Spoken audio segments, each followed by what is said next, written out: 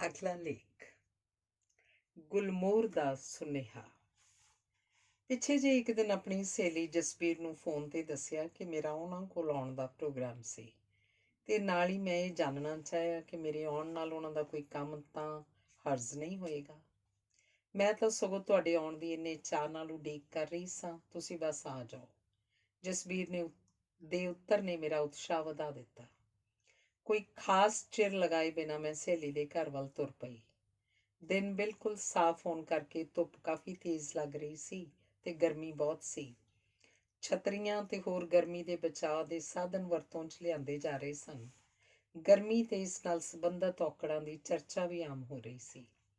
ਅਜੇ ਥੋੜ੍ਹੀ ਦੂਰ ਹੀ ਗਈ ਸਾਂ ਕਿ ਇੱਕ ਸੁਰਖ ਫੁੱਲਾਂ ਨਾਲ ਲੱਦੇ ਅਦਭੁਤ ਦਿੱਖ ਵਾਲੇ ਗੁਲਮੋਹਰ ਨੇ ਮੈਨੂੰ ਕੋਲ ਆਉਣ ਲਈ ਸਿਆਣਤ ਕੀਤੀ। ਮੇਰੇ ਨੇੜੇ ਹੋਣ ਸਾਰੀ ਗੁਲਮੋਹਰ ਨੇ ਆਖਿਆ, ਇੰਨੀ ਕੀ ਕਾਹਲ ਪਈ ਏ, ਆਓ ਕੁਝ ਗੱਲਾਂ ਬਾਤਾਂ ਹੀ ਹੋ ਜਾਣ। ਕਿੰਨਾ ਚੰਗਾ ਲੱਗੇਗਾ, ਮਸਾਂ ਤਾਂ ਅਜਿਹਾ ਸਬੱਬ ਬਣਦਾ ਹੈ।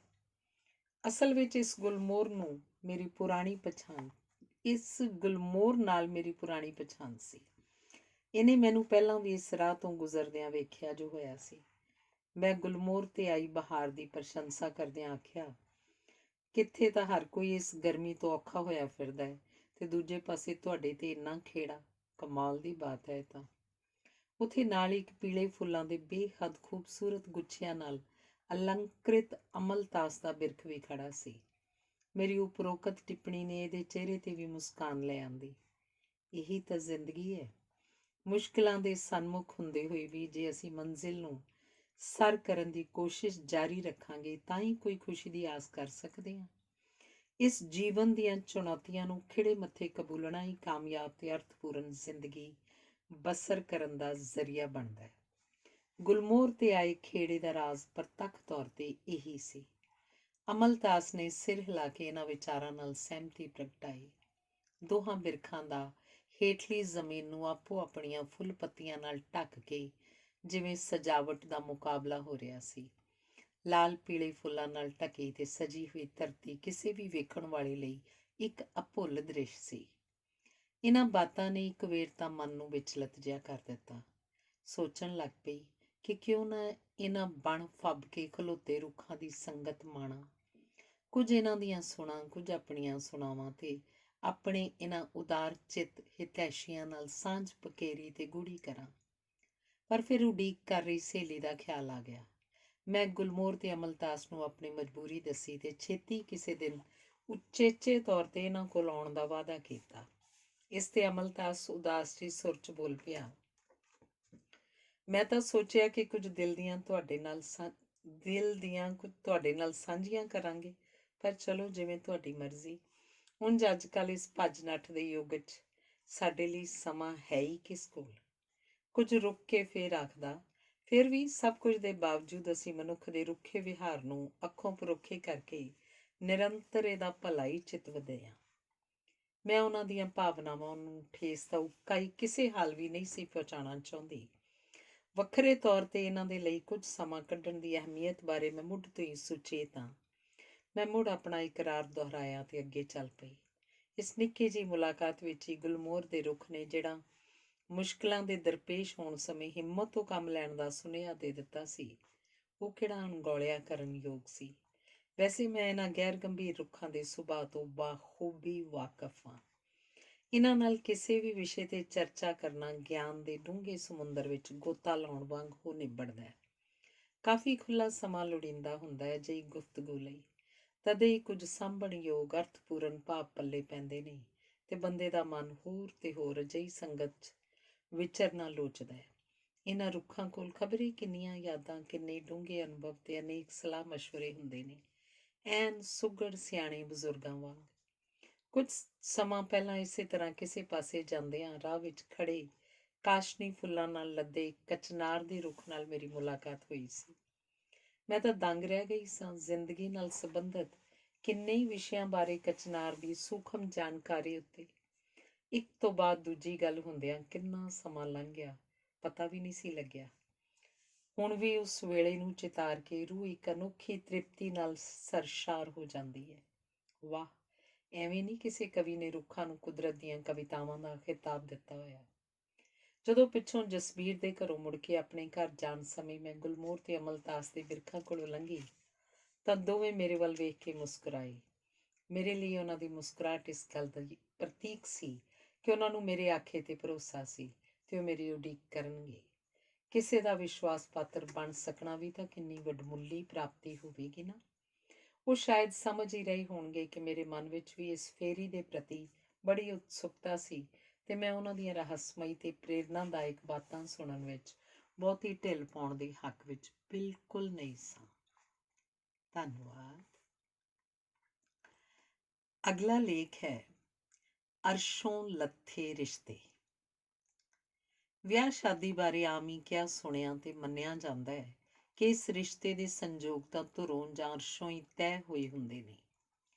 ਧਰਤੀ ਤੇ ਇਸ ਨੂੰ ਰਚਾਇਆ ਜਾਂਦਾ ਹੈ। ਉਂਝ ਜੇ ਇਸ ਸਬੰਧ ਦੀ ਸੰਜੀਦਗੀ ਤੇ ਪਵਿੱਤਰਤਾ ਦੇ ਬਾਰੇ ਸੋਚਿਆ ਜਾਵੇ ਤਾਂ ਉਪਰੋਕਤ ਵਿਚਾਰ ਕੋਈ ਗਲਤ ਨਹੀਂ ਜਾਪਦੇ। ਹੁਣ ਕਿਸੇ ਅਰਸ਼ੋਂ ਉਤਰੀ ਸ਼ੈ ਦੇ ਬਾਰੇ ਖਿਆਲ ਆਉਂਦਿਆਂ ਸਹਿਜੇ ਉਸ ਨਾਲ ਸੰਬੰਧਤ ਸੋਚ ਭਰਪੂਰ ਤੇ ਸ਼ੋਭਨੀਕ ਵਰਗੇ ਵਿਸ਼ੇਸ਼ਣ ਮਨ ਵਿੱਚ ਆਉਂਦੇ ਹਨ। ਇਹ ਵੀ ਮਹਿਸੂਸ ਹੁੰਦਾ ਹੈ ਕਿ ਅਜਿਹੀ ਤਜਵੀਜ਼ ਨੂੰ ਅਮਲੀ ਜਾਮਾ ਪਹਿਨਾਉਣ ਦੀ ਪ੍ਰਕਿਰਿਆ ਵੀ ਬਹੁਤ ਸੁਚੱਜੀ ਹੋਏਗੀ। ਕਿਸੇ ਮੌਕੇ ਜਾਂ ਸਥਾਨ ਦੀ ਮਰਿਆਦਾ ਕਾਇਮ ਰਹਿਣੀ ਵੀ ਚਾਹੀਦੀ ਹੈ। ਕੁਦਰਤ ਨਾਲ ਐਨ ਇੱਕ ਸੁਰ ਤੇ ਇਕਸਾਰ ਹੋਣ ਵਰਗੀ ਗੱਲ। ਆਖਰ ਇੱਕ ਅਰਸ਼ੋਂ ਮਿਥੀ ਯੋਜਨਾ ਨੂੰ ਰਸਮੀ ਤੌਰ ਤੇ ਸੰਪੰਨ ਕਰਨ ਦਾ ਇੱਕ ਵਿਧੀਵਤ ਤਰੀਕਾ ਹੀ ਢੁਕਵਾਂ ਮੰਨਿਆ ਜਾਏਗਾ ਨਾ। ਤੇ ਅਜਿਹਾ ਕਰਨਾ ਕਿਸੇ ਦੇ ਲਈ ਪਿੱਛੋਂ ਮਾਣ ਕਰਨ ਦੇ ਨਾਲ ਸਕੂਨ ਪ੍ਰਾਪਤ ਕਰਨ ਦਾ ਸਬੱਬ ਵੀ ਬਣ ਸਕਦਾ ਹੈ। ਤਕਰੀਬਨ 3 ਕੁ ਦਹਾਕੇ ਪਹਿਲਾਂ ਤੱਕ ਤਾਂ ਵਿਆਹ ਵਰਗੇ ਕਾਰਜ ਬਹੁਤ ਸਾਦੇ ਢੰਗ ਨਾਲ ਨੇਪਰੇ ਚਾੜ੍ਹਨ ਦੀ ਪਰੰਪਰਾ ਕਾਇਮ ਰਹੀ ਹੈ। ਮੌਕੇ ਦੀ ਪਵਿੱਤਰਤਾ ਬਰਕਰਾਰ ਰਹਿੰਦੀ ਸੀ। ਉਦੋਂ ਅਜੇ ਪਦਾਰਥਵਾਦ, ਵਿਖਾਵੇਬਾਜ਼ੀ, ਖੁਦਗਰਜ਼ੀ ਤੇ ਇੱਕ ਦੂਸਰੇ ਤੋਂ ਅੱਗੇ ਲੰਘਣ ਦੀ ਹੋੜ ਵਰਗੀਆਂ ਲਾਮਤਾਂ ਮਨੁੱਖੀ ਬਿਰਤੀ ਤੇ ਹਾਵੀ ਨਹੀਂ ਸਨ ਹੋਈਆਂ। ਬੰਦੇ ਦਾ ਬੰਦੇ ਨਾਲ ਪੁਰਖਲੂਸ ਵਿਹਾਰ ਉਸਦੇ ਮਨ ਵਿਚਲੀ ਸਦਭਾਵਨਾ ਤੇ ਹਮਦਰਦੀ ਦਾ ਸਬੂਤ ਦਿੰਦਾ ਆਪ ਮੁਹਾਰੇ ਨਜ਼ਰੀ ਪੈਂਦਾ ਸੀ। ਬੇਹੱਦ ਸਾਦਾ ਢੰਗ ਨਾਲ ਸਾਰੀਆਂ ਰਸਮਾਂ ਪੁਗਾਈਆਂ ਜਾਂਦੀਆਂ ਸਨ। ਖਾਣਾ ਵੀ ਸਾਦਾ, ਵੰਨ ਸੁਵੰਨਤਾ ਨਾਂ ਦੇ ਬਰਾਬਰ ਹੀ ਹੋਇਆ ਕਰਦੀ ਸੀ। ਆਪਣੀ ਅੱਖੀਂ ਵਿਆਹਾਂ ਮੌਕੇ ਪ੍ਰਾਹੁਣਿਆਂ ਨੂੰ ਹੇਠਾਂ ਵਿਛੇ ਟਾਟ ਤੇ ਬਹਿ ਕੇ ਪੱਤਲਾਂ ਤੇ ਦਾਵਤ ਖਾਂਦਿਆਂ ਵੇਖਿਆ। ਮਠਿਆਈ ਦੇ ਨਾਂ ਤੇ ਆਮ ਤੌਰ ਤੇ ਲੱਡੂ ਜਾਂ ਜਲੇਬੀ ਹੁੰਦੇ ਸਨ। ਬਚਪਨ ਬਹੁਤਾ ਹਰਿਆਣੇ 'ਚ ਬੀਤਿਆ ਹੋਣ ਕਰਕੇ ਵਿਆਹ ਨਾਲ ਸੰਬੰਧਿਤ ਆਪਣੇ ਪਿਤਾ ਜੀ ਤੋਂ ਸੁਣੀ ਹੋਈ ਇੱਕ ਘਟਨਾ ਚੇਤਿਆਂ 'ਚ ਵਸੀ ਹੋਈ ਹੈ। ਇੱਕ ਸਮਾਰੋਹ ਦੌਰਾਨ ਬਰਾਤੀਆਂ ਨੂੰ ਟਾਟ ਤੇ ਬਿਠਾ ਕੇ ਲੱਡੂ ਵਰਤਾਏ ਜਾ ਰਹੇ ਸਨ। ਜਦੋਂ ਵਰਤਾਵੇ ਨੇ ਇੱਕ ਬਜ਼ੁਰਗ ਦੀ ਪੱਤਲ ਉੱਤੇ ਲੱਡੂ ਰੱਖਿਆ ਤਾਂ ਲੱਡੂ ਇੱਕਦਮ ਪਰਾਂ ਨੂੰ ਰਿੜਨ ਲੱਗ ਪਿਆ। ਬਜ਼ੁਰਗ ਨੇ ਫੁਰਤੀ ਨਾਲ ਲੱਗੇ ਹੋ ਕੇ ਉਸ ਲੱਡੂ ਨੂੰ ਫੜ ਲਿਆ ਤੇ ਆਖਿਆ, ਮੈਂ 70 ਸਾਲ ਕਾ ਬੂੜੋ ਔਰ ਯਾ ਕਾਲ ਕੋ ਲਾਡੂ ਕੈਠੇ ਬਹਾਗ ਕੇ ਜਾਵੇ ਗੋ। ਉੱਥੇ ਨਾਲ ਬੈਠੇ ਸਾਰੇ ਹੱਸ ਪਏ ਤੇ ਮਾਹੌਲ ਬਹੁਤ ਖੁਸ਼ਗਵਾਰ ਬਣ ਗਿਆ। ਉਹਨਾਂ ਵੇਲਿਆਂ ਦੇ ਸ਼ਾਂਤ ਮਾਹੌਲ ਵਿੱਚ ਇੱਕ ਦੂਜੇ ਦੀ ਗੱਲ ਆਰਾਮ ਨਾਲ ਸੁਣ ਜਾਇਆ ਕਰਦੀ ਸੀ। ਮਹਿਮਾਨ ਬੜੇ ਹਿਸਾਬ ਨਾਲ ਬਿਲਕੁਲ ਨਜ਼ਦੀਕੀ ਤੇ ਵਾਕਫ ਹੀ ਸੱਦੇ ਜਾਂਦੇ ਸਨ। ਅਜਿਹੇ ਅਵਸਰਾਂ ਤੇ ਕਈ ਵਾਰ ਪ੍ਰਾਹੁਣਿਆਂ ਨੂੰ ਕੜਾਹ ਜਾਂ ਮਿੱਠੇ ਚਾਵਲ ਤੇ ਦਾਲ ਰਲਾ ਕੇ ਖਾਣ ਦਾ ਲੁਤਫ ਉਠਾਉਂਦਿਆਂ ਵੇਖਿਆ। ਭਾਵ ਇਹ ਹੈ ਕਿ ਉਹਨਾਂ ਸਮਿਆਂ 'ਚ ਪਰੋਸੀ ਜਾਣ ਵਾਲੀ ਦਾਵਤ ਸਾਦਾ ਹੋਣ ਦੇ ਨਾਲ ਪੌਸ਼ਟਿਕ ਵੀ ਹੋਇਆ ਕਰਦੀ ਸੀ। ਲੋਕੀ ਮਿਹਨਤ ਮੁਸ਼ੱਕਤ ਕਰਨ ਦੇ ਆਦੀ ਹੋਣ ਕਰਕੇ ਖੁਰਾਕ ਨੂੰ ਸੌਖਿਆਂ ਹੀ ਹਜ਼ਮ ਕਰ ਲੈਂਦੇ ਸਨ। ਵਿਆਹ ਦੀ ਅਸਲ ਰਸਮ ਦੀ ਪੂਰੀ ਅਹਿਮੀਅਤ ਹੁੰਦੀ ਸੀ ਤੇ ਇਹਨੂੰ ਅਦਬ ਸਤਿਕਾਰ ਨਾਲ ਨੇਪਰੇ ਚਾੜਿਆ ਜਾਂਦਾ ਸੀ। ਆਖਰ ਅਜਿਹਾ ਹੁੰਦਾ ਵੀ ਕਿਉਂ ਨਾ, ਇਹ ਇੱਕ ਨਵੇਂ ਪਰਿਵਾਰ ਦੀ ਨੀਂਹ ਰੱਖਣ ਦਾ ਮੌਕਾ ਹੁੰਦਾ ਹੈ। ਪਿੱਛੋਂ ਜਿਸ ਦੀ ਸਾਂਭ ਸੰਭਾਲ ਕਰਨੀ ਬੰਦੇ ਨੂੰ ਇਬਾਦਤ ਕਰਨ ਵਾਂਗ ਅਹਿਸਾਸ ਦੇਣ ਦੀ ਸਮਰੱਥ ਹੁੰਦੀ ਹੈ। ਕੁੱਲ ਮਿਲਾ ਕੇ ਕਹਿ ਸਕਦੇ ਹਾਂ ਕਿ ਮੁਕੰਮਲ ਸਮਾਰੋਹ ਵਿੱਚੋਂ ਥੋੜ੍ਹੀ ਤਾਂ ਅਲੌਕਿਕ ਭਾਅ ਦੀ ਝਲਕ ਨਜ਼ਰੀ ਪੈ ਹੀ ਜਾਂਦੀ ਸੀ। ਮਨੁੱਖੀ ਵਿਹਾਰ 'ਚ ਮੁੱਢ ਕਦੀਮ ਤੋਂ ਹੀ ਤਬਦੀਲੀ ਤੇ ਤਰੱਕੀ ਦੀ ਪ੍ਰਮੁੱਖ ਭੂਮਿਕਾ ਰਹੀ ਹੈ। ਤਬਦੀਲੀ ਨਿਯਮ ਤਾਂ ਕੁਦਰਤ ਦਾ ਵੀ ਹੈ, ਪਰ ਉਹ ਇੱਕ ਨਿਸ਼ਚਿਤ ਵਿਉਂਤ ਦੇ ਅਨੁਸਾਰ ਹੀ ਹੁੰਦੀ ਹੈ, ਜਦਕਿ ਮਨੁੱਖੀ ਵਰਤਾਰੇ 'ਚ ਇੰਝ ਨਹੀਂ ਵਾਪਰਦਾ। ਇੱਥੇ ਬਹੁਤ ਵਾਰ ਤਬਦੀਲੀ ਸਿਰਫ ਤਬਦੀਲੀ ਦੇ ਲਈ ਹੀ ਕਰ ਦਿੱਤੀ ਜਾਂਦੀ ਹੈ। ਅਸਲ ਵਿੱਚ ਪੁਰਾਣੀਆਂ ਗੱਲਾਂ, ਕਦਰਾਂ ਕੀਮਤਾਂ, ਰੀਤੀ ਰਿਵਾਜ ਤੇ ਤੌਰ ਤਰੀਕੇ ਕੇਵਲ ਇਸ ਬਿਨਾਂ ਤੇ ਨਕਾਰ ਦੇਣੇ ਕਿ ਪੁਰਾਣੇ ਨੇ ਠੀਕ ਹੁੰਦਾ ਵੀ ਨਹੀਂ। ਕਈ ਪੁਰਾਣੀਆਂ ਗੱਲਾਂ ਜਿਹੜੀਆਂ ਅਰਥਪੂਰਨ ਤੇ ਮਨੁੱਖਤਾ ਦੇ ਹਿੱਤ ਵਿੱਚ ਹੋਣ ਨੂੰ ਸਦਾ ਪੱਲੇ ਬੰਨ੍ਹੀ ਰੱਖਣਾ ਅਤ ਆਧੁਨਿਕ ਕਦਮ ਹੁੰਦਾ ਹੈ। ਇਸੇ ਤਰ੍ਹਾਂ ਹਰ ਨਵੀਂ ਪਿਰਤ ਨੂੰ ਕੇਵਲ ਇਸ ਲਈ ਅਪਣਾ ਲੈਣਾ ਕਿ ਪ੍ਰਚਲਿਤ ਹੈ, ਭਾਵੇਂ ਉਹ ਕਿੰਨੀ ਨੁਕਸਾਨਦੇਹ ਸਾਬਤ ਹੋ ਰਹੀ ਹੋਵੇ, ਵੀ ਬੰਦੇ ਨੂੰ ਨਿਵਾਣਾ ਵੱਲ ਲੈ ਕੇ ਜਾਂਦਾ ਹੈ। ਕਦੇ ਮਨ 'ਚ ਸ਼ੰਕਾ ਜਿਹਾ ਹੋਣ ਲੱਗਦਾ ਹੈ ਕਿ ਬੰਦਾ ਹਰ ਆਧੁਨਿਕ ਗੱਲ ਨੂੰ ਬਗੈਰ ਸੋਚਿਆ ਹੀ ਅਪਣਾ ਕੇ ਕਿਤੇ ਆਪਣੇ ਪਛੜੇਪਨ ਦਾ ਸਬੂਤ ਹੀ ਤਾਂ ਨਹੀਂ ਦੇ ਰਿਹਾ। ਅਜਿਹੇ ਹਾਲਾਤ ਵਿੱਚ ਤਰੱਕੀ ਤਾਂ ਕੀ ਹੋਣੀ, ਕਈ ਵਾਰ ਬਹੁਤ ਅਣਕਿਆਸੀਆਂ ਮੁਸੀਬਤਾਂ ਦੇ ਦਰਪੇਸ਼ ਹੋਣਾ ਪੈ ਜਾਂਦਾ ਹੈ। ਕਦੀ ਕਦਾਈ ਇਹ ਨੌਬਤ ਵੀ ਆ ਸਕਦੀ ਹੈ ਕਿ ਹਾਲਾਤ ਕਾਬੂ ਤੋਂ ਬਾਹਰ ਹੋ ਜਾਣ ਤੇ ਪਿੱਛੇ ਮੁੜਨ ਦਾ ਰਾਹ ਬੰਦ, ਤੇ ਇਸੇ ਮਨੁੱਖੀ ਫਿਤਰਤ ਸਦਕਾ ਪਤਾ ਹੀ ਨਾ ਚੱਲਿਆ ਕਦੋਂ ਅਚਾਨਕ ਬਦਲਾਅ ਤੇ ਆਧੁਨਿਕਤਾ ਦਾ ਵਾਵਰੋਲਾ ਆਇਆ ਤੇ ਪੁਰਾਣਾ ਜੋ ਵੀ ਸੀ ਉਹਨੂੰ ਉਡਾ ਪਡਾ ਕੇ ਖਬਰੇ ਕਿੱਥੇ ਛੱਡ ਆਇਆ। ਬਸ ਫੇਰ ਕੀ ਸੀ, ਸਭ ਕੁਝ ਨਵਾਂ ਤੇ ਉਪਰਾ ਜਿਹਾ, ਪੁਰਾਤਨ ਜੁਗਤਾਂ ਤੋਂ ਤਾਂ ਸਮਝੋ ਐਨ ਉਲਟ। ਅੱਜ ਕੱਲ੍ਹ ਦੇ ਮਾਹੌਲ ਨੇ ਤਾਂ ਹਰ ਗੱਲ ਦੇ ਅਰਥ ਹੀ ਬਦਲ ਕੇ ਰੱਖ ਦਿੱਤੇ ਨੇ। ਦੇਖ ਦਿਖਾਈ ਤੇ ਸੱਦਾ ਪੱਤਰ ਵੰਡਣ ਤੋਂ ਲੈ ਕੇ ਡੋਲੀ ਤੁਰਨ ਜਾਂ ਤੋਰਨ ਤੱਕ ਵਿਆਹ ਦੇ ਢੰਗ ਤਰੀਕਿਆਂ 'ਚ ਇਸ ਕਦਰ ਪਰਿਵਰਤਨ ਆਇਆ ਤੇ ਇਹਨਾਂ ਸਮਾਰੋਹਾਂ ਨੇ ਐਸਾ ਭੇਸ ਵਟਾਇਆ ਕਿ ਇੱਕ ਵਾਰ ਤਾਂ ਮਾਤੜਾਂ ਲਈ ਇਹਨਾਂ ਨੂੰ ਨਵੇਂ ਰੂਪ 'ਚ ਪਛਾਣਨਾ ਹੀ ਔਖਾ ਜਿਹਾ ਹੋ ਗਿਆ। ਇਹ ਬਿਲਕੁਲ ਇਸ ਤਰ੍ਹਾਂ ਵਾਪਰਿਆ ਜਿਵੇਂ ਕੋਈ ਕਲਾਕਾਰ ਇੱਕ ਖਾਸ ਭੂਮਿਕਾ ਅਦਾ ਕਰਨ ਦੇ ਲਈ ਢੇਰ ਸਾਰੀ ਹਾਰ ਸ਼ਿੰਗਾਰ ਸਮੱਗਰੀ ਦੀ ਵਰਤੋਂ ਕਰਕੇ ਤੇ ਅਜੀਬੋ ਗਰੀਬ ਵੇਸ਼ ਭੂਸ਼ਾ ਪਹਿਨ ਕੇ ਆਪਣੀ ਪਛਾਣ ਹੀ ਬਦਲ ਲੈਂਦਾ ਹੈ। ਸ਼ਾਦੀ ਵਿਆਹ ਸਮਾਰੋਹ ਘਰਾਂ, ਵਿਹੜਿਆਂ ਤੇ ਦੁਲਾਨਾਂ ਵਿੱਚੋਂ ਨਿਕਲ ਕੇ ਮਹਿੰਗੇ ਤੇ ਕਈ ਤਾਂ ਅਜਾਇਬ ਘਰਾਂ ਵਰਗੇ ਸ਼ਾਦੀ ਮਹਿਲਾਂ ਵਿੱਚ ਪਹੁੰਚ ਗਏ। ਕਦੇ ਤਾਂ ਕਿੰਨੀਆਂ ਵੱਖੋ ਵੱਖਰੀਆਂ ਰਸਮਾਂ ਉੱਥੇ 3-4 ਵਾਰੀਆਂ 'ਚ ਸੰਪੰਨ ਕੀਤੀਆਂ ਜਾਂਦੀਆਂ ਹਨ। ਕੋਈ ਰੋਕੇ ਠਾਕੇ ਜਾਂ ਚੁੰਨੀ ਚੜਾਉਣ ਤੇ ਮੁੰਦਰੀ ਪਾਉਣ ਦੀ ਰੀਤ ਕਿਸੇ ਮਹਿੰਗੇ ਹੋਟਲ ਵਿੱਚ ਕਰ ਲੈਂਦੇ ਨੇ। ਇਹਨਾਂ ਬੇਲੋੜੀਆਂ ਰਸਮਾਂ ਤੇ ਇੰਨਾ ਪੈਸਾ ਖਰਚਿਆ ਤੇ ਦਿਖਾਵਾ ਕੀਤਾ ਜਾਂਦਾ ਹੈ ਕਿ ਆਮ ਇਨਸਾਨ ਤਾਂ ਸੋਚਦਾ ਹੈ ਕਿ ਇੰਨੀ ਖੇਚਲ ਕੀਤੀ, ਆਪਣਾ ਤੇ ਸਾਰਿਆਂ ਦਾ ਕਿੰਨਾ ਬੇਸ਼ਕੀਮਤੀ ਸਮਾਂ ਬਰਬਾਦ ਕੀਤਾ, ਵਿਆਹ ਹੀ ਕਰ ਲੈਂਦੇ ਇਸ ਨਾਲੋਂ ਤਾਂ। ਅਜੋਕੇ ਵਿਆਹ ਸਮਾਰੋਹਾਂ ਤੇ ਜਿੰਨਾ ਖਾਣਾ ਬਰਬਾਦ ਕੀਤਾ ਜਾਂਦਾ ਹੈ, ਉਹਦੀ ਇੱਕ ਵੱਖਰੀ ਕਹਾਣੀ ਹੈ।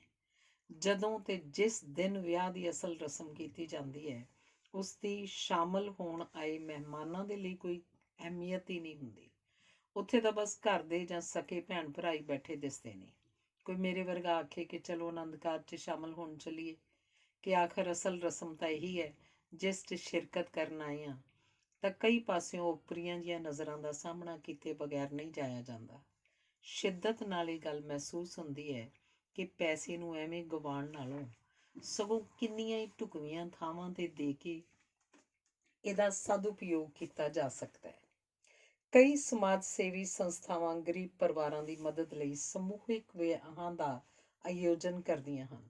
ਜੇ ਸਰਦੇ ਪੁੱਜਦੇ ਲੋਕ ਵੀ ਸਾਦੇ ਢੰਗ ਨਾਲ ਆਪਣੇ ਬੱਚਿਆਂ ਦੇ ਵਿਆਹ ਸ਼ਾਦੀਆਂ ਕਰਨ ਲੱਗ ਪੈਣ ਤਾਂ ਸਮਾਜਿਕ ਤਾਣਾ ਬਾਣਾ ਲੀਰੋ ਲੀਰ ਹੋਣ ਤੋਂ ਕਾਫੀ ਹੱਦ ਤੱਕ ਬਚਾਇਆ ਜਾ ਸਕਦਾ ਹੈ। ਸੰਗੀਤ ਦਾ ਬਹੁਤ ਉੱਚਾ ਦਰਜਾ ਮੰਨਿਆ ਜਾਂਦਾ ਹੈ। ਇਸ ਨੂੰ ਰੂਹ ਦੀ ਖੁਰਾਕ ਵੀ ਕਿਹਾ ਗਿਆ। ਅੰਗਰੇਜ਼ੀ ਲੇਖਕ ਟਾਮਸ ਕਾਰਲਾਈਲ ਨੇ ਤਾਂ ਇਹਨੂੰ ਫਰਿਸ਼ਤਿਆਂ ਦੀ ਬੋਲੀ ਦੀ ਪਦਵੀ ਦਿੱਤੀ ਹੈ।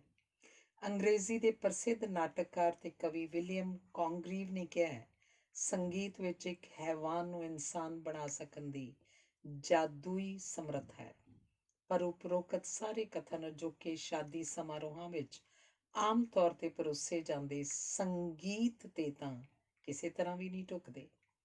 ਇਸ ਸੰਗੀਤ ਦੇ ਲਈ ਤਾਂ ਕੰਨ ਪਾੜਵਾਂ ਸ਼ੋਰ ਖਿਤਾਬ ਹੀ ਮਨ 'ਚ ਆਉਂਦਾ ਹੈ। ਕਈ ਵਾਰ ਅਜਿਹੇ ਸਮਾਗਮ ਵਿੱਚ ਜਦੋਂ ਜਾਣਾ ਪੈ ਜਾਏ, ਜਿਵੇਂ ਕਿ ਹੋ ਹੀ ਜਾਂਦਾ ਹੈ, ਤਾਂ ਮਨ 'ਚ ਖਿਆਲ ਆਉਂਦਾ ਕਿ ਇੱਥੇ ਮੁੱਖ ਮਹਿਮਾਨ ਤਾਂ ਸ਼ੋਰ ਹੀ ਹੈ। ਜਗ੍ਹਾ ਦੇ ਕੋਨੇ ਕੋਨੇ 'ਚ ਇਸੇ ਦਾ ਬੋਲਬਾਲਾ ਜੋ ਹੁੰਦਾ ਹੈ, ਸ਼ੋਰ ਦੀ ਹੀ ਹਕੂਮਤ ਚੱਲਦੀ ਹੈ।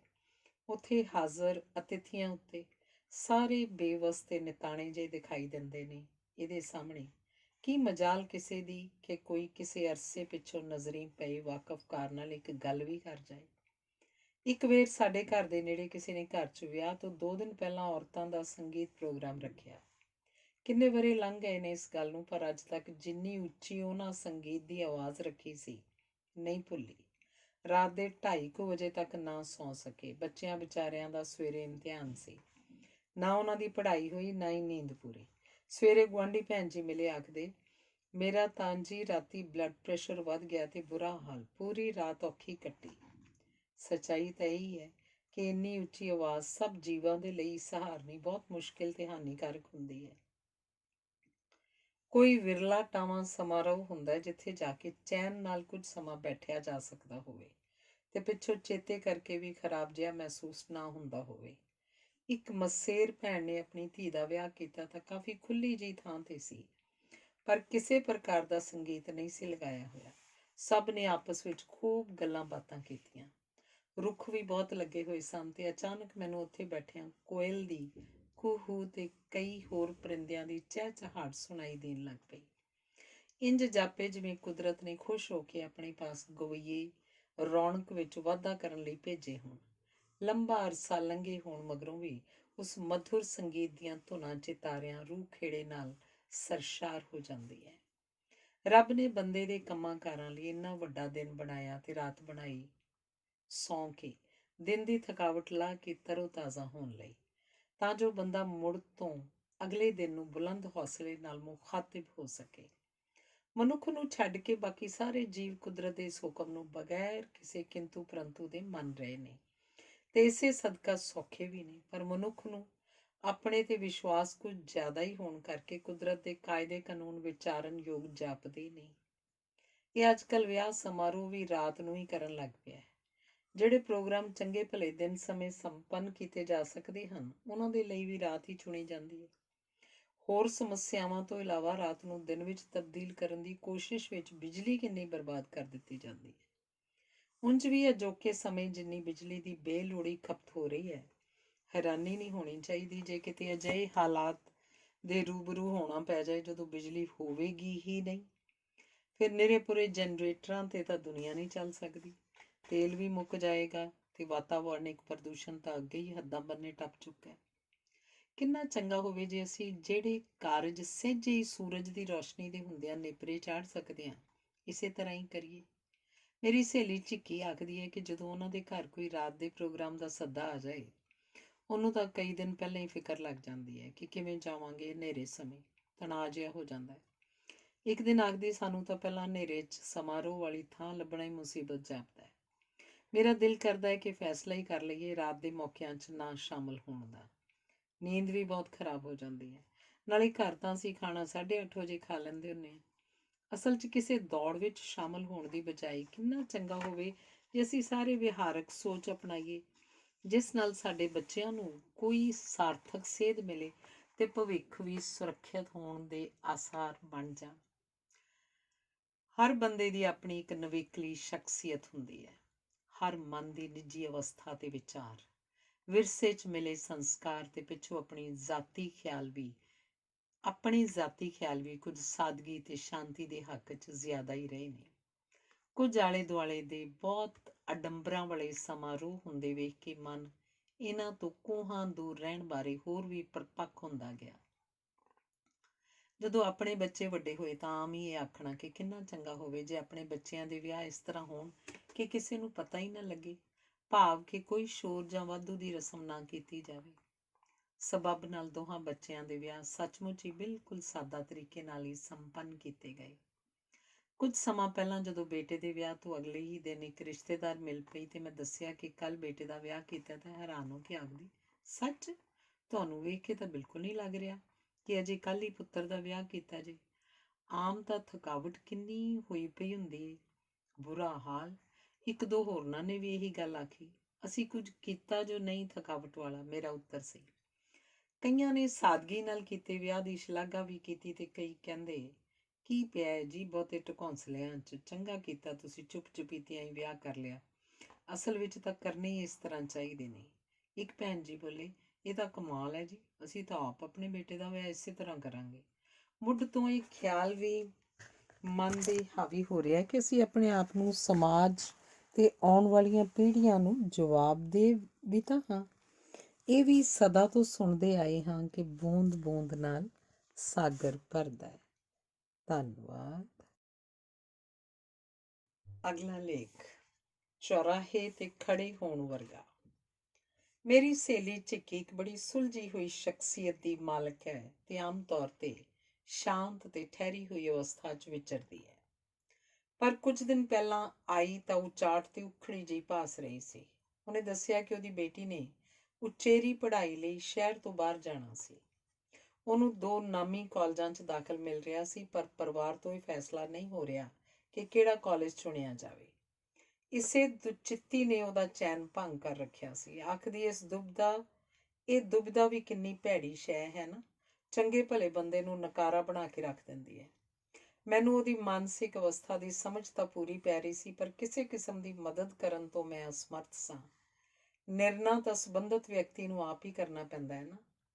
ਇਹ ਵੀ ਸੱਚਾਈ ਹੈ ਕਿ ਦੁਬਿਧਾ ਜਾਂ ਦੁਚਿੱਤੀ ਦੇ ਰੂਬਰੂ ਜੀਵਨ ਵਿੱਚ ਕਿਸੇ ਇੱਕ ਮੌਕੇ ਤੇ ਨਹੀਂ, ਬਲਕਿ ਅਣਗਿਣਤ ਵਾਰ ਹੋਣਾ ਪੈ ਜਾਂਦਾ ਹੈ।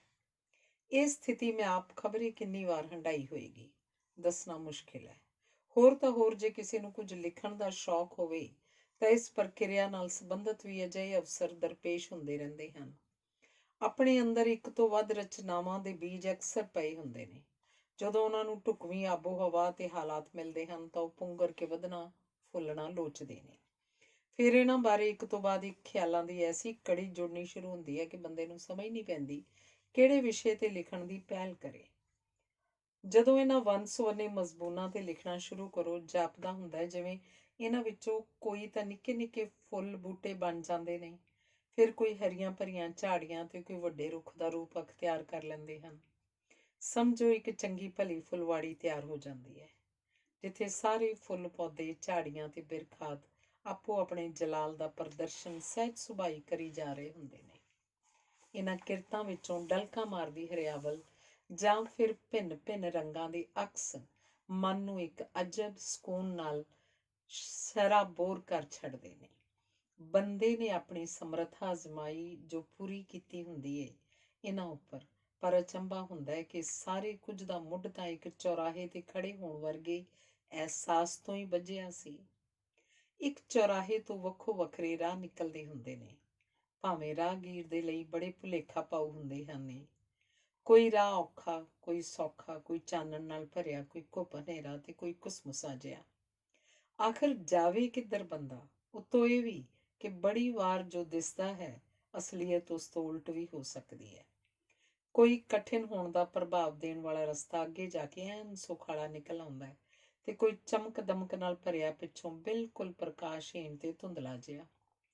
ਵੈਸੇ ਕੋਈ ਦੂਰ ਅੰਦੇਸ਼ ਮੁਸਾਫਰ ਤਾਂ ਰੌਸ਼ਨੀ ਦਾ ਇੰਤਜ਼ਾਮ ਵੀ ਮੁੱਢੋਂ ਹੀ ਨਾਲ ਕਰਕੇ ਤੁਰਦੇ ਨੇ। ਪਰ ਚਲੋ, ਸ਼ਾਇਦ ਇਹ ਹੈ ਕਿ ਜੇ ਬੰਦਾ ਕਿਤੇ ਭੁੱਲ ਕੇ ਗਲਤ ਰਾਹ ਦੀ ਚੋਣ ਕਰ ਬੈਠੇ ਤਾਂ ਆਮ ਤੌਰ ਤੇ ਵਾਪਸ ਮੁੜ ਕੇ ਉਸੇ ਥਾਂ ਪਹੁੰਚ ਕੇ ਕਿਸੇ ਹੋਰ ਰਾਹ ਤੇ ਪੈਣ ਦੀ ਸੰਭਵਤਾ ਬਰਕਰਾਰ ਰਹਿੰਦੀ ਹੈ। ਬਹੁਤ ਵੇਰ ਇਸੇ ਸੋਧ ਦੇ ਜ਼ਰੀਏ ਪਿੱਛੋਂ ਲੋਕਾਂ ਨੂੰ ਵਿਸ਼ੇਸ਼ ਪ੍ਰਾਪਤੀਆਂ ਕਰਦਿਆਂ ਵੀ ਵੇਖਿਆ। ਇਸ ਚੁਰਸਤੇ ਦੀ ਮਹਿਮਾ ਬਹੁਤ ਹੈ। ਜੀਵਨ ਦੀ ਡਗਰ ਨੂੰ ਰੋਚਕ ਤੇ ਰੰਗਲਾ ਬਣਾਉਣ ਵਿੱਚ ਇਹਦਾ ਵਡਮੁੱਲਾ ਯੋਗਦਾਨ ਹੈ।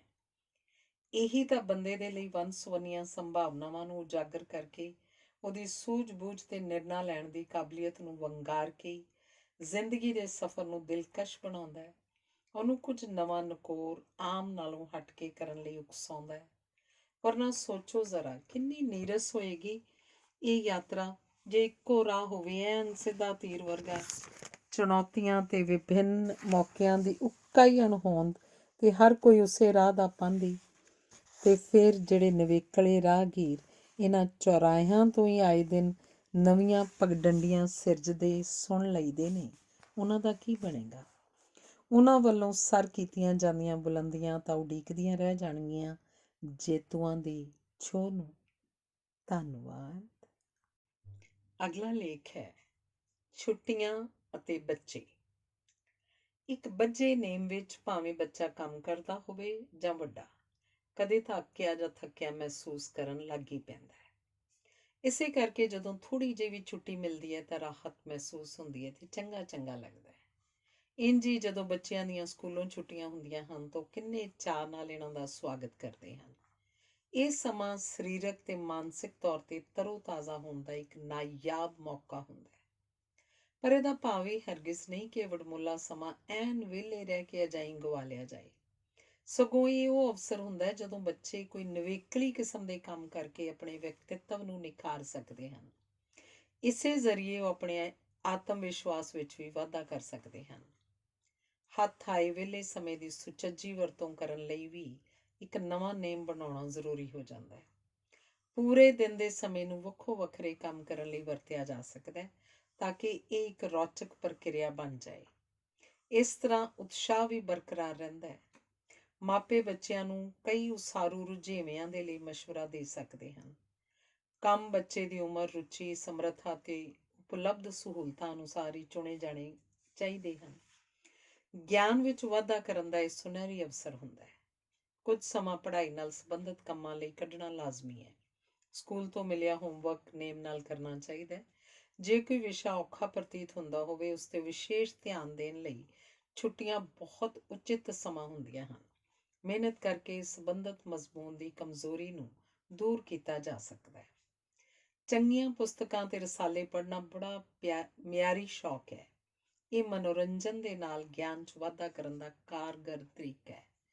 ਬੱਚਿਆਂ ਦੀ ਉਮਰ ਤੇ ਸਮਝ ਮੁਤਾਬਕ ਸਾਹਿਤ ਦੀ ਚੋਣ ਕਰਨ ਵਿੱਚ ਮਾਪੇ ਮਦਦ ਕਰ ਸਕਦੇ ਹਨ। ਮਿਆਰੀ ਪੁਸਤਕਾਂ ਚੰਗੇਰੇ ਬਣਨ ਤੇ ਉੱਚੇ ਉੱਠਣ ਦੀ ਪ੍ਰੇਰਨਾ ਦਿੰਦੀਆਂ ਹਨ। ਘਰ ਦੇ ਕੰਮਕਾਰ 'ਚ ਬੱਚਿਆਂ ਦੀ ਸਮਰੱਥਾ ਅਨੁਸਾਰ ਮਦਦ ਜ਼ਰੂਰ ਲੈਣੀ ਬਣਦੀ ਹੈ। ਮਾਪਿਆਂ ਨੂੰ ਕੁਝ ਰਾਹਤ ਮਿਲਣ ਦੇ ਨਾਲ ਇਸ ਤਰ੍ਹਾਂ ਬੱਚਿਆਂ ਨੂੰ ਸਹਿਜੇ ਹੀ ਜ਼ਿੰਮੇਵਾਰੀ ਸੰਭਾਲਣੀ ਆ ਜਾਂਦੀ ਹੈ। ਉਹਨਾਂ ਦੇ ਵਿਸ਼ਵਾਸ ਤੇ ਹੌਸਲੇ 'ਚ ਵਾਧਾ ਹੁੰਦਾ ਹੈ। ਜੇ ਘਰ 'ਚ ਕੋਈ ਬਗੀਚੀ ਹੋਵੇ ਤਾਂ ਬੱਚਿਆਂ ਦਾ ਉਸ ਵਿੱਚ ਕੰਮ ਕਰਨ ਵੱਲ ਧਿਆਨ ਦਿਵਾਇਆ ਜਾਣਾ ਚਾਹੀਦਾ ਹੈ। ਫੁੱਲ ਬੂਟਿਆਂ ਦੀ ਸੰਗਤ ਮਾਨਣ ਦੇ ਬੇਅੰਤ ਲਾਭ ਹਨ। ਕੁਦਰਤ ਦੀ ਸੰਗਤ ਵਿੱਚ ਰੂਹ ਵੀ ਖਿੜਦੀ ਹੈ ਤੇ ਜ਼ਿੰਦਗੀ ਪ੍ਰਤੀ ਨਜ਼ਰੀਏ 'ਚ ਬੜੀ ਹਾਂ ਪੱਖੀ ਤਬਦੀਲੀ ਆਉਂਦੀ ਹੈ। ਰੁੱਖਾਂ, ਪੰਛੀਆਂ, ਬੱਦਲਾਂ ਆਦਿ ਨੂੰ ਵੇਖ ਕੇ ਆਪ ਮੁਹਾਰੇ ਬੜੀ ਸ਼ਾਂਤੀ ਜਿਹੀ ਮਿਲਦੀ ਹੈ। ਜਿਹੜੇ ਬੱਚੇ ਸਵੇਰੇ ਜਲਦੀ ਉੱਠਣ ਤੇ ਥੋੜ੍ਹੀ ਕਸਰਤ ਵੀ ਕਰਨ ਦੇ ਆਦੀ ਬਣ ਜਾਂਦੇ ਨੇ, ਉਹ ਮਾਨਸਿਕ ਤੇ ਸਰੀਰਕ ਤੌਰ ਤੇ ਵਧੇਰੇ ਸਿਹਤਮੰਦ ਹੁੰਦੇ ਹਨ। ਸੈਰ ਜਾਂ ਯੋਗ ਆਦਿ ਕਰਨਾ ਬੱਚੇ ਦੇ ਝੁਕਾਅ ਤੇ ਨਿਰਭਰ ਕਰ ਸਕਦਾ ਹੈ। ਛੁੱਟੀਆਂ ਦੇ ਸਮੇਂ ਵਿੱਚ ਹੀ ਬੱਚਿਆਂ ਨੂੰ ਕੱਪੜਿਆਂ ਤੇ ਕਿਤਾਬਾਂ ਆਦਿ ਦੀਆਂ ਅਲਮਾਰੀਆਂ ਖਾਲੀ ਕਰਕੇ ਦੁਬਾਰਾ ਤੋਂ ਸਮਾਨ ਜੋੜਨ ਲਈ ਪ੍ਰੇਰਿਆ ਜਾ ਸਕਦਾ ਹੈ। ਇਸ ਤਰ੍ਹਾਂ ਇੱਕ ਤਾਂ ਸਮਾਨ ਸਲੀਕੇ ਨਾਲ ਟਿਕਾਇਆ ਆਪ ਨੂੰ ਚੰਗਾ ਲੱਗਦਾ ਹੈ ਤੇ ਕਈ ਗੁੰਮੀਆਂ ਵਸਤਾਂ ਵੀ ਲੱਭ ਪੈਂਦੀਆਂ ਹਨ। ਬੇਕਾਰ ਚੀਜ਼ਾਂ ਨੂੰ ਕੱਢਿਆ ਜਾ ਸਕਦਾ ਹੈ। ਜੇ ਸਮਾਨ ਨੂੰ ਧੁੱਪ ਲਗਵਾ ਲਈ ਜਾਏ ਤਾਂ ਹੋਰ ਵੀ ਚੰਗਾ ਹੈ। ਘਰ 'ਚ ਕਈ ਸਜਾਵਟੀ ਵਸਤਾਂ ਰੱਖੀਆਂ ਹੁੰਦੀਆਂ ਹਨ। ਛੁੱਟੀਆਂ 'ਚ ਸਮਾਂ ਖੁੱਲ੍ਹਾ ਹੋਣ ਕਰਕੇ ਬੱਚੇ ਇਹਨਾਂ ਦੀ ਚੰਗੀ ਸਾਫ਼ ਸਫਾਈ ਕਰ ਸਕਦੇ ਹਨ। ਕੋਈ ਧੋ ਕੇ, ਕੁਝ ਕੇਵਲ ਸੁੱਕੇ ਕੱਪੜੇ ਨਾਲ ਹੀ ਲਿਸ਼ਕ ਜਾਣ ਵਾਲੀਆਂ ਵਸਤਾਂ ਹੁੰਦੀਆਂ ਨੇ। ਇਹ ਕੰਮ ਘਰ ਦੇ ਖੇੜਾ ਲਿਆਉਣ ਦੇ ਨਾਲ ਬੱਚਿਆਂ ਨੂੰ ਵੀ ਅੰਦਰੂਨੀ ਖੁਸ਼ੀ ਦੇਣ ਦਾ ਸਬੱਬ ਬਣੇਗਾ। ਕਈ ਨਵੇਂ ਕੰਮ ਜਿਹੜੇ ਬੱਚੇ ਨੇ ਪਹਿਲਾਂ ਨਾ ਕੀਤੇ ਹੋਣ, ਜਿਵੇਂ ਕਿ ਤੇਲ ਚਿੱਤਰ ਬਣਾਉਣਾ, ਪੈਨਸਿਲ ਡਰਾਇੰਗ ਕਰਨਾ ਤੇ ਕੁਝ ਵਧੀਆ ਕਿਸਮ ਦੇ ਪੌਸ਼ਟਿਕ ਪਕਵਾਨ ਤਿਆਰ ਕਰਨ ਦੇ ਤਜਰਬੇ ਕਰਨ ਨਾਲ ਵੀ ਸੰਤੁਸ਼ਟੀ ਬਹੁਤ ਮਿਲਦੀ ਹੈ। ਅਜਿਹੇ ਕੰਮਾਂ ਲਈ ਸ਼ਹਿਰਾਂ ਵਿੱਚ ਤਾਂ ਵਿਸ਼ੇਸ਼ ਕਲਾਸਾਂ ਵੀ ਪ੍ਰਚਲਿਤ ਹਨ। ਇਸ ਢੰਗ ਨਾਲ ਬੱਚਿਆਂ ਦੀਆਂ ਮਿਆਰੀ ਰੁਚੀਆਂ ਪ੍ਰਫੁੱਲਤ ਹੁੰਦੀਆਂ ਹਨ। ਅਸਲ 'ਚ ਅਜਿਹੇ ਕੰਮ ਕਰਨ ਨਾਲ ਬੱਚਿਆਂ ਦਾ ਆਪਣੀਆਂ ਨਜ਼ਰਾਂ ਵਿੱਚ ਵੀ ਕੱਦ ਉੱਚਾ ਉੱਠਦਾ ਹੈ। ਉਹ ਇੱਕ ਸੰਤੁਲਿਤ ਸ਼ਖਸੀਅਤ ਦੇ ਮਾਲਕ ਬਣਦੇ ਹਨ। ਉਹਨਾਂ ਦੇ ਵਿਚਾਰ ਵੀ ਉਸਾਰੂ ਬਣਦੇ ਨੇ ਤੇ ਸਮਝੋ ਕਿ ਇਹ ਇੱਕ ਉੱਚ ਪੱਧਰੀ ਜ਼ਿੰਦਗੀ ਦੀ ਨੀਂਹ ਰੱਖੀ ਜਾਂਦੀ ਹੈ। ਇਹ ਆਦਤਾਂ ਬੱਚਿਆਂ ਦਾ ਸਾਥ ਆਜੀਵਨ ਦੇ ਸਕਦੀਆਂ ਹਨ। ਬਸ ਇਹ ਹੈ ਕਿ ਨਿਰਣਾਤਮਕ ਵਰ੍ਹਿਆਂ ਵਿੱਚ ਜੇ ਮਾਪੇ ਉਚਿਤ ਮਾਰਗਦਰਸ਼ਨ ਕਰ ਦੇਣ ਤਾਂ ਬੱਚਿਆਂ ਦੇ ਕਾਬਿਲ ਬਣਨ ਦੀਆਂ ਸੰਭਾਵਨਾਵਾਂ ਉਜਾਗਰ ਹੋਣ ਲਈ ਰਾਹ ਪੱਧਰਾ ਹੋ ਜਾਂਦਾ ਹੈ। ਉਪਰੋਕਤ ਸਾਰੀਆਂ ਗੱਲਾਂ ਦਾ ਇਹ ਮਤਲਬ ਬਿਲਕੁਲ ਨਹੀਂ ਕਿ ਛੁੱਟੀਆਂ ਵਿੱਚ ਬੱਚਿਆਂ ਨੇ ਮਨੋਰੰਜਨ ਕਰਨਾ ਹੀ ਨਹੀਂ। ਵੈਸੇ ਸੱਚ ਹੈ ਕਿ ਉੱਪਰ ਦੱਸੇ ਕੰਮਾਂ ਵਿੱਚੋਂ ਕਾਫੀ ਮਨੋਰੰਜਨ ਹਾਸਲ ਹੋਏਗਾ, ਪਰ ਫਿਰ ਵੀ ਇੱਕ ਸੀਮਾ 'ਚ ਰਹਿ ਕੇ ਬੱਚੇ ਕੋਈ ਮਿਆਰੀ ਪ੍ਰੋਗਰਾਮ ਟੀਵੀ 'ਤੇ ਵੇਖ ਸਕਦੇ ਹਨ। ਮਾਪਿਆਂ ਨਾਲ ਕਿਤੇ ਘੁੰਮਣ ਵੀ ਜਾ ਸਕਦੇ ਹਨ। ਇਹਨਾਂ ਤਬਦੀਲੀਆਂ ਨਾਲ ਵੀ ਸਗੋਂ ਕੰਮ ਵਿੱਚ ਜੁਟ ਜਾਣ ਦਾ ਜੋਸ਼ ਪੈਦਾ ਹੁੰਦਾ ਹੈ। ਸੋਹਣੇ ਤੇ ਮਿਆਰੀ ਕੰਮ ਕਰਨ ਨਾਲ ਜੀਵਨ ਪ੍ਰਤੀ ਉਤਸ਼ਾਹ ਵੱਧਦਾ ਹੈ। ਹੋਰ ਅਨੇਕ ਕੰਮ ਨੇ ਜਿਹੜੇ ਉਸਾਰੂ ਹੋਣ ਦੇ ਨਾਲ ਖੁਸ਼ੀ ਦੇਣ ਦੇ ਸਮਰੱਥ ਹੋਣਗੇ ਤੇ ਬੱਚੇ ਆਪਣੀ ਉਮਰ ਅਨੁਸਾਰ ਕਰ ਸਕਦੇ ਹਨ। ਸਮੇਂ ਦੀ ਸੁਚੱਜੀ ਵਰਤੋਂ ਛੁੱਟੀਆਂ ਨੂੰ ਅਰਥਪੂਰਨ ਬਣਾ ਦੇਵੇਗੀ ਤੇ ਬੱਚੇ ਸਫਲਤਾ ਦੀਆਂ ਪੌੜੀਆਂ ਸਹਿਜੇ ਹੀ ਚੜ੍ਹਦੇ ਜਾਣਗੇ। ਧੰਨਵਾਦ। ਅਗਲਾ ਲੇਖ ਹੈ ਮਾਂ ਬੋਲੀ ਦਾ ਰਿਣ। ਆਪਣੀ ਮਾਂ ਬੋਲੀ ਪੰਜਾਬੀ ਨਾਲ ਮੈਨੂੰ ਸਦਾ ਹੀ ਇੱਕ ਨਵੇਕੜੀ ਕਿਸਮ ਦਾ ਲਗਾਓ ਰਿਹਾ ਹੈ। ਜਦੋਂ ਤੋਂ ਹੋਸ਼ ਸੰਭਾਲੀ ਹੈ, ਇਸ ਨਾਲ ਜਿਹੜੀ ਆਪਣੱਤ ਮਨ ਨੂੰ ਮਹਿਸੂਸ ਹੁੰਦੀ ਹੈ ਤੇ ਜਿੰਨਾ ਮਾਣ ਇਸ 'ਤੇ ਕਰਨ ਨੂੰ ਦਿਲ ਕਰਦਾ ਹੈ, ਇਸ ਨੂੰ ਬਿਆਨ ਕਰਨ ਸਮੇਂ ਲਫ਼ਜ਼ਾਂ ਦੀ ਘਾਟ ਤਾਂ ਸਹਿਜੇ ਹੀ ਹੋ ਜਾਂਦੀ ਹੈ। ਮੇਰੇ ਪਿਤਾ ਜੀ ਦੀ ਨੌਕਰੀ ਹਰਿਆਣੇ ਵਿੱਚ ਸੀ। ਇਸ ਕਾਰਨ ਮੇਰੀ ਸਕੂਲੀ ਪੜ੍ਹਾਈ ਉੱਥੇ ਹੀ ਹੋਈ। ਪਹਿਲਾਂ ਤਾਂ ਮਾਤਾ ਜੀ ਤੇ ਪਿਤਾ ਜੀ ਦੋਹਾਂ ਨੇ ਮੇਰੀ ਪੰਜਾਬੀ 'ਚ ਨੀਂਹ ਪੱਕੀ ਕਰਨ 'ਤੇ ਬਹੁਤ ਜ਼ੋਰ ਦਿੱਤਾ ਤੇ ਪਿੱਛੋਂ ਇਸ ਸਬੰਧ ਨੂੰ ਕਦੀ ਵੀ ਕਿਸੇ ਹਾਲ ਫਿੱਕਾ ਨਹੀਂ ਪੈਣ ਦਿੱਤਾ, ਨਾ ਲਿਖਣ ਵਿੱਚ ਨਾ ਬੋਲਣ ਵਿੱਚ। ਦੋਵੇਂ ਮਾਪੇ ਇਸ ਗੱਲ ਦੇ ਪ੍ਰਤੀ ਬਹੁਤ ਸੁਚੇਤ ਸਨ। ਫਿਰ ਸਕੂਲ ਵਿੱਚ ਵੀ ਪੰਜਾਬੀ ਪੜ੍ਹਾਉਣ ਵਾਲੇ ਕਾਬਲ ਅਧਿਆਪਕ ਮਿਲੇ। ਹਾਲਾਂਕਿ ਬਾਅਦ ਵਿੱਚ ਆਪਣੀ ਰਾਸ਼ਟਰੀ ਭਾਸ਼ਾ ਹਿੰਦੀ ਤੇ ਫਿਰ ਅੰਤਰਰਾਸ਼ਟਰੀ ਭਾਸ਼ਾ ਅੰਗਰੇਜ਼ੀ ਵੀ ਬਹੁਤ ਸ਼ੌਕ, ਮਿਹਨਤ ਤੇ ਲਗਨ ਨਾਲ ਪੜ੍ਹੀਆਂ। ਤਕਰੀਬਨ 4 ਦਹਾਕੇ ਪਹਿਲਾਂ ਮੇਰੀ ਜਮਾਤਨ ਰਹੀ ਅਵਿਨਾਸ਼ ਕੁਝ ਅਰਸਾ ਪਹਿਲਾਂ ਅਚਾਨਕ ਇੱਕ ਦਿਨ ਮਿਲਣ ਆ ਗਈ। ਹੈਰਾਨੀ ਤਾਂ ਬਹੁਤ ਹੋਈ ਉਹਨੂੰ ਇਸ ਤਰ੍ਹਾਂ ਕਿੰਨੇ ਵਰ੍ਹਿਆਂ ਦੀ ਵਿੱਤ ਤੋਂ ਬਾਅਦ ਵੇਖ ਕੇ। ਇਸਨੇ ਪਹਿਲਾਂ ਮੇਰੇ ਨਾਲ BA ਕੀਤੀ ਸੀ, ਫਿਰ ਸਬੱਬ ਨਾਲ MA ਅੰਗਰੇਜ਼ੀ ਵਿੱਚ ਅਸੀਂ ਇੱਕੋ ਕਾਲਜ 'ਚ ਮੁੜ ਇਕੱਠੀਆਂ ਹੋ ਗਈਆਂ। ਵਿੱਚ ਵਿਚਾਲੇ ਕਦੇ ਸਬੱਬੀ ਮੇਲ ਵੀ ਹੋਇਆ ਜਾਂ ਫੋਨ ਰਾਹੀਂ ਕੋਈ ਸਰਸਰੀ ਜੀ ਗੱਲ ਤਾਂ ਹੋਈ ਸੀ, ਪਰ ਫਿਰ ਵੀ ਇਸ ਤਰ੍ਹਾਂ ਇਕੱਠਿਆਂ ਬਹਿ ਕੇ ਗੱਲਾਂ ਬਾਤਾਂ ਨਹੀਂ ਸਨ ਹੋ ਸਕੀਆਂ। ਉਹ ਇਸ ਸਮੇਂ ਕਿਸੇ ਸਕੂਲ ਵਿੱਚ ਅੰਗਰੇਜ਼ੀ ਦੀ ਅਧਿਆਪਕਾ ਲੱਗੀ ਹੋਈ ਸੀ। ਉਹਨੂੰ ਵੀ ਮੇਰੇ ਪੰਜਾਬੀ ਤੇ ਅੰਗਰੇਜ਼ੀ ਵਿੱਚ ਲਿਖਣ ਦੇ ਸ਼ੌਕ ਬਾਰੇ ਬਾਖੂਬੀ ਪਤਾ ਸੀ। ਮੈਂ ਬੜੇ ਚਾਅ ਨਾਲ ਅਵਿਨਾਸ਼ ਨੂੰ ਆਪਣੀ ਪਹਿਲੀ ਪੁਸਤਕ ਜ਼ਿੰਦਗੀ ਦੀ ਸੱਜ ਧੱਜ ਦੀ ਇੱਕ ਕਾਪੀ ਦਿੱਤੀ। ਉਹ ਕਿਤਾਬ ਲੈ ਕੇ ਖੁਸ਼ ਤਾਂ ਬਹੁਤ ਹੋਈ, ਪਰ ਫਿਰ ਕੁਝ ਵਿਚਾਰ ਕੇ ਮੈਨੂੰ ਪੁੱਛਦੀ, ਮੈਂ ਇਹ ਸੋਚ ਰਹੀ ਹਾਂ ਕਿ ਤੁਸੀਂ ਕਿਤਾਬ ਅੰਗਰੇਜ਼ੀ ਵਿੱਚ ਕਿਉਂ ਨਾ ਛਪਵਾਈ। ਅਜਿਹੇ ਪ੍ਰਤੀਕਰਮ ਲਈ ਮੈਂ ਤਿਆਰ ਨਹੀਂ ਸੀ। ਇੱਕ ਵਾਰ ਤਾਂ ਅਵਿਨਾਸ਼ ਦੇ ਪ੍ਰਸ਼ਨ ਨੇ ਮੈਨੂੰ ਹੈਰਾਨ ਕਰਕੇ ਸੋਚਾਂ 'ਚ ਪਾ ਦਿੱਤਾ। ਇਹ ਤਾਂ ਕਦੇ ਖਾਬੋ ਖਿਆਲ ਵਿੱਚ ਵੀ ਨਹੀਂ ਸੀ ਆਇਆ ਕਿ ਮੈਨੂੰ ਮਾਤ ਭਾਸ਼ਾ ਪੰਜਾਬੀ ਦੇ ਪ੍ਰਤੀ ਆਪਣੇ ਮੋਹ ਲਈ ਸਪਸ਼ਟੀਕਰਨ ਦੇਣਾ ਪੈ ਸਕਦਾ ਹੈ। ਮੈਂ ਸਵਾਲ ਦਾ ਉੱਤਰ ਸਵਾਲ ਨਾਲ ਹੀ ਦਿੰਦਿਆਂ ਜਾਣਨਾ ਚਾਹਿਆ, ਇਹ ਗੱਲ ਕਿਵੇਂ ਆਈ ਤੁਹਾਡੇ ਮਨ 'ਚ ਅਵਿਨਾਸ਼? ਹੁਣ ਜੀ, ਮੈਂ ਸੋਚਿਆ ਕਿ BA 'ਚ ਵੀ ਤੁਹਾਡੀ ਅੰਗਰੇਜ਼ੀ ਕਾਫੀ ਚੰਗੀ ਹੁੰਦੀ ਸੀ ਤੇ ਤੁਸੀਂ ਜਮਾਤ 'ਚ ਪਹਿਲੇ ਸਥਾਨ 'ਤੇ ਆਇਆ ਕਰਦੇ ਸੀ। ਤੁਸੀਂ ਅੰਗਰੇਜ਼ੀ 'ਚ MA ਕੀਤੀ, ਫਿਰ ਤੁਸੀਂ ਪੰਜਾਬੀ ਤੇ ਅੰਗਰੇਜ਼ੀ ਦੋਨੋਂ ਭਾਸ਼ਾਵਾਂ ਵਿੱਚ ਲਗਾਤਾਰ ਲਿਖ ਵੀ ਰਹੇ ਹੋ। ਅਵਿਨਾਸ਼ ਦੇ ਸਹਿਜ ਸੁਭਾਅ ਕੀਤੀ ਟਿੱਪਣੀ ਨੇ ਮੈਨੂੰ ਆਪਣੀ ਪੜ੍ਹਾਈ ਦੇ ਸੁਨਹਿਰੀ ਦਿਨਾਂ ਦੀ ਯਾਦ ਤਾਜ਼ਾ ਕਰਵਾ ਦਿੱਤੀ।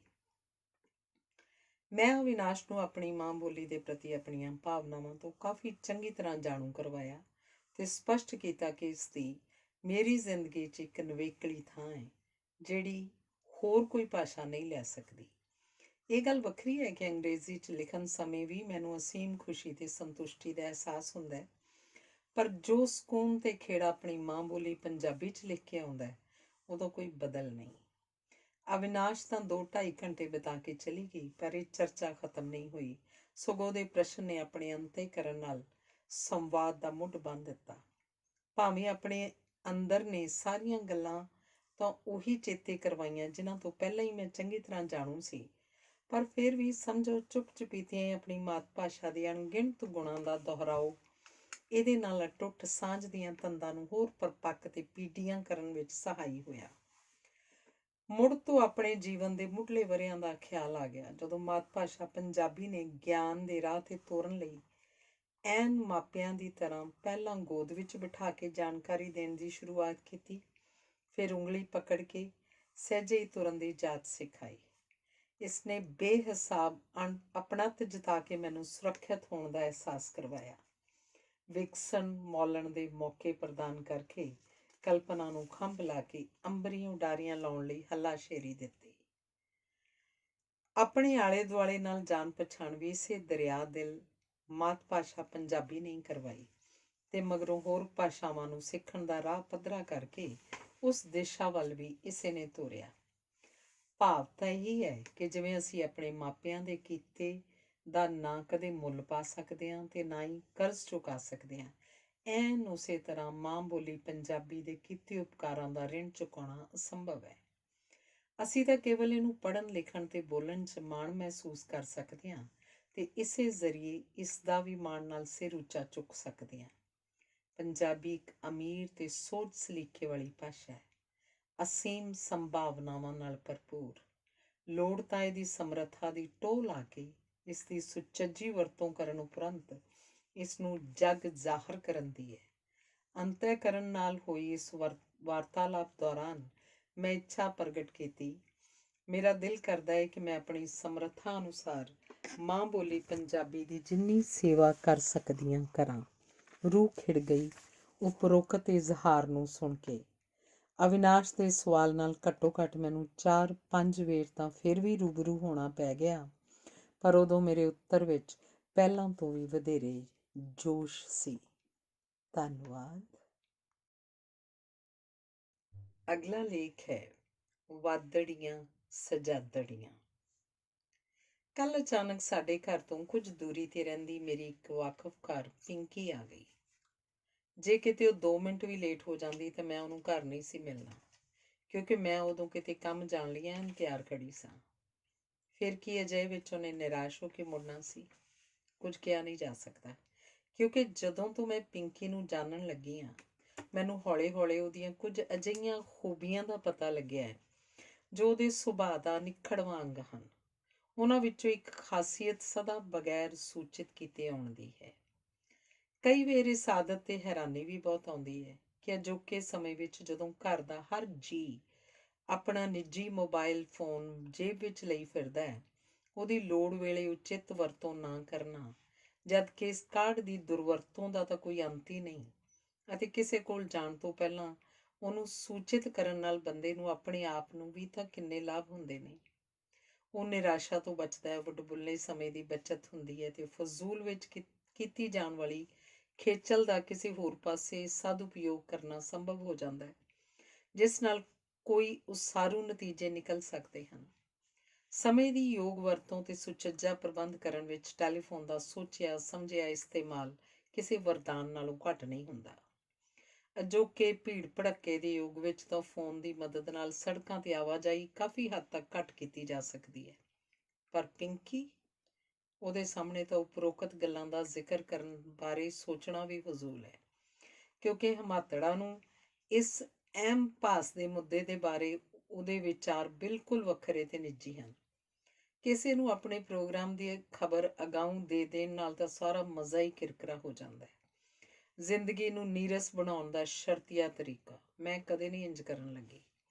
ਪਿੰਕੀ ਨੂੰ ਸ਼ਾਇਦ ਕਦੇ ਖਿਆਲ ਹੀ ਨਾ ਆਇਆ ਹੋਵੇ ਕਿ ਲੋਕਾਂ ਨੂੰ ਹੈਰਾਨ ਕਰਨ ਦੀ ਕੋਸ਼ਿਸ਼ ਵਿੱਚ ਪ੍ਰਸੰਨਤਾ ਨਾਲੋਂ ਮੁਸੀਬਤਾਂ ਤੇ ਔਕੜਾਂ ਵਧੇਰੇ ਦਰਪੇਸ਼ ਹੁੰਦੀਆਂ ਹਨ। ਪਿੰਕੀ ਦੇ ਵਿਅਕਤਿਤਵ ਦੀ ਇੱਕ ਹੋਰ ਖਾਸੀਅਤ ਹੈ ਹਰ ਸਮੇਂ ਕੋਈ ਨਾ ਕੋਈ ਸ਼ਿਕਾਇਤਾਂ ਕਰਦੇ ਰਹਿਣਾ, ਬਿਲਕੁਲ ਅਸੰਤੁਸ਼ਟ, ਬਗੈਰ ਕਿਸੇ ਪ੍ਰਤੱਖ ਕਾਰਨ ਦੇ ਵੀ ਨਿਰੰਤਰ ਚਿੜਚਿੜ ਕਰਦੇ ਰਹਿਣਾ। ਕਿਸੇ ਜਾਣਨ ਵਾਲੇ ਨੂੰ ਤਾਂ ਪ੍ਰਤੀਤ ਹੋਏਗਾ ਕਿ ਇਸ ਔਰਤ ਨੂੰ ਜ਼ਿੰਦਗੀ ਤੋਂ ਆਮ ਤੌਰ ਤੇ ਕੋਈ ਸ਼ਿਕਵਾ ਹੋਣਾ ਨਹੀਂ ਚਾਹੀਦਾ, ਪਰ ਅਸਲੀਅਤ ਹੈ ਇਸ ਤੋਂ ਐਨ ਉਲਟ। ਹੁਣ ਵੀ ਜਦੋਂ ਪਿੰਕੀ ਆਈ ਤਾਂ ਮੈਂ ਮਨ ਹੀ ਮਨ ਵਿੱਚ ਆਪਣੇ ਆਪ ਨੂੰ ਉਹਦੇ ਅਣਗਿਣਤ ਦੁੱਖੜੇ ਸੁਣਨ ਲਈ ਤਿਆਰ ਕਰ ਲਿਆ। ਉਹਨੂੰ ਗੱਲਬਾਤ ਕਰਦਿਆਂ ਕੋਈ ਵੇਖੇ ਤਾਂ ਕੋਈ ਸਹਿਜ ਹੀ ਇਹ ਸਮਝ ਸਕਦਾ ਹੈ ਕਿ ਵਿਚਾਰੀ ਕਿੰਨੀ ਬਿਪਤਾਵਾਂ 'ਚ ਘਿਰੀ ਹੋਈ ਹੈ। ਹੁਣੇ ਕੁਝ ਦਿਨ ਪਹਿਲਾਂ ਇਸ ਗੱਲ ਪਿੱਛੇ ਰੋਣ ਹਾਕੀ ਹੋਈ ਫਿਰਦੀ ਸੀ ਕਿ ਉਹਦੀ ਕੰਮ ਕਰਨ ਵਾਲੀ ਬਾਈ ਨੇ ਬਿਮਾਰੀ ਕਾਰਨ ਇੱਕ ਛੁੱਟੀ ਕਰ ਲਈ ਸੀ। ਮੈਂ ਉਹਨੂੰ ਆਖਿਆ, ਚੰਗਾ ਹੀ ਹੈ, ਇਸੇ ਬਹਾਨੇ ਇੱਕ ਤਾਂ ਚਲੋ ਤੁਸੀਂ ਆਪਣਾ ਕੰਮ ਇੱਕ ਦਿਨ ਚੰਗੀ ਤਰ੍ਹਾਂ ਕਰ ਲਓਗੇ ਤੇ ਨਾਲ ਹੀ ਸਰੀਰਕ ਕਸਰਤ ਹੋ ਜਾਏਗੀ। ਇੰਨੀ ਕੁ ਤਬਦੀਲੀ ਤਾਂ ਸਗੋਂ ਬੜੀ ਸੁਖਾਉਂਦੀ ਹੁੰਦੀ ਹੈ, ਮਨ ਤੇ ਸਰੀਰ ਦੋਹਾਂ ਨੂੰ ਹੀ। ਪਰ ਪਿੰਕੀ ਨੂੰ ਮੇਰੀ ਟਿੱਪਣੀ ਕੋਈ ਖਾਸ ਜਚੀ ਨਹੀਂ। ਕੱਲ ਦੀ ਉਸਦੀ ਫੇਰੀ ਦਾ ਮਕਸਦ ਮੁੱਖ ਤੌਰ ਤੇ ਆਪਣੇ ਬੇਟੇ, ਜੋ ਕਿ 7ਵੀਂ ਜਮਾਤ ਦਾ ਵਿਦਿਆਰਥੀ ਹੈ, ਦੇ ਸਕੂਲ ਦੇ ਇਮਤਿਹਾਨ ਵਿੱਚ ਉਹ ਘੱਟ ਅੰਕ ਉਹਦੀ ਮਾਂ ਮੁਤਾਬਕ ਪ੍ਰਾਪਤ ਕਰਨਾ ਸੀ। ਪਤਾ ਹੈ, ਮੇਰਾ ਰਿੰਕੂ ਸਿਰਫ 2 ਅੰਕਾਂ ਕਰਕੇ ਆਪਣੀ ਜਮਾਤ ਵਿੱਚੋਂ ਦੂਜੇ ਸਥਾਨ ਤੇ ਰਿਹਾ। ਕਿੰਨਾ ਚੰਗਾ ਹੁੰਦਾ ਜੇ ਉਹਦੇ 3-4 ਹੋਰ ਨੰਬਰ ਆ ਜਾਂਦੇ। ਮੇਰਾ ਮਨ ਤਾਂ ਬਹੁਤ ਖਰਾਬ ਹੋਇਆ। ਮੈਂ ਬਹੁਤ ਗੁੱਸੇ ਹੋਈ ਹਾਂ ਰਿੰਕੂ ਨੂੰ। ਉਹ ਸੱਚਮੁੱਚ ਹੀ ਤਣਾਅਗ੍ਰਸਤ ਨਜ਼ਰ ਆ ਰਹੀ ਸੀ। ਹੁਣ ਉਹਦਾ ਆਪਣੇ ਮਨ ਦਾ ਬੋਝ ਇਸ ਤਰ੍ਹਾਂ ਲਾਹੁਣ ਲਈ ਮੇਰੇ ਕੋਲ ਆ ਜਾਣਾ ਆਮ ਵਰਤਾਰਾ ਬਣ ਚੁੱਕਾ ਹੈ। ਕੁਝ ਝਿਜਕ ਮਹਿਸੂਸ ਹੋਣ ਦੇ ਬਾਵਜੂਦ ਮੈਂ ਹੌਸਲਾ ਕਰਕੇ ਆਖ ਹੀ ਦਿੱਤਾ, ਅਜਿਹਾ ਰਵੱਈਆ ਤਾਂ ਬੱਚੇ ਦਾ ਬਹੁਤ ਨੁਕਸਾਨ ਕਰ ਸਕਦਾ ਹੈ। ਉਹਦੀਆਂ ਭਾਵਨਾਵਾਂ ਨੂੰ ਠੇਸ ਪਹੁੰਚਦੀ ਹੈ ਤੇ ਮਨੋਬਲ ਡਿੱਗਦਾ ਹੈ। ਤੁਹਾਨੂੰ ਤਾਂ ਸਗੋਂ ਉਹਦੀ ਸਿਫਤ ਕਰਕੇ ਉਹਦਾ ਉਤਸ਼ਾਹ ਵਧਾਉਣਾ ਚਾਹੀਦਾ ਸੀ। ਆਖਰ ਉਹਦੀ ਪ੍ਰਾਪਤੀ ਹੈ ਵੀ ਤਾਂ ਬਹੁਤ ਚੰਗੀ। ਉਹ ਪੜ੍ਹਨ ਵਿੱਚ ਪਿੱਛੇ ਵੀ ਰਹਿਣ ਲੱਗ ਸਕਦਾ ਹੈ ਇਸ ਤਰ੍ਹਾਂ ਨਾਲ। ਪਿੰਕੀ ਇਸ ਪ੍ਰਤੀਕਰਮ ਦੇ ਬਿਲਕੁਲ ਹੱਕੀ ਬੱਕੀ ਜੀ ਮੇਰੇ ਵੱਲ ਵੇਖਣ ਲੱਗ ਪਈ, ਜਿਵੇਂ ਮੈਂ ਉਹਦੇ ਨਾਲ ਕੋਈ ਧੋਖਾ ਕਰ ਰਹੀ ਹੋਵਾਂ।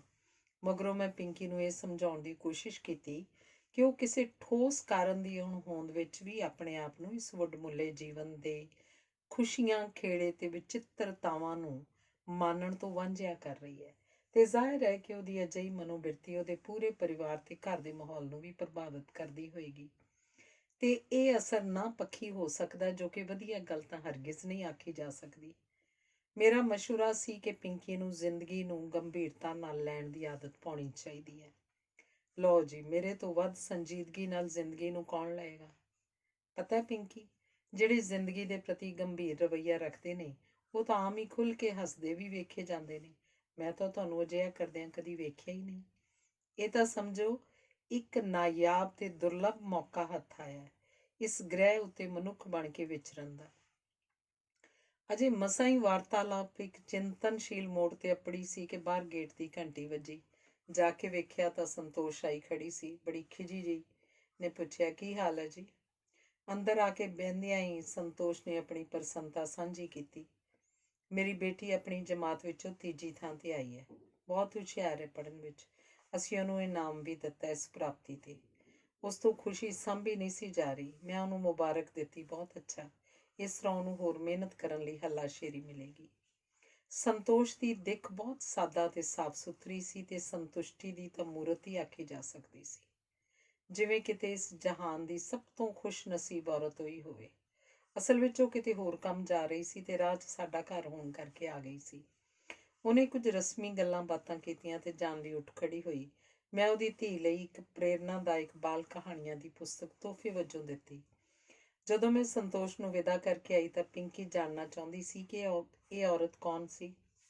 2-3 ਸਾਲ ਪਹਿਲਾਂ ਇਹ ਸਾਡੇ ਘਰ ਕੰਮ ਕਰਨ ਆਉਂਦੀ ਸੀ, ਪਰ ਹੁਣ ਇਹ ਆਪਣੇ ਘਰੋਂ ਹੀ ਕਈ ਛੋਟੇ-ਮੋਟੇ ਸਿਉਣ ਪਰੋਣ ਦੇ ਕੰਮ ਕਰਨ ਲੱਗ ਪਈ। ਇਹਦਾ ਪਤੀ ਬਿਜਲੀ ਦਾ ਕੰਮ ਕਰਦਾ ਹੈ, ਚੰਗਾ ਗੁਜ਼ਾਰਾ ਚਲਾ ਲੈਂਦੇ ਨੇ ਆਪਣਾ। ਇਸੇ ਤਰ੍ਹਾਂ ਆ ਜਾਂਦੀ ਹੈ ਮੇਰੇ ਕੋਲ ਕਦੇ ਕਦਾਈ। ਹੈਂ, ਇਹ ਤਾਂ ਕਮਾਲ ਦੀ ਗੱਲ ਹੈ। ਤੇ ਮੈਂ ਇੱਥੇ ਚੰਗਾ ਭਲਾ ਸਭ ਕੁਝ ਹੁੰਦਿਆਂ ਸੁਣਦਿਆਂ ਹਰ ਵੇਲੇ ਜਿਵੇਂ ਥੋੜ੍ਹੀ ਰਹਿੰਦੀ ਹਾਂ, ਆਖ ਕੇ ਪਿੰਕੀ ਸੋਚੀ ਪੈ ਗਈ। ਚਲੋ ਕੋਈ ਨਹੀਂ ਪਿੰਕੀ, ਅਜੇ ਤਾਂ ਸਮਝੋ ਵੇਲਾ ਹੱਥ ਵਿੱਚ ਹੀ ਹੈ, ਜਦੋਂ ਸਾਂਭ ਲਿਆ ਚੰਗਾ। ਬਿਲਕੁਲ ਜੀ, ਤੁਹਾਡੀ ਭਾਵੇਂ ਉਹ ਕੰਮ ਵਾਲੀ ਰਹੀ ਹੋਵੇ, ਮੈਂ ਤਾਂ ਸੰਤੋਸ਼ ਨੂੰ ਅੱਜ ਤੋਂ ਆਪਣਾ ਆਦਰਸ਼ ਮੰਨਾਂਗੀ। ਮੈਨੂੰ ਤਾਂ ਆਪਣੇ ਕੋਲ ਮੌਜੂਦ ਨਿਆਮਤਾਂ ਦੀ ਗਿਣਤੀ ਆਰੰਭ ਕਰਨੀ ਚਾਹੀਦੀ ਹੈ, ਜਿਨ੍ਹਾਂ ਦੇ ਲਈ ਹੁਣ ਤੱਕ ਮੈਂ ਕਦੇ ਸ਼ੁਕਰਗੁਜ਼ਾਰ ਹੀ ਨਹੀਂ ਹੋਈ। ਉਪਰੋਕਤ ਟਿੱਪਣੀ ਤੋਂ ਬਾਅਦ ਪਿੰਕੀ ਖਿੜਖਿੜਾ ਕੇ ਹੱਸ ਪਈ। ਉਹਦਾ ਖਿੜਿਆ ਚਿਹਰਾ ਕਦੇ ਪਹਿਲਾਂ ਨਾ ਵੇਖਿਆ ਹੋਣ ਕਰਕੇ ਉੱਪਰਾ ਜਿਹਾ ਹੀ ਜਾਪਿਆ। ਨਾਲ ਹੀ ਖਿਆਲ ਆਇਆ ਕਿ ਸ਼ਾਇਦ ਛੇਤੀ ਉਹ ਇਸ ਪ੍ਰਚਲਿਤ ਅਖਾਣ ਨੂੰ ਗਲਤ ਸਿੱਧ ਕਰ ਦੇਵੇਗੀ, ਵਾਦੜੀਆਂ ਸਜਾਦੜੀਆਂ ਨਿਭਣ ਸਿਰਾਂ ਦੇ ਨਾਲ। ਧੰਨਵਾਦ। ਅਗਲਾ ਲੇਖ ਹੈ ਮੌਜੂਦਾ ਪ੍ਰਸੰਗ ਵਿੱਚ ਜੀਵਨ ਮੁੱਲ। ਜੇ ਬੰਦਾ ਕਿਤੇ ਸਮਾਂ ਕੱਢ ਕੇ ਦੁਨਿਆਵੀ ਗੱਲਾਂ, ਰੁਝੇਵਿਆਂ ਤੇ ਕੰਮਾਂ ਕਾਰਾਂ ਤੋਂ ਵੱਖ ਹੋ ਕੇ ਇਸ ਜੀਵਨ ਬਾਰੇ ਧਿਆਨ ਤੇ ਚਿੰਤਨ ਕਰਨ ਦੇ ਰਾਹ ਪੈ ਜਾਏ ਤਾਂ ਜਿਹੜੇ ਅਰਥ ਮਨੁੱਖੀ ਹੋਂਦ ਦੇ ਉੱਭਰ ਕੇ ਸਾਹਮਣੇ ਆਉਂਦੇ ਨੇ ਉਹ ਸਾਡੀ ਮੌਜੂਦਾ ਪਦਾਰਥਵਾਦੀ ਸੋਚ ਤੇ ਵਿਖਾਵੇਬਾਜ਼ੀ ਵਾਲੀ ਰਹਿਣੀ ਬਹਿਣੀ ਦੇ ਨੇੜੇ ਵੀ ਨਹੀਂ ਢੁਕਦੇ। ਪ੍ਰਤੀਤ ਹੋਣ ਲੱਗਦਾ ਹੈ ਕਿ ਵਾਸਤਵ ਵਿੱਚ ਇਸ ਧਰਤੀ ਤੇ ਬੰਦੇ ਦੇ ਆਰਜ਼ੀ ਜਿਹੇ ਅਸਤਿਤਵ ਦੇ ਬਹੁਤ ਡੂੰਘੇ ਭੇਦ ਤੇ ਮਾਇਨੇ ਨੇ।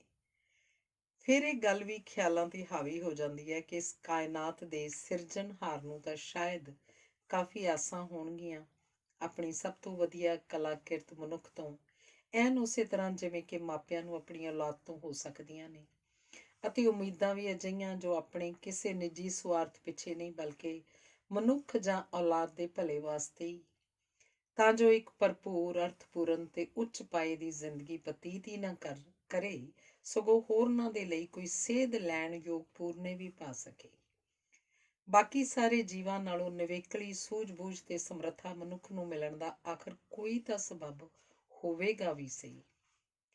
ਇਹ ਵੀ ਵਿਚਾਰਧਾਰਾ ਹੈ ਕਿ ਅਸੀਂ ਇਸ ਗ੍ਰਹਿ ਤੇ ਵਿਚਰਦਿਆਂ ਆਪਣੇ ਜੀਵਨ ਕਾਲ ਦੌਰਾਨ ਜਿਹੜੇ ਵੀ ਕੰਮ ਕਰਾਂਗੇ ਉਹ ਆਉਣ ਵਾਲੀਆਂ ਪੀੜ੍ਹੀਆਂ ਨੂੰ ਪ੍ਰਭਾਵਿਤ ਕਰਨ ਵਾਲੇ ਨੇ।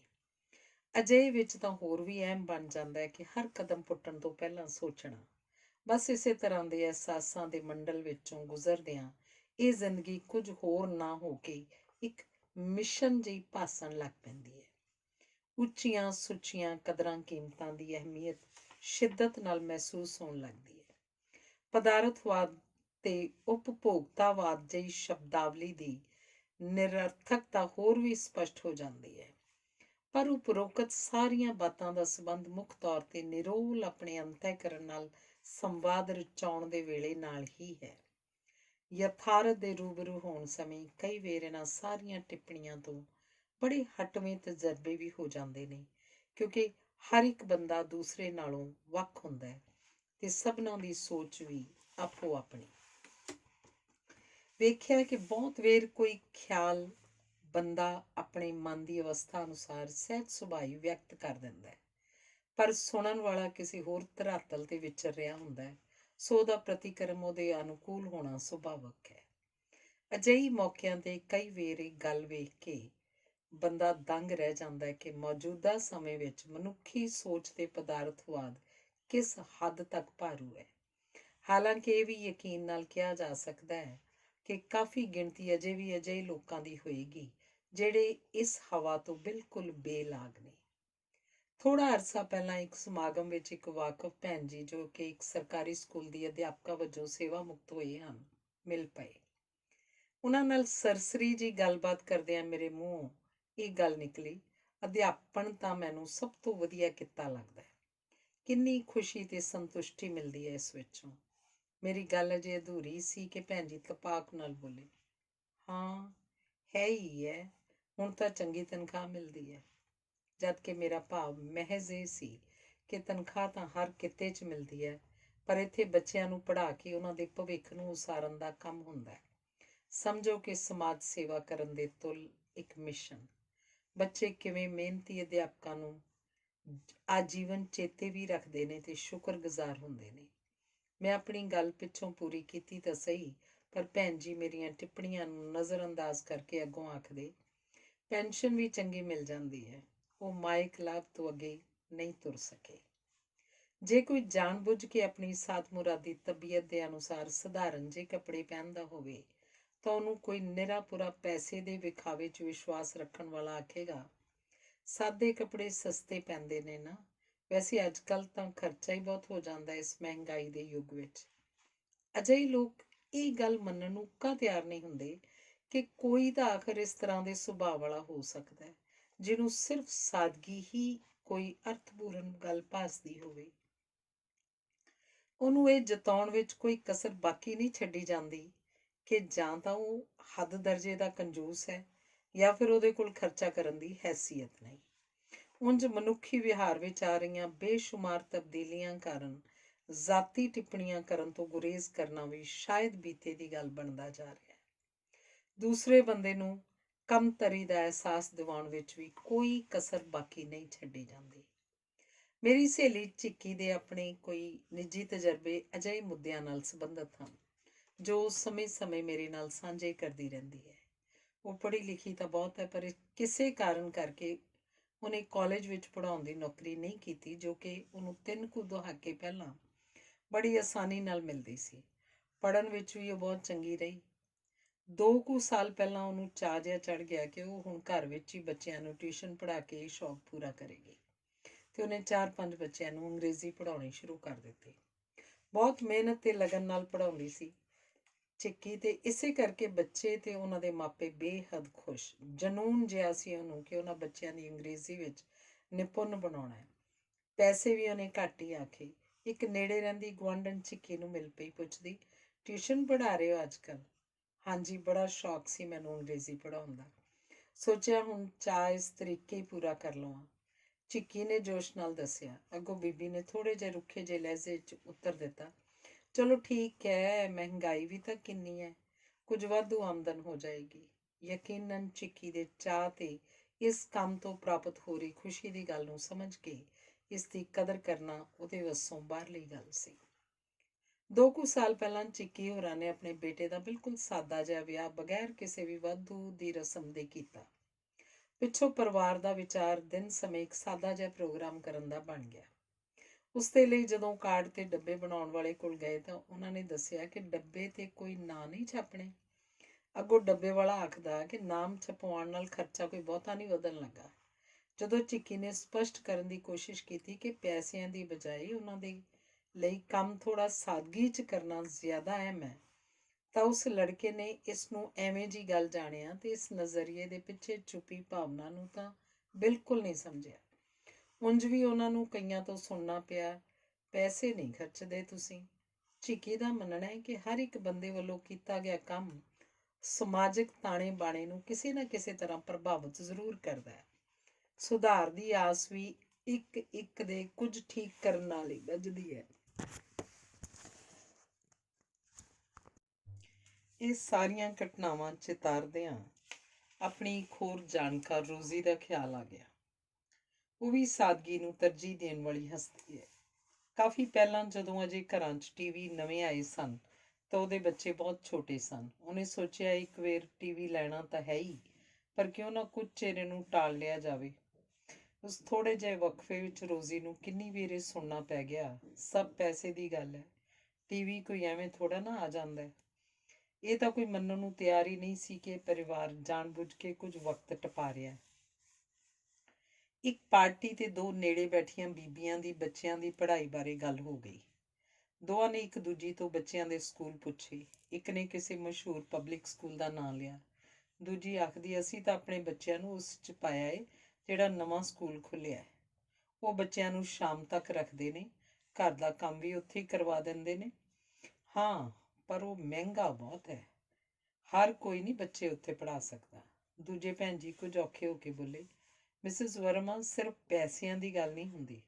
ਸਾਡੇ ਵਰਗਿਆਂ ਨੂੰ ਬੱਚੇ ਸਕੂਲ ਵਿੱਚ ਸਾਰਾ ਦਿਨ ਰੱਖਣੇ ਪਸੰਦ ਹੀ ਨਹੀਂ। ਘਰ ਆ ਕੇ ਵਿਚਾਰੇ ਦੁਪਹਿਰ ਸਮੇਂ ਕੁਝ ਆਰਾਮ ਕਰ ਲੈਂਦੇ ਨੇ। ਮੈਨੂੰ ਤਾਂ ਵੈਸੇ ਵੀ ਬੱਚਿਆਂ ਨੂੰ ਆਪ ਪੜ੍ਹਾਉਣ ਦਾ ਬਹੁਤ ਸ਼ੌਕ ਹੈ। ਇਸ ਵਾਰਤਾਲਾਪ ਤੋਂ ਬਾਅਦ ਉਹ ਕਦੇ ਵੀ ਪਹਿਲਾਂ ਦੀ ਤਰ੍ਹਾਂ ਹੱਸ ਕੇ ਇੱਕ ਦੂਜੇ ਨਾਲ ਨਹੀਂ ਬੋਲੀਆਂ।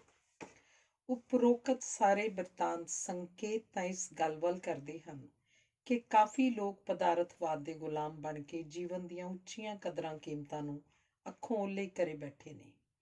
ਉੱਤੋਂ ਤਰਾਸਦੀ ਇਹ ਵੀ ਕਿ ਉਹ ਆਪਣੇ ਆਪ ਨੂੰ ਪੈ ਰਹੇ ਘਾਟੇ ਤੋਂ ਵੀ ਪੂਰੀ ਤਰ੍ਹਾਂ ਅਣਜਾਣ ਨੇ।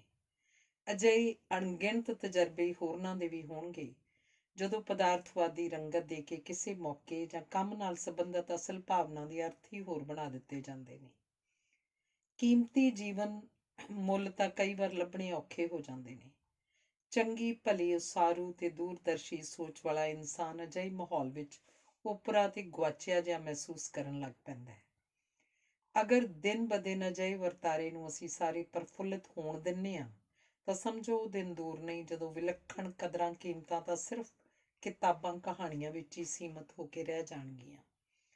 ਆਪਣੀ ਮਨੋਬਿਰਤੀ ਨੂੰ ਸੋਚ ਸੰਭਲ ਕੇ ਬਦਲਣ ਲਈ ਹੰਭਲਾ ਮਾਰਨ ਦਾ ਵੇਲਾ ਤਾਂ ਹੁਣ ਹੀ ਹੈ, ਵਰਨਾ ਸਾਡੇ ਵਾਰਸਾਂ ਦਾ ਭਵਿੱਖ ਇਸ ਤਰ੍ਹਾਂ ਧੁੰਦਲਾ ਹੋਣ ਦੇ ਆਸਾਰ ਬੜੇ ਰੌਸ਼ਨ ਹੋ ਜਾਣਗੇ। ਇਹ ਅਨਿਆਂ ਨਾ ਕਰੀਏ ਉਹਨਾਂ ਨਾਲ, ਉਹ ਤਾਂ ਸਾਡੇ ਤੋਂ ਚਾਨਣ ਦੀ ਆਸ ਲਾਈ ਬੈਠੇ ਨੇ। ਉਹਨਾਂ ਦੀ ਆਸਾਂ ਤੇ ਖਰੇ ਉਤਰੀਏ ਤਾਂ ਕਿ ਉਹ ਸਾਡੀਆਂ ਉਮੀਦਾਂ ਨੂੰ ਬੂਰ ਪਾ ਸਕਣ ਦੇ ਬਦਲਣ ਵਿੱਚ ਤੇ ਬਦਲ ਦੇਣ ਇਸ ਖੂਬਸੂਰਤ ਕਾਇਨਾਤ ਦੀ ਨਕਸ਼ ਨੁਹਾਰ। ਬੰਦੇ ਦੀ ਅਸਲੀ ਦੌਲਤ ਤਾਂ ਹੁੰਦੇ ਵੀ ਉਹਦੇ ਦੁਆਰਾ ਕੀਤੇ ਜਾਂਦੇ ਕੰਮ ਹੀ ਨਹੀਂ। ਤਦੇ ਤਾਂ ਅੰਗਰੇਜ਼ੀ ਦੇ ਪ੍ਰਸਿੱਧ ਵਾਰਤਕ ਲਿਖਾਰੀ ਟਾਮਸ ਕਾਰਲਾਈਲ ਨੇ ਆਖਿਆ ਹੋਵੇਗਾ, ਜੋ ਕੁਝ ਮੇਰੇ ਕੋਲ ਹੈ ਉਹ ਨਹੀਂ ਬਲਕਿ ਜੋ ਮੈਂ ਕਰਦਾ ਹਾਂ ਮੇਰੀ ਅਸਲ ਸਲਤਨਤ ਹੈ। ਧੰਨਵਾਦ। ਅਗਲਾ ਲੇਖ ਹੈ ਹਰਫਨ ਮੌਲਾ। ਪਰ ਅੱਜ ਕੱਲ੍ਹ ਤੁਹਾਡੀ ਬੇਟੀ ਕੀ ਕਰ ਰਹੀ ਹੈ ਮਿਸਿਸ ਨਿਮਰ? ਇੱਕ ਕਿੱਟੀ ਪਾਰਟੀ ਵਿੱਚ ਵਧੀਆ ਗੱਦੇਦਾਰ ਸੋਫੇ ਤੇ ਬੈਠਦਿਆਂ ਸ੍ਰੀਮਤੀ ਡਿੰਗੋ ਨੇ ਪੁੱਛਿਆ। ਉਹ ਪੰਜਾਬੀ, ਅੰਗਰੇਜ਼ੀ ਤੇ ਭੂਗੋਲ ਵਿਸ਼ਿਆਂ ਨਾਲ BA ਕਰ ਰਹੀ ਹੈ ਜੀ, ਸ੍ਰੀਮਤੀ ਨਿਮਰ ਨੇ ਦੱਸਿਆ। ਸਿਰਫ BA? ਖਾਲੀ BA ਨਾਲ ਕੀ ਹੋਏਗਾ ਮਿਸਿਸ ਨਿਮਰ? ਉਹਨੂੰ ਕੋਈ ਹੋਰ ਕੋਰਸ ਵੀ ਕਰਵਾਉਣਾ ਚਾਹੀਦਾ, ਜਿਵੇਂ ਕੰਪਿਊਟਰ, ਕੱਪੜੇ ਡਿਜ਼ਾਈਨ ਕਰਨਾ ਜਾਂ ਸਜਾਵਟ ਆਦਿ ਦਾ, ਸ੍ਰੀਮਤੀ ਡਿੰਗੋ ਨੇ ਬੜੇ ਵਿਸ਼ਵਾਸ ਨਾਲ ਸਲਾਹ ਦਿੱਤੀ। ਇਸ ਵੱਡਮੁੱਲੀ ਸਲਾਹ ਨੂੰ ਨਜ਼ਰਅੰਦਾਜ਼ ਕਰਦਿਆਂ ਸ੍ਰੀਮਤੀ ਨਿਮਰ ਨੇ ਪੁੱਛਿਆ, ਪਰ ਮਿਸਿਸ ਡਿੰਗੋ ਤੁਹਾਡੀ ਬੇਟੀ ਕੀ ਕਰਦੀ ਪਈ ਹੈ? ਮੇਰੀ ਕੀਰਤੀ ਤਾਂ ਨਾਲੇ BA ਕਰ ਰਹੀ ਹੈ, ਨਾਲੇ ਡਰੈਸ ਡਿਜ਼ਾਈਨਿੰਗ ਦੇ ਕੋਰਸ ਦੀ ਕਲਾਸ 'ਚ ਸ਼ਾਮ ਨੂੰ ਜਾਂਦੀ ਹੈ। ਸ੍ਰੀਮਤੀ ਡਿੰਗੋ ਫੁੱਲੇ ਨਹੀਂ ਸੀ ਸਮਾ ਰਹੇ। ਉਹਨਾਂ ਨੂੰ ਆਪਣੀ ਧੀ ਦੀ ਸਮਰੱਥਾ ਤੇ ਮਾਣ ਜੋ ਬਹੁਤ ਸੀ। ਸ੍ਰੀਮਤੀ ਨਿਮਰ ਤੇ ਉਹਨਾਂ ਦੇ ਪਤੀ ਦੇ ਵਿਚਾਰ ਸਨ ਕਿ ਉਹਨਾਂ ਦੀ ਬੇਟੀ ਪਹਿਲਾਂ ਚੰਗੀ ਤਰ੍ਹਾਂ ਪੜ੍ਹ ਕੇ BA ਪੂਰੀ ਕਰ ਲਏ। ਵੈਸੇ ਆਪਣੇ ਵਿਹਲੇ ਸਮੇਂ 'ਚ ਉਹ ਘਰ ਦੇ ਕੰਮਾਂ ਵਿੱਚ ਵੀ ਮਦਦ ਕਰਦੀ ਸੀ ਤੇ ਆਪਣੇ ਬਾਗਬਾਨੀ ਤੇ ਚਿੱਤਰਕਾਰੀ ਆਦਿ ਦੇ ਸ਼ੌਕ ਜ਼ਰੂਰ ਪੂਰੇ ਕਰਦੀ ਸੀ। ਇਸ ਸਭ ਕੁਝ ਨਾਲ ਉਹਦੀ ਸ਼ਖਸੀਅਤ ਪ੍ਰਭਾਵਸ਼ਾਲੀ ਬਣਦੀ ਜਾ ਰਹੀ ਸੀ। ਪੜ੍ਹਾਈ ਵਿੱਚ ਵੀ ਬਹੁਤ ਹੁਸ਼ਿਆਰ ਸੀ। ਉਂਝ ਸ਼੍ਰੀਮਤੀ ਡਿੰਗੋ ਦੇ ਵਿਚਾਰ ਕੋਈ ਓਪਰੇ ਵੀ ਨਹੀਂ ਸਨ। ਅਜੋਕੇ ਸਮੇਂ ਵਿੱਚ ਆਮ ਹੀ ਵੇਖਣ ਨੂੰ ਮਿਲ ਜਾਂਦਾ ਹੈ ਕਿ ਬੱਚੇ ਪੜ੍ਹਨ ਦੇ ਨਾਲ-ਨਾਲ ਵੰਨ-ਸੁਵੰਨੇ ਕੋਰਸ ਵੀ ਕਰ ਰਹੇ ਹੁੰਦੇ ਨੇ। ਨਤੀਜੇ ਵਜੋਂ ਬੱਚੇ ਸਵੇਰ ਤੋਂ ਲੈ ਕੇ ਰਾਤ ਤੱਕ ਲੋੜੋਂ ਵੱਧ ਰੁੱਝੇ ਰਹਿੰਦੇ ਹੋਣ ਕਰਕੇ ਬੇਲੋੜੇ ਤਣਾਅ ਦਾ ਸ਼ਿਕਾਰ ਵੀ ਹੁੰਦੇ ਨੇ। ਕਈ ਵਾਰ ਮਾਪਿਆਂ ਨੂੰ ਵੀ ਆਪਣੀ ਔਲਾਦ ਦੀ ਸਮਰੱਥਾ ਬਾਰੇ ਗਲਤਫਹਿਮੀ ਹੋ ਜਾਂਦੀ ਹੈ ਤੇ ਇਸ ਦਾ ਖਾਮਿਆਜ਼ਾ ਫਿਰ ਸਾਰੇ ਭੁਗਤਦੇ ਨੇ। ਸ੍ਰੀਮਤੀ ਨਿਮਰ ਆਪ ਹੀ ਆਖਦੇ ਨੇ ਕਿ ਕਿਸੇ ਚੁਣੇ ਹੋਏ ਖੇਤਰ ਵਿੱਚ ਬਹੁਤ ਲਗਨ, ਨਿਰੰਤਰ ਮਿਹਨਤ ਤੇ ਇਕਾਗਰਤਾ ਨਾਲ ਪੜ੍ਹਾਈ ਕਰਕੇ ਹੀ ਮੰਜ਼ਿਲ ਦੀ ਪ੍ਰਾਪਤੀ ਹੋ ਸਕਦੀ ਹੈ ਤੇ ਕਈ ਪਾਸਿਆਂ ਵੱਲ ਧਿਆਨ ਦੇਣ ਨਾਲ ਅਜਿਹਾ ਕਰਨਾ ਸੰਭਵ ਹੁੰਦਾ ਹੀ ਨਹੀਂ। ਕਾਰਜ ਕੁਸ਼ਲਤਾ ਵਿੱਚ ਗਿਰਾਵਟ ਆ ਜਾਂਦੀ ਹੈ ਤੇ ਮਨ ਚਾਹੇ ਨਤੀਜੇ ਪ੍ਰਾਪਤ ਨਹੀਂ ਹੁੰਦੇ, ਜੋ ਪਿੱਛੋਂ ਨਿਰਾਸ਼ਾ ਤੇ ਉਦਾਸੀਨਤਾ ਦਾ ਸਬੱਬ ਬਣਦੇ ਨੇ। ਉਹ ਇਹ ਵੀ ਆਖਦੇ ਨੇ ਕਿ ਇਸ ਤਰ੍ਹਾਂ ਦੇ ਹਾਲਾਤ ਵਿੱਚ ਤਾਂ ਇੱਕ ਲਾਇਕ ਬੱਚਾ ਵੀ ਅਯੋਗ ਬੱਚਿਆਂ ਦੀ ਗਿਣਤੀ 'ਚ ਸ਼ਾਮਲ ਹੋ ਸਕਦਾ ਹੈ। ਸਮੇਂ ਦੀ ਸੁਚੱਜੀ ਵਰਤੋਂ ਨੂੰ ਸਫਲਤਾ ਦੀ ਟੀਸੀ ਤੇ ਪੁੱਜਣ ਦੀ ਪਹਿਲੀ ਪੌੜੀ ਤੇ ਸੁਨਹਿਰੀ ਚਾਬੀ ਮੰਨਦੇ ਨੇ। ਜਿੰਨੇ ਨਿਸ਼ਚੇ ਤੇ ਦਲੀਲ ਨਾਲ ਸ਼੍ਰੀਮਤੀ ਨਿਮਰ ਗੱਲਾਂ ਕਰਦੇ ਨੇ, ਜਾਪਦੀਆਂ ਤਾਂ ਮੰਨਣਯੋਗ ਹੀ ਨੇ। ਪਰ ਹੁਣ ਇਹ ਗੱਲਾਂ ਕਰਦਿਆਂ ਮੈਂ ਕਿਤੇ ਇਹਨਾਂ ਦੋਹਾਂ ਬੀਬੀਆਂ ਦੀ 4 ਵਰ੍ਹਿਆਂ ਬਾਅਦ ਐਨ ਉਸੇ ਥਾਂ ਤੇ ਹੋਈ ਗੁਫ਼ਤਗੂ ਤੁਹਾਨੂੰ ਸਾਰਿਆਂ ਨੂੰ ਦੱਸਣੀ ਭੁੱਲ ਹੀ ਨਾ ਜਾਵਾਂ। ਸ਼੍ਰੀਮਤੀ ਨਿਮਰ, ਮਿਸਿਸ ਡਿੰਗੋ, ਤੁਹਾਡੀ ਧੀ ਦੀ ਪੜ੍ਹਾਈ ਹੋ ਚੁੱਕੀ ਹੋਣੀ ਹੈ, ਹੁਣ ਕੀ ਕਰਦੀ ਹੈ? ਹਾਂਜੀ, ਪਰ ਕੀਰਤੀ ਨੂੰ ਐਮਏ ਵਿੱਚ ਦਾਖਲਾ ਨਹੀਂ ਮਿਲ ਸਕਿਆ ਕਿਉਂ ਜੋ ਉਹਦੇ ਬੀਏ 'ਚ ਬਹੁਤ ਘੱਟ ਅੰਕ ਆਏ ਸਨ। ਬੇਹੱਦ ਨਿੰਮੋ ਝੂਣੀ ਸ਼੍ਰੀਮਤੀ ਡਿੰਗੋ ਨੇ ਦੱਸਿਆ। ਪਰ ਉਹਦੇ ਡਰੈਸ ਡਿਜ਼ਾਈਨਿੰਗ ਕੋਰਸ ਦਾ ਕੀ ਬਣਿਆ? ਉਹ ਤਾਂ ਉਹਨੇ ਵਿੱਚੇ ਹੀ ਛੱਡ ਦਿੱਤਾ ਸੀ। ਉਹਦੇ ਕੋਲ ਉਹਨਾਂ ਵੱਲੋਂ ਦਿੱਤਾ ਗਿਆ ਕੰਮ ਪੂਰਾ ਕਰਨ ਦਾ ਸਮਾਂ ਹੀ ਨਹੀਂ ਸੀ ਨਿਕਲਦਾ। ਪਰ ਤੁਹਾਡੀ ਧੀ ਅੱਜ ਕੱਲ੍ਹ ਕੀ ਕਰ ਰਹੀ ਹੈ ਸ਼੍ਰੀਮਤੀ ਨਿਮਰ? ਉਪਰੋਕਤ ਪ੍ਰਸ਼ਨ ਦਾ ਉੱਤਰ ਦੇਣ ਸਮੇਂ ਸ਼੍ਰੀਮਤੀ ਨਿਮਰ ਦੀ ਆਵਾਜ਼ 'ਚ ਉਹਨਾਂ ਅੰਦਰਲੀ ਖੁਸ਼ੀ ਦੀ ਝਲਕ ਪ੍ਰਤੱਖ ਨਜ਼ਰੀ ਪੈ ਰਹੀ ਸੀ। ਉਹ ਇਸ ਸਮੇਂ ਐਮਏ ਭੂਗੋਲ ਦੇ ਦੂਜੇ ਭਾਗ 'ਚ ਪੜ੍ਹ ਰਹੀ ਹੈ। ਉਹਨੇ ਪਹਿਲਾ ਭਾਗ ਪ੍ਰਥਮ ਦਰਜੇ 'ਚ ਪਾਸ ਕੀਤਾ ਹੈ। ਅਸਲ 'ਚ ਭੂਗੋਲ ਦੀ ਪ੍ਰੋਫੈਸਰ ਬਣਨਾ ਚਾਹੁੰਦੀ ਹੈ। ਬਹੁਤ ਮਿਹਨਤੀ ਸੁਭਾਅ ਦੀ ਹੈ ਨਿਮਰਤ। ਸੱਚਮੁੱਚ ਹੀ ਸਾਰੇ ਕੁਝ ਬਾਰੇ ਥੋੜ੍ਹਾ ਜਾਣਨ ਨਾਲੋਂ ਕਿਸੇ ਇੱਕ ਖੇਤਰ 'ਚ ਵੱਧ ਤੋਂ ਵੱਧ ਜਾਣਨ ਦੀ ਕੋਸ਼ਿਸ਼ ਕਰਨੀ ਕਿਤੇ ਲਾਹੇਵੰਦ ਹੈ। ਸ਼੍ਰੀਮਤੀ ਡਿੰਗੋ ਦੇ ਮੂੰਹੋਂ ਆਪ ਮੁਹਾਰੇ ਨਿਕਲ ਗਿਆ। ਇੱਥੇ ਇਹ ਦੱਸਣਾ ਵੀ ਕੁਥਾਂ ਨਹੀਂ ਹੋਏਗਾ ਕਿ ਸ਼੍ਰੀਮਤੀ ਨਿਮਰ ਦੀ ਧੀ ਨਿਮਰਤ ਇਸ ਸਮੇਂ ਕਾਲਜ ਵਿੱਚ ਭੂਗੋਲ ਦੀ ਪ੍ਰੋਫੈਸਰ ਹੈ ਤੇ ਵਿਦਿਆਰਥੀ ਉਹਦੀ ਆਪਣੀ ਵਿਸ਼ੇ ਸੰਬੰਧੀ ਜਾਣਕਾਰੀ ਤੇ ਲਿਆਕਤ ਸਦਕਾ ਬਹੁਤ ਪਸੰਦ ਕਰਦੇ ਹਨ। ਅੱਗੋਂ ਉਹਨੂੰ ਵੀ ਇੱਕ ਚੰਗੀ ਅਧਿਆਪਕ ਬਣਨ ਦਾ ਜਨੂੰਨ ਹੈ। ਇਹ ਬਿਲਕੁਲ ਸੱਚ ਹੈ ਕਿ ਕਈ ਪਾਸੇ ਧਿਆਨ ਵੰਡੇ ਜਾਣ ਨਾਲ ਬੱਚੇ ਹਰਫਨ ਮੌਲਾ ਤਾਂ ਜ਼ਰੂਰ ਬਣ ਜਾਂਦੇ ਹੋਣਗੇ, ਪਰ ਕਿਸੇ ਇੱਕ ਖੇਤਰ ਵਿੱਚ ਮੁਹਾਰਤ ਹਾਸਲ ਕਰਨਾ ਦੂਰ ਦੀ ਗੱਲ ਬਣ ਜਾਂਦੀ ਹੈ। ਪ੍ਰਸਿੱਧ ਵਿਗਿਆਨੀ ਤੇ ਖੋਜਕਾਰ ਅਲੈਗਜ਼ੈਂਡਰ ਗ੍ਰਾਹਮ ਬੈਲ ਨੇ ਕਿੰਨਾ ਉਚਿਤ ਕਿਹਾ ਹੈ, ਆਪਣਾ ਸਾਰਾ ਧਿਆਨ ਹੱਥਲੇ ਕੰਮ ਉੱਤੇ ਇਕਾਗਰ ਕਰ ਦਿਓ। ਸੂਰਜ ਦੀਆਂ ਕਿਰਨਾਂ ਵੀ ਉਦੋਂ ਹੀ ਸਾੜਦੀਆਂ ਨੇ ਜਦੋਂ ਉਹਨਾਂ ਨੂੰ ਕਿਸੇ ਇੱਕ ਬਿੰਦੂ ਤੇ ਕੇਂਦਰਿਤ ਕੀਤਾ ਜਾਂਦਾ ਹੈ। ਧੰਨਵਾਦ। ਅਗਲਾ ਲੇਖ ਹੈ ਖੁਸ਼ ਹੋਣ ਦਾ ਢੋਂਗ। ਮੇਰੀ ਪੁਰਾਣੀ ਸਹੇਲੀ ਚਿੱਕੀ ਦਾ ਤੇ ਮੇਰਾ ਕਿਤੇ ਇਕੱਠਿਆਂ ਜਾਣ ਦਾ ਪ੍ਰੋਗਰਾਮ ਸੀ। ਮੈਂ ਬਿਲਕੁਲ ਤਿਆਰ ਬੈਠੀ ਚਿੱਕੀ ਨੂੰ ਉਡੀਕ ਰਹੀ ਸਾਂ, ਪਰ ਉਹ ਆਉਣ ਦਾ ਨਾਂ ਨਹੀਂ ਸੀ ਲੈ ਰਹੀ। ਇਹ ਵਤੀਰਾ ਉਹਦੇ ਆਮ ਸੁਭਾਅ ਦੇ ਐਨ ਉਲਟ ਸੀ, ਕਿਉਂਕਿ ਅਜਿਹੀ ਸਥਿਤੀ 'ਚ ਉਹ ਕਾਰਨ ਦੱਸਣ ਲਈ ਲਾਜ਼ਮੀ ਫੋਨ ਕਰ ਦਿਆ ਕਰਦੀ ਹੈ। ਮੈਂ ਵੀ ਇਸ ਕਰਕੇ ਫੋਨ ਕਰਨਾ ਉਚਿਤ ਨਾ ਸਮਝਿਆ ਕਿ ਮਤਾ ਉਹ ਕਿਤੇ ਰਾਹ ਵਿੱਚ ਹੀ ਹੋਵੇ। ਚਲੋ ਮੈਂ ਉਹਦੀ ਇੰਤਜ਼ਾਰ ਕਰਨ 'ਚ ਕਈ ਨਿੱਕੇ ਨਿੱਕੇ ਕੰਮ ਕਰ ਲਏ ਤੇ ਆਖਰ ਉਹ ਮਿੱਥੇ ਸਮੇਂ ਤੋਂ 1.5 ਕੁ ਘੰਟਾ ਲੇਟ ਆਈ ਗਈ। ਪਹਿਲਾ ਕੰਮ ਉਹਨੇ ਦੇਰੀ ਨਾਲ ਆਉਣ ਲਈ ਮਾਫੀ ਮੰਗਣ ਦਾ ਕੀਤਾ। ਬੜੀ ਅਸ਼ਾਂਤ ਤੇ ਖਿਜੀ ਜਿਹੀ ਜਾਪੀ ਉਹ ਮੈਨੂੰ। ਮੇਰੇ ਕਾਰਨ ਪੁੱਛਣ ਤੋਂ ਪਹਿਲਾਂ ਹੀ ਉਹਨੇ ਮਨੋਂ ਬੋਝ ਲਾਉਣ ਦੀ ਕੀਤੀ। ਪਤਾ ਹੈ, ਜਿਉਂ ਹੀ ਮੈਂ ਤਿਆਰ ਹੋ ਕੇ ਨਿਕਲਣ ਲੱਗੀ ਸੀ, ਮੇਰੀ ਪੁਰਾਣੀ ਗੁਆਂਢਣ ਬੇਬੀ ਆ ਗਈ ਆਪਣੇ ਰੋਣੇ ਧੋਣੇ ਸੁਣਾਉਣ। ਬਸ ਫੇਰ ਕੀ ਸੀ, ਮੈਂ ਤਾਂ ਬੜੀ ਮੁਸ਼ਕਿਲ ਖਹਿੜਾ ਛੁਡਾ ਕੇ ਆ ਰਹੀ ਹਾਂ। ਕੁਝ ਸਾਲ ਪਹਿਲਾਂ ਚਿੱਕੀ ਦੇ ਗੁਆਂਢ ਰਹਿ ਕੇ ਗਈ ਇਹ ਔਰਤ ਉੱਥੋਂ ਮਕਾਨ ਤਬਦੀਲ ਕਰ ਲੈਣ ਦੇ ਬਾਵਜੂਦ ਉਸ ਕੋਲ ਫੇਰੀ ਪਾਉਣ ਦਾ ਦਸਤੂਰ ਨਿਰੰਤਰ ਜਾਰੀ ਰੱਖ ਰਹੀ ਹੈ। ਮੇਰੀ ਜ਼ਾਤੀ ਤੌਰ ਤੇ ਤਾਂ ਉਸ ਔਰਤ ਨਾਲ ਕੋਈ ਵਾਕਫੀਅਤ ਨਹੀਂ, ਪਰ ਚਿੱਕੀ ਤੋਂ ਇੰਨਾ ਜ਼ਰੂਰ ਪਤਾ ਲੱਗ ਚੁੱਕਾ ਹੈ ਕਿ ਉਹਨੂੰ ਅਸਲ 'ਚ ਕੋਈ ਜ਼ਿਕਰਯੋਗ ਸਮੱਸਿਆ ਹੈ ਨਹੀਂ। ਇਹਦੇ ਬਾਵਜੂਦ ਉਹ ਐਵੇਂ ਹੀ ਕਾਲਪਨਿਕ ਮੁਸੀਬਤਾਂ ਦੇ ਪਹਾੜਾਂ ਦਾ ਢੰਡੋਰਾ ਪਿੱਟਦੀ ਰਹਿੰਦੀ ਹੈ। ਜਿਹੜਾ ਵੀ ਉਹਦੇ ਅੜਿੱਕੇ ਆ ਜਾਏ, ਉਸੇ ਨੂੰ ਹੀ ਆਪਣੇ ਦੁੱਖਾਂ ਦੀ ਦਾਸਤਾਨ ਸੁਣਾ ਕੇ ਹਾਲੋਂ ਬੇਹਾਲ ਕਰਕੇ ਉਹਨੂੰ ਕੋਈ ਅਨੋਖੀ ਸੰਤੁਸ਼ਟੀ ਪ੍ਰਾਪਤ ਹੁੰਦੀ ਹੈ ਸ਼ਾਇਦ।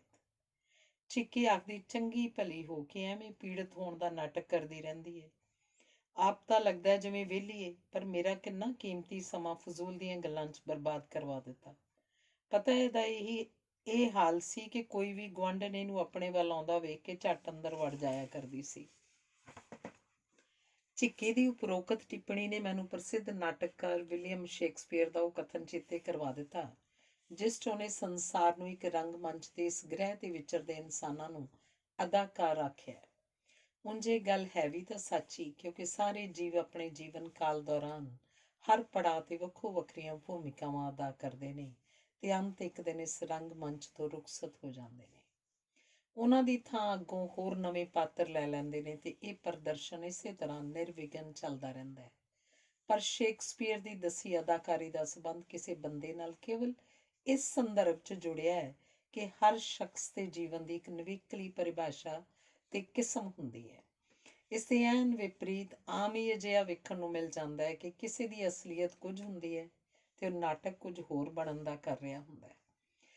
ਅਜਿਹੇ ਵਤੀਰੇ ਦੇ ਸੰਕਲਪ ਨੂੰ ਬਿਆਨ ਕਰਨ ਲਈ ਢੋਂਗ, ਨਾਟਕ, ਪਖੰਡ ਜਾਂ ਫਰੇਬਾਦ ਸ਼ਬਦਾਂ ਦੀ ਵਰਤੋਂ ਕੀਤੀ ਜਾਂਦੀ ਹੈ। ਢੋਂਗ ਦਾ ਸਹਾਰਾ ਲਿਆ ਬਣਦਾ ਜਾਂ ਸੰਵਰਦਾ ਤਾਂ ਕੁਝ ਵੀ ਨਹੀਂ, ਸਗੋਂ ਬੰਦਾ ਸਮਾਜ ਵਿੱਚ ਆਪਣਾ ਅਕਸ ਵਿਗਾੜਨ ਦੇ ਨਾਲ ਲੋਕਾਂ ਦਾ ਵਿਸ਼ਵਾਸ ਵੀ ਗਵਾ ਬੈਂਦਾ ਹੈ। ਆਖਰ ਅੰਦਰੋਂ ਤਾਂ ਹਰ ਕਿਸੇ ਨੂੰ ਆਪਣੇ ਸੱਚ ਦਾ ਪਤਾ ਹੁੰਦਾ ਹੈ। ਦੰਭ ਜਾਂ ਢੋਂਗ ਕੋਈ ਟਿਕਾਊ ਸ਼ੈ ਵੀ ਨਹੀਂ, ਇਹ ਕੇਵਲ ਇੱਕ ਆਰਜ਼ੀ ਸਥਿਤੀ ਹੁੰਦੀ ਹੈ। ਦੇਰ ਸਵੇਰ ਅਸਲੀਅਤ ਤਾਂ ਹਰ ਹਾਲ ਸਾਹਮਣੇ ਆਈ ਜਾਂਦੀ ਹੈ।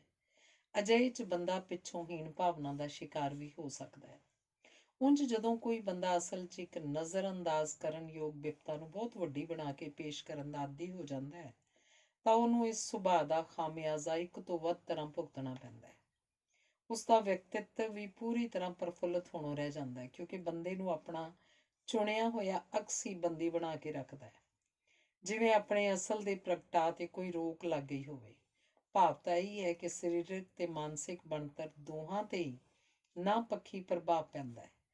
ਆਮ ਹੀ ਕਹਿ ਦਿੱਤਾ ਜਾਂਦਾ ਹੈ ਕਿ ਦੁੱਖ ਵੰਡਣ ਨਾਲ ਘਟਦਾ ਹੈ, ਪਰ ਇਹ ਧਾਰਨਾ ਬਸ ਇੱਕ ਸੀਮਤ ਹੱਦ ਤੱਕ ਹੀ ਠੀਕ ਜਾਪਦੀ ਹੈ। ਇਹ ਵੀ ਸੱਚ ਹੈ ਕਿ ਹਰ ਸਮੇਂ ਤੇ ਸੱਜੇ ਖੱਬੇ ਜੇ ਅਸੀਂ ਆਪਣੀਆਂ ਮੁਸੀਬਤਾਂ ਦਾ ਹੀ ਖਿਲਾਰਾ ਜਿਹਾ ਪਾ ਕੇ ਬੈਠੇ ਰਹਿੰਦੇ ਹਾਂ, ਤਾਂ ਇੱਕ ਤਰ੍ਹਾਂ ਅਸੀਂ ਉਹਨਾਂ ਨੂੰ ਵਿਕਸਿਤ ਹੋਣ ਵਿੱਚ ਮਦਦ ਕਰਦੇ ਹਾਂ ਤੇ ਇਸੇ ਫਿਤਰਤ ਸਦਕਾ ਉਦਾਸੀ ਤੇ ਨਿਰਾਸ਼ਾ ਦੇ ਆਲਮ ਵਿੱਚ ਆਪ ਮੁਹਾਰੀ ਘਿਰ ਜਾਂਦੇ ਹਾਂ। ਮੁੜ ਇਸ ਘੁੰਮਣ ਘੇਰੀ ਚੋਂ ਬਾਹਰ ਨਿਕਲਣਾ ਇੱਕ ਅਸੰਭਵ ਕਾਰਜ ਬਣ ਜਾਂਦਾ ਹੈ। ਇਹ ਵੀ ਇੱਕ ਸੱਚਾਈ ਹੈ ਕਿ ਕੁਦਰਤ ਨੂੰ ਢੋਂਗ ਜਾਂ ਫਰੇਬ ਕੋਈ ਨਹੀਂ ਪਸੰਦ। ਜੇ ਕੁਦਰਤ ਦੀ ਖੁਸ਼ੀ ਪ੍ਰਾਪਤ ਕਰਨਾ ਕਿਸੇ ਦਾ ਮਕਸਦ ਹੋਵੇ ਤਾਂ ਮਹਿਜ਼ ਦਿਖਾਵੇ ਤੋਂ ਉੱਪਰ ਉੱਠ ਕੇ ਕੁਝ ਮਨੋਂ ਕਰਨਾ ਪਏਗਾ। ਪਰ ਫਿਰ ਵੀ ਜੇ ਨਾਟਕ ਕਰਨ ਦਾ ਸ਼ੌਕ ਹੋਵੇ ਤਾਂ ਅਜਿਹਾ ਕਰਨਾ ਚਾਹੀਦਾ ਜਿੱਥੇ ਕੁਦਰਤ ਵੀ ਸਾਥ ਦਿੰਦੀ ਹੋਵੇ। ਹੁਣ ਜੇ ਕੋਈ ਆਪਣੀ ਕਿਸੇ ਨਿੱਜੀ ਮੁਸੀਬਤ ਨੂੰ ਵਧਾ ਚੜਾ ਕੇ ਪੇਸ਼ ਕਰਨ ਦੀ ਬਜਾਏ ਖੁਸ਼ ਤੇ ਸਹਿਜ ਹੋਣ ਦਾ ਨਾਟਕ ਕਰਨ ਲੱਗ ਪਏ ਤਾਂ ਗੱਲ ਕੁਝ ਹੋਰ ਬਣ ਜਾਏਗੀ। ਇੱਕ ਤਾਂ ਬੰਦੇ ਦਾ ਮਨ ਧਿਆਉਂਦੀਆਂ ਕਲਾਂ ਵੱਲ ਜਾਣੋਂ ਬਚ ਜਾਂਦਾ ਹੈ। ਅਜਿਹਾ ਕਰਦੇ ਰਹਿਣ ਨਾਲ ਕੁਝ ਇਸ ਤਰ੍ਹਾਂ ਦੇ ਸਬੱਬ ਵੀ ਕੁਦਰਤੀ ਬਣ ਜਾਂਦੇ ਨੇ ਕਿ ਮੌਜੂਦ ਪਰੇਸ਼ਾਨੀਆਂ ਵਾਸਤਵ ਵਿੱਚ ਹੀ ਨਿੱਕੀਆਂ ਹੁੰਦੇ ਹੁੰਦੇ ਗਾਇਬ ਹੋ ਜਾਂਦੀਆਂ ਨੇ। ਬੰਦਾ ਦੰਗ ਹੀ ਰਹਿ ਜਾਂਦਾ ਹੈ। ਕਈ ਵਾਰ ਤਾਂ ਸਹਿਜੇ ਸਹਿਜੇ ਹਾਲਾਤ ਖੁਸ਼ਗਵਾਰ ਬਣ ਜਾਂਦੇ ਨੇ ਤੇ ਸਮਝੋ ਨਾਟਕ ਅਸਲੀਅਤ ਵਿੱਚ ਤਬਦੀਲ ਹੋਣ ਲੱਗਦਾ ਹੈ। ਇਸ ਹਕੀਕਤ ਦੀ ਪ੍ਰੌੜਤਾ ਮਨੋਵਿਗਿਆਨੀ ਵੀ ਕਰਦੇ ਹਨ ਕਿ ਮੁਸੀਬਤਾਂ ਬੰਦੇ ਦਾ ਨਜ਼ਰੀਆ ਤੇ ਹੌਸਲਾ ਵੇਖ ਕੇ ਹਾਰ ਮੰਨ ਲੈਂਦੀਆਂ ਨੇ। ਖਬਰੇ ਕਿੱਥੋਂ ਜਿਵੇਂ ਅਰਸ਼ੋਂ ਇੱਕ ਹੌਲਾ ਜਿਹਾ ਅਹਿਸਾਸ ਵੀ ਲੈ ਆਉਂਦਾ ਹੈ ਤੇ ਰੂਹ ਨੂੰ ਖੇੜਾ ਮਿਲਦਾ ਹੈ। ਉਂਝ ਹਰ ਵੇਲੇ ਤੇ ਹਰ ਪਾਸੇ ਨਸ਼ਰ ਕੀਤੇ ਬਗੈਰ ਜਦੋਂ ਜ਼ਾਤੀ ਪੱਧਰ ਤੇ ਝਮੇਲਿਆਂ ਦੇ ਹੱਲ ਲੱਭਣ ਦੀ ਕੋਸ਼ਿਸ਼ ਕੀਤੀ ਜਾਂਦੀ ਹੈ ਤਾਂ ਬੰਦਾ ਜੀਵਨ ਨਾਲ ਸੰਬੰਧਿਤ ਕਈ ਨਵੀਆਂ ਨਕੋਰ ਗੱਲਾਂ ਸਿੱਖਦਾ ਤੇ ਤਜਰਬੇ ਹਾਸਲ ਕਰਦਾ ਹੈ। ਅਰਚਨਾ ਸਰ ਕਰਨ ਦੀ ਸਮਰੱਥਾ ਵਿੱਚ ਵਾਧਾ ਹੁੰਦਾ ਹੈ। ਬੰਦਾ ਔਖੇ ਵੇਲਿਆਂ ਨੂੰ ਵਿਸਾਰ ਜਾਂ ਅੱਖੋਂ ਓਹਲੇ ਕਰਕੇ ਅਸੀਮ ਸੰਭਾਵਨਾਵਾਂ ਨਾਲ ਸ਼ਰਾਬੋਰ ਭਵਿੱਖ ਵੱਲ ਨਜ਼ਰਾਂ ਕੇਂਦਰਿਤ ਕਰਨ ਦਾ ਆਦੀ ਹੋ ਜਾਂਦਾ ਹੈ। ਕਾਫੀ ਐਸੇ ਲੋਕ ਵੀ ਤਾਂ ਇਸ ਗ੍ਰਹਿ ਦੀ ਸ਼ੋਭਾ ਵਧਾ ਰਹੇ ਨੇ ਜਿਹੜੇ ਪਹਾੜਾਂ ਜਿਹੜੀਆਂ ਔਕੜਾਂ ਦੇ ਰੂਬਰੂ ਹੁੰਦੇ ਹੋਏ ਉਹਨਾਂ ਦੀ ਮੌਜੂਦਗੀ ਵੀ ਕਬੂਲਣ ਤੋਂ ਇਨਕਾਰੀ ਨੇ ਤੇ ਆਪਣੇ ਢੰਗ ਤਰੀਕੇ ਨਾਲ ਇੱਕ ਸੁਚੱਜੀ, ਸਫਲ ਤੇ ਇਕਸਾਰ ਜ਼ਿੰਦਗੀ ਬਸਰ ਕਰਨ 'ਚ ਮਸਰੂਫ ਹਨ। ਉਹਨਾਂ ਦੇ ਮੂੰਹ ਸਦਾ ਅਜਿਹਾ ਕੁਝ ਸੁਣਨ ਨੂੰ ਮਿਲੇਗਾ, ਸ਼ੁਕਰ ਹੈ, ਸਭ ਠੀਕ ਹੈ, ਬਹੁਤ ਵਧੀਆ, ਵਾਹ ਵਾਹ। ਇਹ ਲੋਕ ਹੋਰਨਾਂ ਦੇ ਲਈ ਪ੍ਰੇਰਨਾ ਸਰੋਤ ਵੀ ਬਣ ਸਕਦੇ ਨੇ। ਕਈ ਹੋਰ ਮੌਕੇ ਤੇ ਪ੍ਰਸਥਿਤੀਆਂ ਵੀ ਹੈ ਨੇ ਜਦੋਂ ਨਾਟਕ ਦਾ ਆਸਰਾ ਲੈਣਾ ਕਿਸੇ ਦੀ ਸ਼ਖਸੀਅਤ ਦੀ ਖੂਬੀ ਸਾਬਤ ਹੋ ਸਕਦਾ ਹੈ। ਜਦੋਂ ਕਿਸੇ ਵਿਅਕਤੀ ਦੇ ਵਿਹਾਰ ਦੀ ਕੋਈ ਕਮੀ ਪੇਸ਼ੀ ਪਤਾ ਹੁੰਦੇ ਹੋਏ ਵੀ ਉਸ ਬਾਰੇ ਹਰ ਪਾਸੇ ਨਸ਼ਰ ਕਰਨ ਦੀ ਥਾਂ ਉਹਨੂੰ ਨਜ਼ਰਅੰਦਾਜ਼ ਕਰਕੇ ਅਣਜਾਣ ਹੋਣ ਦਾ ਨਾਟਕ ਕੀਤਾ ਜਾਵੇ। ਕਿਸੇ ਦੇ ਦੁਆਰਾ ਖਾਣ ਵਰਤਣ ਲਈ ਬਣਾਈਆਂ ਗਈਆਂ ਵਸਤਾਂ ਵਿੱਚ ਮੌਜੂਦ ਖਾਮੀਆਂ ਨੂੰ ਬਿਲਕੁਲ ਅਣਡਿੱਠਾ ਕਰਨ ਦਾ ਢੋਂਗ ਕੀਤਾ ਜਾਵੇ ਤਾਂ ਇਹ ਕਿਸੇ ਦੇ ਬਹੁਤ ਸੋਝ ਸਲੀਕੇ ਵਾਲੇ ਹੋਣ ਦਾ ਪ੍ਰਮਾਣ ਹੋ ਸਕਦਾ ਹੈ। ਕੋਈ ਗੱਲ ਜੋ ਕਿਸੇ ਦੇ ਮਨ ਨੂੰ, ਭਾਵਨਾਵਾਂ ਨੂੰ ਠੇਸ ਪਹੁੰਚਾਉਂਦੀ ਹੋਵੇ ਨੂੰ ਭੁੱਲੇ ਹੋਣ ਦਾ ਨਾਟਕ ਕਰਨਾ ਕਿਸੇ ਦੀ ਸੁਹਿਰਦ ਬਿਰਤੀ ਹੋਣ ਦੀ ਗਵਾਹੀ ਭਰਦਾ ਹੈ। ਆਮ ਵਿਹਾਰ ਵਿੱਚ ਮੌਜੂਦ ਅਜਿਹੇ ਨਿੱਕੇ ਨਿੱਕੇ ਪਰ ਬਹੁਤ ਅਹਿਮ ਗੁਣ ਇਸ ਜਹਾਨ ਵਿੱਚੋਂ ਹਮਦਰਦੀ ਤੇ ਦਇਆ ਵਰਗੀਆਂ ਦੈਵੀ ਖੂਬੀਆਂ ਨੂੰ ਲੋਪ ਹੋਣੋਂ ਬਚਾ ਰਹੇ ਨੇ ਤੇ ਇਸੇ ਸਦਕਾ ਇਸ ਹਯਾਤੀ ਵਿੱਚ ਕੋਮਲਤਾ ਤੇ ਸੰਵੇਦਨਸ਼ੀਲਤਾ ਨਾਲ ਵਾਹ ਵਾਸਤਾ ਕਾਇਮ ਹੈ। ਭਾਵ ਤਾਂ ਇਹੀ ਹੈ ਕਿ ਜੋ ਨਾਟਕ ਕਰਦੇ ਹਾਂ ਹੌਲੇ ਹੌਲੇ ਉਹਦਾ ਅਸਲੀਅਤ ਵਿੱਚ ਤਬਦੀਲ ਹੋਣ ਦਾ ਖਦਸ਼ਾ ਤਾਂ ਬਣਿਆ ਹੀ ਰਹਿਣਾ ਹੈ। ਫਿਰ ਕਿਉਂ ਨਾ ਕਿਸੇ ਅਜਿਹੇ ਢੋਂਗ ਦਾ ਪੱਲਾ ਹੀ ਫੜਿਆ ਜਾਏ ਜੋ ਅੰਤ ਵਿੱਚ ਆਪਣੇ ਆਪ ਤੇ ਸਮਾਜ ਲਈ ਲਾਹੇਵੰਦ ਹੋ ਨਿਬੜੇ। ਧੰਨਵਾਦ। ਅਗਲਾ ਲੇਖ ਹੈ ਹਰਗੁਣ ਬਾਜ਼ਾਰ ਗਈ। ਹਰਗੁਣ ਅਜੇ 10-11 ਮਹੀਨਿਆਂ ਦੀ ਹੋਣ ਕਰਕੇ ਬਹੁਤਾ ਬੋਲ ਤਾਂ ਨਹੀਂ ਸਕਦੀ, ਪਰ ਉਹਦਾ ਵਿਹਾਰ ਨਿਰੰਤਰ ਇਹੀ ਜ਼ਾਹਰ ਕਰਦਾ ਹੈ ਕਿ ਉਹ ਵੀ ਹਰ ਕਿਸੇ ਦੀ ਤਰ੍ਹਾਂ ਇੱਕ ਨਿਵੇਕਲੀ ਸ਼ਖਸੀਅਤ ਦੀ ਮਾਲਕ ਹੈ। ਹਰ ਮੌਕੇ ਤੇ ਉਹਦੇ ਪ੍ਰਤੀਕਰਮ ਉਹਦੀ ਸੂਖਮ ਸੋਝੀ ਦਾ ਸਬੂਤ ਦਿੰਦੇ ਨੇ। ਉਸ ਦੀਆਂ ਆਪਣੀਆਂ ਪਸੰਦਾਂ ਨਾਪਸੰਦਾਂ ਹਨ। ਉਸ ਦੀਆਂ ਭਾਵਨਾਵਾਂ ਪ੍ਰਤੀ ਸੰਵੇਦਨਸ਼ੀਲਤਾ ਦੀ ਹਰ ਸਮੇਂ ਲੋੜ ਹੁੰਦੀ ਹੈ। ਉਸਨੇ ਕਿਸ ਵੇਲੇ ਕੀ ਕਰਨਾ ਹੈ ਬਾਖੂਬੀ ਜਾਣਦੀ ਹੈ। ਕਈ ਤਰ੍ਹਾਂ ਦੀਆਂ ਆਵਾਜ਼ਾਂ ਤੇ ਵੰਨ ਸੁਵੰਨੇ ਹਾਵ ਭਾਵ ਉਹਦੇ ਵਿਚਾਰ ਵਿਅਕਤ ਕਰਨ 'ਚ ਕੋਈ ਕਸਰ ਬਾਕੀ ਨਹੀਂ ਛੱਡਦੇ। ਉਂਝ ਆਮ ਤੌਰ ਤੇ ਹਰਗੁਣ ਸ਼ਾਂਤ ਸੰਤੁਸ਼ਟ ਹੀ ਨਜ਼ਰ ਆਉਂਦੀ ਹੈ। ਬਾਲ ਮਨੋਵਿਗਿਆਨੀ ਮੰਨਦੇ ਹਨ ਕਿ ਕਿਸੇ ਦੇ ਵਿਅਕਤਿਤਵ ਦੀ ਨੀਂਹ ਮੁੱਖ ਤੌਰ ਤੇ ਇਸੇ ਉਮਰ 'ਚ ਰੱਖੀ ਜਾਂਦੀ ਹੈ, ਪਰ ਜਿਉਂ-ਜਿਉਂ ਬੱਚਾ ਵੱਡਾ ਹੁੰਦਾ ਉਹ ਆਪਣੇ ਆਲੇ ਦੁਆਲੇ ਤੇ ਸੰਗਤ ਦਾ ਅਸਰ ਵੀ ਕਬੂਲਦਾ ਹੈ। ਇਸ ਤਰ੍ਹਾਂ ਕਈ ਨਵੀਆਂ ਗੱਲਾਂ ਉਹਦੇ ਜੀਵਨ ਦਾ ਅਹਿਮ ਹਿੱਸਾ ਬਣ ਜਾਂਦੀਆਂ ਨੇ। ਪਿੱਛੇ ਜਿਹੇ ਹਰਗੁਣ ਦੇ ਨਾਨੀ ਜੀ ਉਹਨਾਂ ਦੇ ਕੋਲ ਗਏ। ਇੱਕ ਦਿਨ ਹਰਗੁਣ ਦੇ ਮੰਮੀ ਨੇ ਉਹਨਾਂ ਨਾਲ ਹਰਗੁਣ ਸਮੇਤ ਬਾਜ਼ਾਰ ਜਾਣ ਦਾ ਪ੍ਰੋਗਰਾਮ ਬਣਾਇਆ। ਉਹਨਾਂ ਦੇ ਕਈ ਜ਼ਰੂਰੀ ਕੰਮ ਕਰਨ ਵਾਲੇ ਸਨ। ਰਾਤ ਨੂੰ ਦੇਰ ਨਾਲ ਸੁੱਤੀ ਹੋਣ ਕਰਕੇ ਹਰਗੁਣ ਸਵੇਰੇ ਕੁਝ ਲੇਟ ਉੱਠੀ, ਪਰ ਫਿਰ ਥੋੜ੍ਹੇ ਹੀ ਸਮੇਂ ਵਿੱਚ ਉਹ ਨਹਾਉਣ ਧੋਣ ਤੇ ਖਾਣ ਤੋਂ ਵਿਹਲੀ ਹੋ ਕੇ ਖੇਡਣ ਲੱਗ ਪਈ। ਫਿਰ ਅਚਾਨਕ ਉਹਨੇ ਵੇਖਿਆ ਕਿ ਉਹਦੇ ਮੰਮੀ ਤੇ ਨਾਨੀ ਕਿਤੇ ਜਾਣ ਲਈ ਤਿਆਰ ਹੋ ਰਹੇ ਸਨ। ਭਾਵੇਂ ਹਰਗੁਣ ਬੋਲਦੀ ਨਹੀਂ, ਪਰ ਸਮਝਦੀ ਬਹੁਤ ਕੁਝ ਹੈ। ਉਹਦੇ ਚਿਹਰੇ ਤੋਂ ਉਤਸੁਕਤਾ ਝਲਕਣ ਲੱਗ ਪਈ ਤੇ ਉਹਨੇ ਆਪਣੀ ਭਾਸ਼ਾ ਵਿੱਚ ਇਹਦਾ ਪ੍ਰਗਟਾਅ ਵੀ ਕੀਤਾ। ਉਹ ਮੰਮੀ ਨੇ ਉਹਦੀਆਂ ਗੁੱਤਾਂ ਕੀਤੀਆਂ ਤਾਂ ਹੋਰ ਕਾਹਲੀ ਪੈਣ ਲੱਗ ਪਈ। ਉਹਨੂੰ ਸ਼ਾਇਦ ਇਹ ਮਹਿਸੂਸ ਹੋ ਰਿਹਾ ਸੀ ਕਿ ਮੰਮੀ ਤੇ ਨਾਨੀ ਸਮਾਂ ਬਰਬਾਦ ਕਰ ਰਹੀਆਂ ਸਨ ਤੇ ਜਾਣ 'ਚ ਦੇਰ ਹੋਈ ਜਾ ਰਹੀ ਸੀ। ਆਖਰ ਜਿਉਂ ਹੀ ਬਾਹਰ ਨਿਕਲੇ ਹਰਗੁਣ ਨੇ ਖੁਸ਼ੀ 'ਚ ਛਾਲਾਂ ਮਾਰੀਆਂ ਤੇ ਹੱਸੀ। ਆਲਾ ਦੁਆਲਾ ਤਾਂ ਉਹਦੇ ਲਈ ਇੱਕ ਅਜੂਬਾ ਹੀ ਹੁੰਦਾ ਹੈ। ਬੜੇ ਚਾਅ ਨਾਲ ਜੋ ਵੇਖਦੀ ਹੈ ਸਾਰੇ ਪਾਸੇ। ਰਸਤੇ 'ਚ ਇੱਕ ਪਾਰਕ ਕੋਲੋਂ ਲੰਘੇ ਤਾਂ ਹਰਗੁਣ ਨੇ ਆਪਣੀ ਭਾਸ਼ਾ ਵਿੱਚ ਰੁੱਖਾਂ ਤੇ ਪੰਛੀਆਂ ਬਾਰੇ ਕਈ ਗੰਭੀਰ ਬਾਤਾਂ ਕੀਤੀਆਂ। ਉਹਦੇ ਚਿਹਰੇ ਤੇ ਸੰਜੀਦਗੀ ਦੀ ਝਲਕ ਪ੍ਰਤੱਖ ਨਜ਼ਰੀ ਪੈ ਰਹੀ ਸੀ। ਇੰਜ ਜਾਪਦਾ ਜਿਵੇਂ ਰੁੱਖਾਂ ਤੇ ਪਰਿੰਦਿਆਂ ਨੂੰ ਤਾਂ ਉਹ ਅਣਡਿੱਠਾ ਕਰ ਹੀ ਨਹੀਂ ਸਕਦੀ। ਇਹ ਵਿਹਾਰ ਹਰਗੁਣ ਦੇ ਕੁਦਰਤ ਨਾਲ ਇੱਕਮਿਕ ਹੋਣ ਦੀ ਕਿੰਨੀ ਗਵਾਹੀ ਭਰਦਾ ਹੈ ਨਾ। ਫਿਰ ਜਦੋਂ ਕੋਈ ਅੰਕਲ ਜਾਂ ਆਂਟੀ ਕੋਲੋਂ ਲੰਘਦੇ ਤਾਂ ਹਰਗੁਣ ਆਪ ਮੁਹਾਰੇ ਉਹਨਾਂ ਵੱਲ ਵੇਖ ਕੇ ਮੁਸਕਰਾ ਪੈਂਦੀ, ਕਦੇ ਕੁਝ ਬੋਲ ਵੀ ਦਿੰਦੀ। ਅੱਗੋਂ ਕਈ ਉਹਦੀ ਮੁਸਕਰਾਹਟ ਦਾ ਉੱਤਰ ਹਲਕਾ ਜਿਹਾ ਹੱਸ ਕੇ ਦੇ ਛੱਡਦੇ।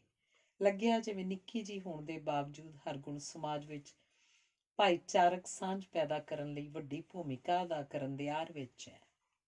ਇੱਕ ਦੁਕਾਨ ਤੋਂ ਹਰਗੁਣ ਦੇ ਮੰਮੀ ਨੇ ਕਿਸੇ ਕੱਪੜੇ ਤੇ ਲਾਉਣ ਵਾਸਤੇ ਕਿੰਗਰੀ ਕਿਨਾਰੀ ਯਾਦ ਲੈਣੀ ਸੀ। ਉੱਥੇ ਲੜਕਾ ਤਾਂ ਕੁਝ ਹੋਰ ਵਿਖਾ ਰਿਹਾ ਸੀ, ਪਰ ਹਰਗੁਣ ਦੇ ਆਪਣੇ ਵਿਚਾਰ ਸਨ।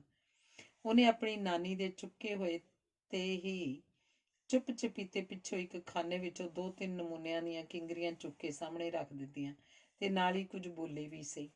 ਉਂਝ ਵੀ ਹਰਗੁਣ ਨੂੰ ਐਵੇਂ ਵਿਹਲਿਆਂ ਸਮਾਂ ਗਵਾਉਣਾ ਉੱਕਾ ਹੀ ਨਹੀਂ ਪਸੰਦ।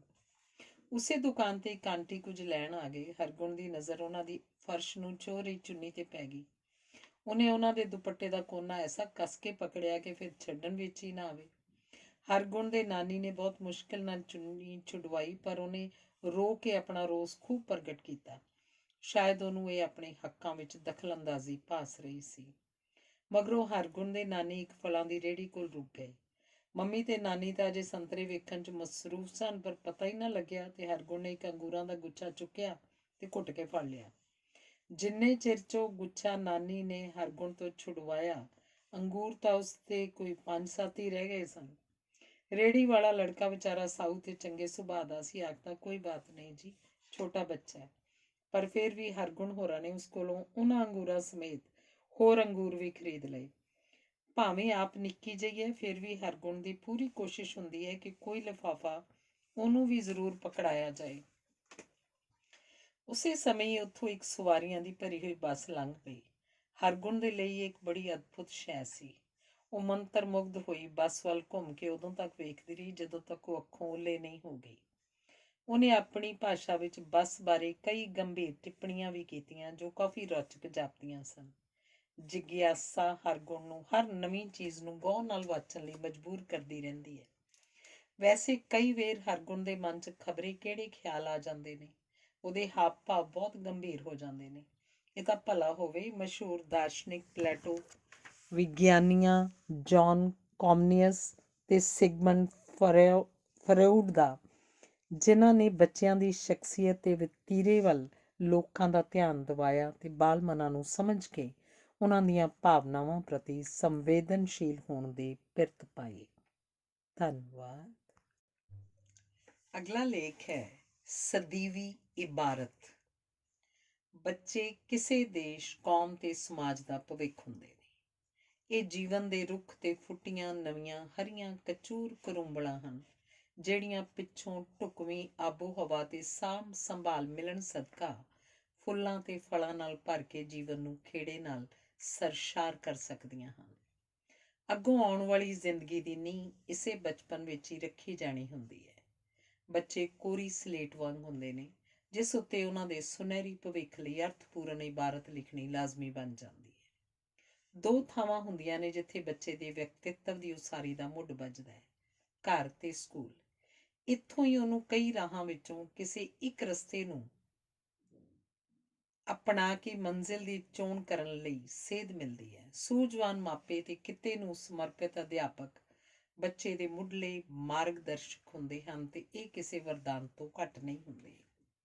ਸਕੂਲੀ ਪੜ੍ਹਾਈ ਕਿਉਂਕਿ ਵਿਦਿਆਰਥੀ ਜੀਵਨ ਦੀ ਸ਼ੁਰੂਆਤ ਹੁੰਦੀ ਹੈ, ਇਸ ਕਰਕੇ ਵਧੇਰੇ ਮਹੱਤਵਪੂਰਨ ਮੰਨੀ ਜਾਂਦੀ ਹੈ। ਆਪਣੇ ਜਾਗਦੇ ਹੋਏ ਸਮੇਂ ਦਾ ਬਹੁਤ ਵੱਡਾ ਹਿੱਸਾ ਇੱਕ ਬੱਚਾ ਸਕੂਲ 'ਚ ਗੁਜ਼ਾਰਦਾ ਹੈ। ਇਸ ਸਮੇਂ ਜੇ ਬੱਚਿਆਂ ਪ੍ਰਤੀ ਹਮਦਰਦੀ ਵਾਲਾ ਰਵੱਈਆ ਰੱਖਣ ਵਾਲੇ ਅਧਿਆਪਕ ਮਿਲ ਜਾਣ ਤਾਂ ਜ਼ਿੰਦਗੀ ਨੂੰ ਸਫਲ ਬਣਾਉਣ ਲਈ ਰਾਹ ਸਹਿਜੇ ਹੀ ਮਿਲ ਪੈਂਦਾ ਹੈ। ਭਾਵੇਂ ਮੁੱਖ ਤੌਰ ਤੇ ਤੁਰਨਾ ਤਾਂ ਬੱਚੇ ਨੇ ਆਪ ਹੀ ਹੁੰਦਾ ਤੇ ਮਿਹਨਤ ਕਰਨ ਨਾਲ ਹੀ ਪਿੱਛੋਂ ਜਿਵੇਂ ਉੱਡਣ ਲਈ ਖੰਭ ਮਿਲ ਜਾਂਦੇ ਨੇ। ਮੈਂ ਬਹੁਤ ਸ਼ੁਕਰਗੁਜ਼ਾਰ ਹਾਂ ਕਿ ਮੈਨੂੰ ਆਪਣੀ ਸਕੂਲੀ ਪੜ੍ਹਾਈ ਦੌਰਾਨ ਕਈ ਬਹੁਤ ਕਾਬਲ ਅਧਿਆਪਕ ਸਹਿਬਾਨ ਤੋਂ ਪੜ੍ਹਨ ਦਾ ਅਵਸਰ ਪ੍ਰਾਪਤ ਹੋਇਆ। ਮੈਂ ਸਕੂਲੀ ਵਿੱਦਿਆ ਹਰਿਆਣਾ 'ਚ ਪ੍ਰਾਪਤ ਕੀਤੀ 1960ਵਿਆਂ ਵਿੱਚ, ਜਦੋਂ ਮੈਂ ਸਰਕਾਰੀ ਹਾਈ ਸਕੂਲ 'ਚ 8ਵੀਂ ਜਮਾਤ ਦੀ ਵਿਦਿਆਰਥਣ ਸਾਂ। ਸਾਡੀ ਜਮਾਤ ਦੇ ਇੰਚਾਰਜ ਤੇ ਅੰਗਰੇਜ਼ੀ ਦੇ ਅਧਿਆਪਕ ਮਾਸਟਰ ਰਾਮ ਸਿੰਘ ਜੀ ਸਨ। ਉਹ ਆਪਣੇ ਵਿਸ਼ੇ ਦੇ ਜਾਣੂ ਤੇ ਫਰਜ਼ਾਂ ਪ੍ਰਤੀ ਬਹੁਤ ਸੁਚੇਤ ਸਨ। ਬਹੁਤ ਦਿਲ ਲਗਾ ਕੇ ਮਿਹਨਤ ਨਾਲ ਜਮਾਤ ਨੂੰ ਅੰਗਰੇਜ਼ੀ ਪੜ੍ਹਾਉਂਦੇ ਸਨ। ਆਖਦੇ ਸਨ, ਮੈਂ ਅੰਗਰੇਜ਼ੀ ਕੋ ਤੁਮਾਰੇ ਲਈ ਆਸਾਨ ਬਣਾ ਦੂੰਗਾ। ਬੱਚਿਆਂ ਨੂੰ ਚਾਅ ਜਿਹਾ ਚੜ੍ਹ ਜਾਣਾ ਉਹਨਾਂ ਦੇ ਵਿਸ਼ੇ 'ਚ ਖੂਬ ਲਗਨ ਨਾਲ ਪੜ੍ਹਨ ਦਾ। ਇੱਕ ਵਾਰ ਸਕੂਲ ਦੀ ਘਰੇਲੂ ਪ੍ਰੀਖਿਆ 'ਚ ਮੇਰੇ ਅੰਗਰੇਜ਼ੀ 'ਚ 100 ਵਿੱਚੋਂ 80 ਅੰਕ ਆਏ ਤੇ ਮੇਰਾ ਜਮਾਤ ਵਿੱਚ ਪਹਿਲਾ ਸਥਾਨ ਵੀ ਸੀ। ਇਹ ਉਹਨਾਂ ਸਮਿਆਂ ਦੇ ਮੁਤਾਬਕ ਬਹੁਤ ਨੰਬਰ ਸਨ। ਮਾਸਟਰ ਜੀ ਨੇ ਮੈਨੂੰ ਤੇ ਹੋਰ ਚੰਗੇ ਅੰਕ ਪ੍ਰਾਪਤ ਕਰਨ ਵਾਲੇ ਬੱਚਿਆਂ ਨੂੰ ਸ਼ਾਬਾਸ਼ੀ ਦਿੱਤੀ ਤੇ ਮੈਂ 1 ਮਿੰਟ ਆਇਆ ਆਖ ਕੇ ਕਮਰੇ ਤੋਂ ਬਾਹਰ ਚਲੇ ਗਏ। ਛੇਤੀ ਹੈਡਮਾਸਟਰ ਸਾਹਿਬ ਨੂੰ ਨਾਲ ਲੈ ਕੇ ਜਮਾਤ 'ਚ ਮੁੜ ਆਏ ਤੇ ਉਹਨਾਂ ਜਿਹੜੇ ਬੱਚਿਆਂ ਨੇ ਚੰਗੇ ਅੰਕ ਪ੍ਰਾਪਤ ਕੀਤੇ ਸਨ ਖੜੇ ਕਰਕੇ ਵਿਖਾਏ। ਸਾਡੀ ਖੁਸ਼ੀ ਦੀ ਕੋਈ ਹੱਦ ਨਹੀਂ ਸੀ। ਘੱਟ ਅੰਕ ਲੈਣ ਵਾਲੇ ਬੱਚਿਆਂ ਨੂੰ ਬਿਨਾਂ ਕਿਸੇ ਹੀਨ ਭਾਵਨਾ ਦਾ ਅਹਿਸਾਸ ਕਰਵਾਏ ਮਾਸਟਰ ਜੀ ਤੇ ਹੈਡਮਾਸਟਰ ਸਾਹਿਬ ਨੇ ਉਤਸ਼ਾਹਿਤ ਕੀਤਾ। ਭਾਵੇਂ ਉਸ ਸਮੇਂ 9ਵੀਂ ਜਮਾਤ 'ਚ ਲੜਕਿਆਂ ਦੇ ਮੁਕਾਬਲੇ ਕੁੜੀਆਂ ਬਹੁਤ ਘੱਟ ਤਾਂ ਸਨ, ਪਰ ਡਰਾਇੰਗ ਦਾ ਵਿਸ਼ਾ ਲੈਣ ਵਾਲੀ ਮੈਂ ਇੱਕੋ ਹੀ ਕੁੜੀ ਸਾਂ। ਮੇਰੇ ਪਿਤਾ ਜੀ ਨੂੰ ਸ਼ੌਕ ਸੀ ਕਿ ਮੇਰੀ ਡਰਾਇੰਗ ਬਹੁਤ ਚੰਗੀ ਹੋਵੇ। ਡਰਾਇੰਗ ਦੇ ਅਧਿਆਪਕ ਮਾਸਟਰ ਰਾਜਾ ਰਾਮ ਜੀ ਬਹੁਤ ਮਿਹਨਤੀ ਸੁਭਾਅ ਦੇ ਮਾਲਕ ਸਨ। ਉਹਨਾਂ ਦੀ ਇਹ ਪ੍ਰਬਲ ਇੱਛਾ ਸੀ ਕਿ ਹਰ ਬੱਚੇ ਤਕਰੀਬਨ 10 ਕੁ ਨੂੰ ਚਿੱਤਰਕਲਾ 'ਚ ਨਿਪੁੰਨ ਬਣਾ ਦੇਣ। ਉਹਨਾਂ ਬੜੇ ਚਾਅ ਨਾਲ ਬੱਚਿਆਂ ਨੂੰ ਵਧੀਆ ਚਿੱਤਰਕਾਰੀ ਦੇ ਨੁਕਤੇ ਸਮਝਾਉਣੇ, ਫਿਰ ਠਰਮੇ ਨਾਲ ਸਾਰਿਆਂ ਦੇ ਕੰਮ ਦਾ ਨਿਰੀਖਣ ਕਰਨਾ ਤੇ ਉਸ ਵਿਚਲੀਆਂ ਉਣਤਾਈਆਂ ਤੋਂ ਜਾਣੂ ਕਰਵਾ ਕੇ ਬੱਚੇ ਤੋਂ ਹੀ ਠੀਕ ਕਰਵਾਉਣੀਆਂ। ਉਹਨਾਂ ਦੀ ਇਸ ਕਦਰ ਲਗਨ ਨਾਲ ਸਿਖਾਈ ਡਰਾਇੰਗ ਸਦਕਾ ਪੈਨਸਿਲ ਵੱਖੋ ਵੱਖਰੇ ਭਾਅ ਮਾਰਦੇ ਰੰਗਾਂ ਤੇ ਬੁਰਸ਼ ਨਾਲ ਐਸੀ ਦੋਸਤੀ ਹੋਈ ਕਿ ਇਹ ਹੁਣ ਤੱਕ ਸਾਥ ਨਿਭਾ ਰਹੀ ਹੈ। ਵੱਡਾ ਲਾਭ ਇਹ ਹੋਇਆ ਕਿ ਕੁਝ ਸਾਲਾਂ ਬਾਅਦ ਬਗੈਰ ਕਿਤੋਂ ਸਿਖਲਾਈ ਪ੍ਰਾਪਤ ਕੀਤਿਆਂ ਮੈਂ ਕਾਫੀ ਚੰਗੇ ਤੇਲ ਚਿੱਤਰ ਬਣਾਉਣ ਲੱਗ ਪਈ। ਇਸ ਗੱਲ ਨੇ ਮੇਰੇ ਪਰਿਵਾਰ ਨੂੰ ਅੰਤਾਂ ਦੀ ਖੁਸ਼ੀ ਦਿੱਤੀ। ਮੇਰੇ ਬਣਾਏ ਤੇਲ ਚਿੱਤਰਾਂ ਨੇ ਘਰ ਦੀਆਂ ਕੰਧਾਂ ਦੀ ਸ਼ੋਭਾ ਵਧਾਉਣ ਵਿੱਚ ਵੀ ਚੰਗਾ ਯੋਗਦਾਨ ਪਾਇਆ। ਕੇਵਲ ਪੈਨਸਿਲ ਨਾਲ ਰੇਖਾ ਚਿੱਤਰ ਬਣਾਉਣਾ ਵੀ ਇੱਕ ਵਿਲੱਖਣ ਤਜਰਬਾ ਸਾਬਤ ਹੋਇਆ।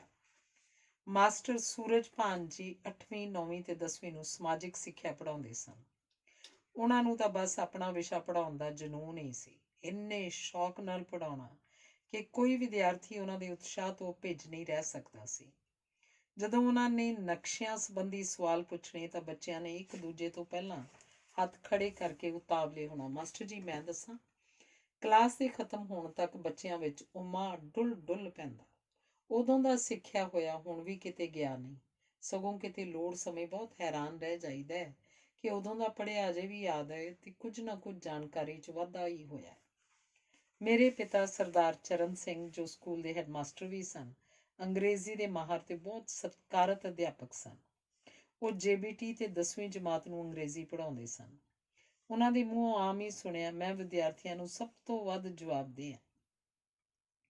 ਉਹਨਾਂ ਦੇ ਨੇਕ, ਮਿਹਨਤੀ, ਸਮਰਪਿਤ ਸੁਭਾਅ ਸਦਕਾ ਪੂਰੇ ਸਕੂਲ ਦਾ ਮਾਹੌਲ ਅਨੁਸ਼ਾਸਿਤ ਤੇ ਖੁਸ਼ਗਵਾਰ ਸੀ।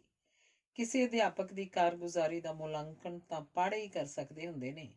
ਮੈਂ ਅਕਸਰ ਬੱਚਿਆਂ ਨੂੰ ਪਿਤਾ ਜੀ ਦੇ ਬਾਰੇ ਟਿੱਪਣੀ ਕਰਦਿਆਂ ਸੁਣ ਲੈਂਦੀ ਸੀ। ਹੈਡਮਾਸਟਰ ਸਾਹਿਬ ਬਹੁਤ ਬੜੀਆ ਪੜ੍ਹਾਵੈਂਸ ਹੈ।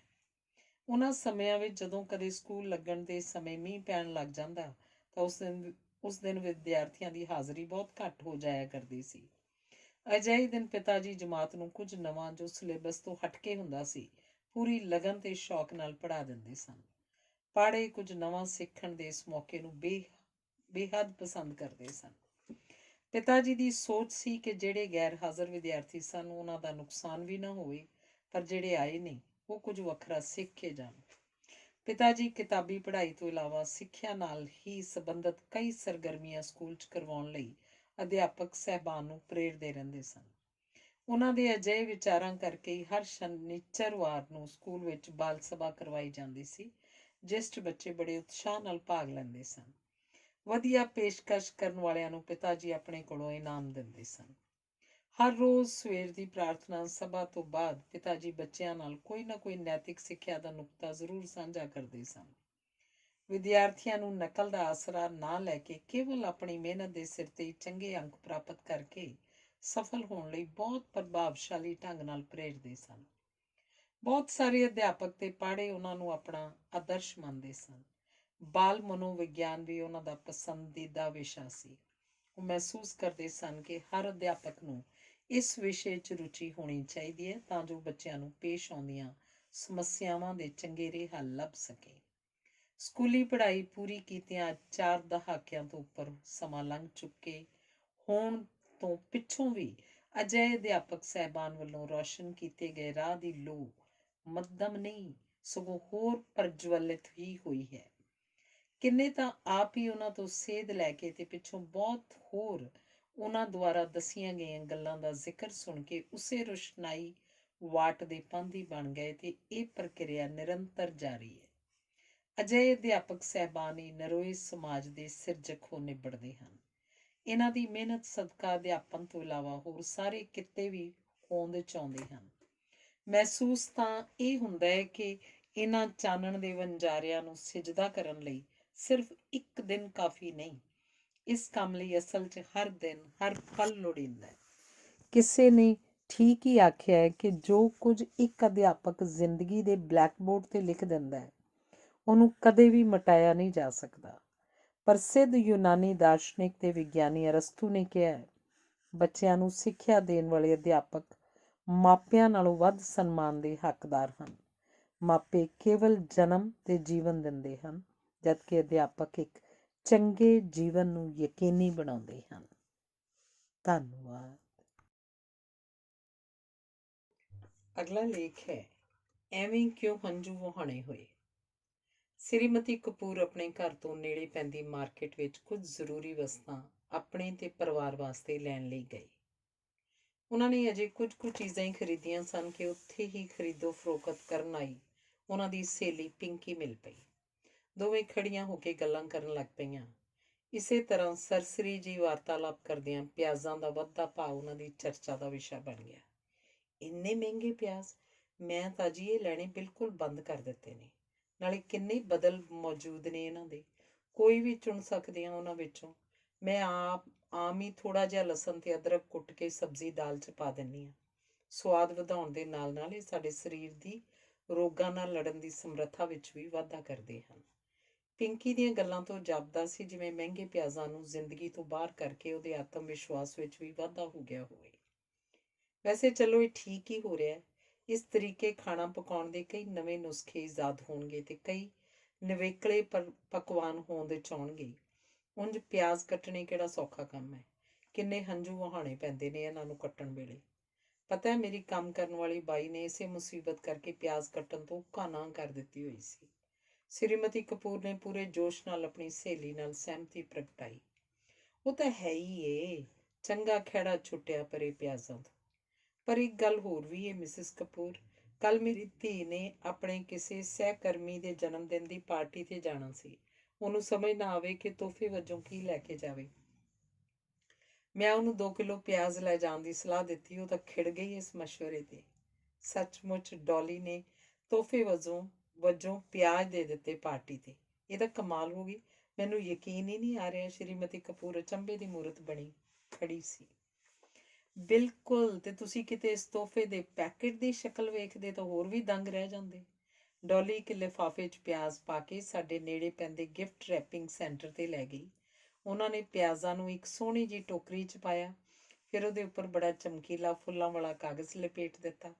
ਮਗਰੋਂ ਇਸ ਤੋਹਫੇ ਨੂੰ ਉਹਨਾਂ ਨੇ ਲੇਸ, ਨਿੱਕੇ ਨਿੱਕੇ ਪਲਾਸਟਿਕ ਦੇ ਫੁੱਲ, ਰਿਬਨ ਆਦਿ ਲਗਾ ਕੇ ਇਸ ਦੀ ਉਹ ਦਿੱਖ ਬਣਾਈ ਕਿ ਹੱਦ ਹੀ ਕਰ ਦਿੱਤੀ। ਕੌਣ ਨਹੀਂ ਮਾਣ ਮਹਿਸੂਸ ਕਰੇਗਾ ਆਪਣੇ ਹੱਥ ਵਿੱਚ ਅਜਿਹਾ ਤੋਹਫਾ ਪਕੜ ਕੇ।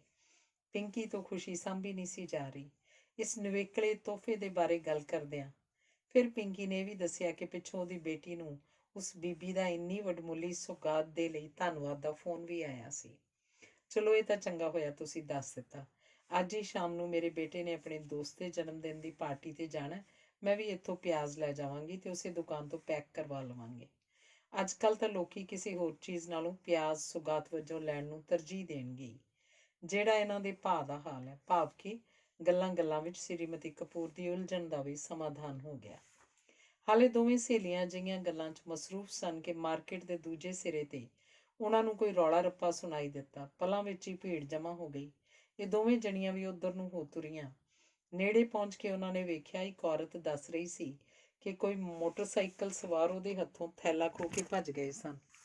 ਭੀੜ ਵਿੱਚੋਂ ਕਿਸੇ ਨੇ ਜਾਣਨਾ ਚਾਹਿਆ, ਪਰ ਭੈਣ ਜੀ ਤੁਹਾਡੇ ਥੈਲੇ 'ਚ ਹੈ ਕੀ ਸੀ? 2 ਕਿਲੋ ਪਿਆਜ਼। ਰੋਣ ਹਾਕੇ ਹੋਏ ਭੈਣ ਜੀ ਨੇ ਚਾਨਣਾ ਪਾਇਆ। ਉੱਥੋਂ ਹੀ ਕਿਸੇ ਹੋਰ ਨੇ ਦਿਲਾਸਾ ਦਿੰਦੇ ਹੋਏ ਆਖਿਆ, ਐ ਲਓ, ਫਿਰ ਤੁਸੀਂ ਹੌਸਲਾ ਰੱਖੋ। ਜਿਹੜੀ ਵਸਤ ਵਰਤਣ ਸਮੇਂ ਇੰਨੇ ਹੰਝੂ ਵਹਾਉਣੇ ਪੈਣ, ਉਹਦੇ ਖੁੱਸ ਜਾਣ 'ਤੇ ਕੀ ਝੁਰਨਾ ਹੋਇਆ। ਇਹ ਤਾਂ ਜਿਹੜੇ ਲੈ ਗਏ ਨੇ ਉਹਨਾਂ ਨੂੰ ਪਤਾ ਲੱਗੇਗਾ ਜਦੋਂ ਪੱਲਾ ਪਏਗਾ ਪਿਆਜ਼ਾਂ ਨਾਲ। ਧੰਨਵਾਦ। ਅਗਲਾ ਲੇਖ ਹੈ, ਮੇਲੇ ਵਿੱਚ ਚੱਕੀ ਰਾਹ। ਕੁਝ ਦਿਨ ਪਹਿਲਾਂ ਰਿਸ਼ਤੇਦਾਰੀ 'ਚ ਇੱਕ ਸਮਾਰੋਹ ਦੌਰਾਨ ਇੱਕ ਵਾਕਫ ਦੰਪਤੀ ਆਪਣੇ ਕਾਫੀ ਬਜ਼ੁਰਗ ਮਾਤਾ ਜੀ ਨੂੰ ਵੀ ਨਾਲ ਲਿਆਏ ਹੋਏ ਸਨ। ਪੁਰਾਣੇ ਸਬੰਧਾਂ ਕਾਰਨ ਬਜ਼ੁਰਗ ਆਂਟੀ ਜੀ ਬੜੀ ਅਪਣੱਤ ਨਾਲ ਮਿਲੇ।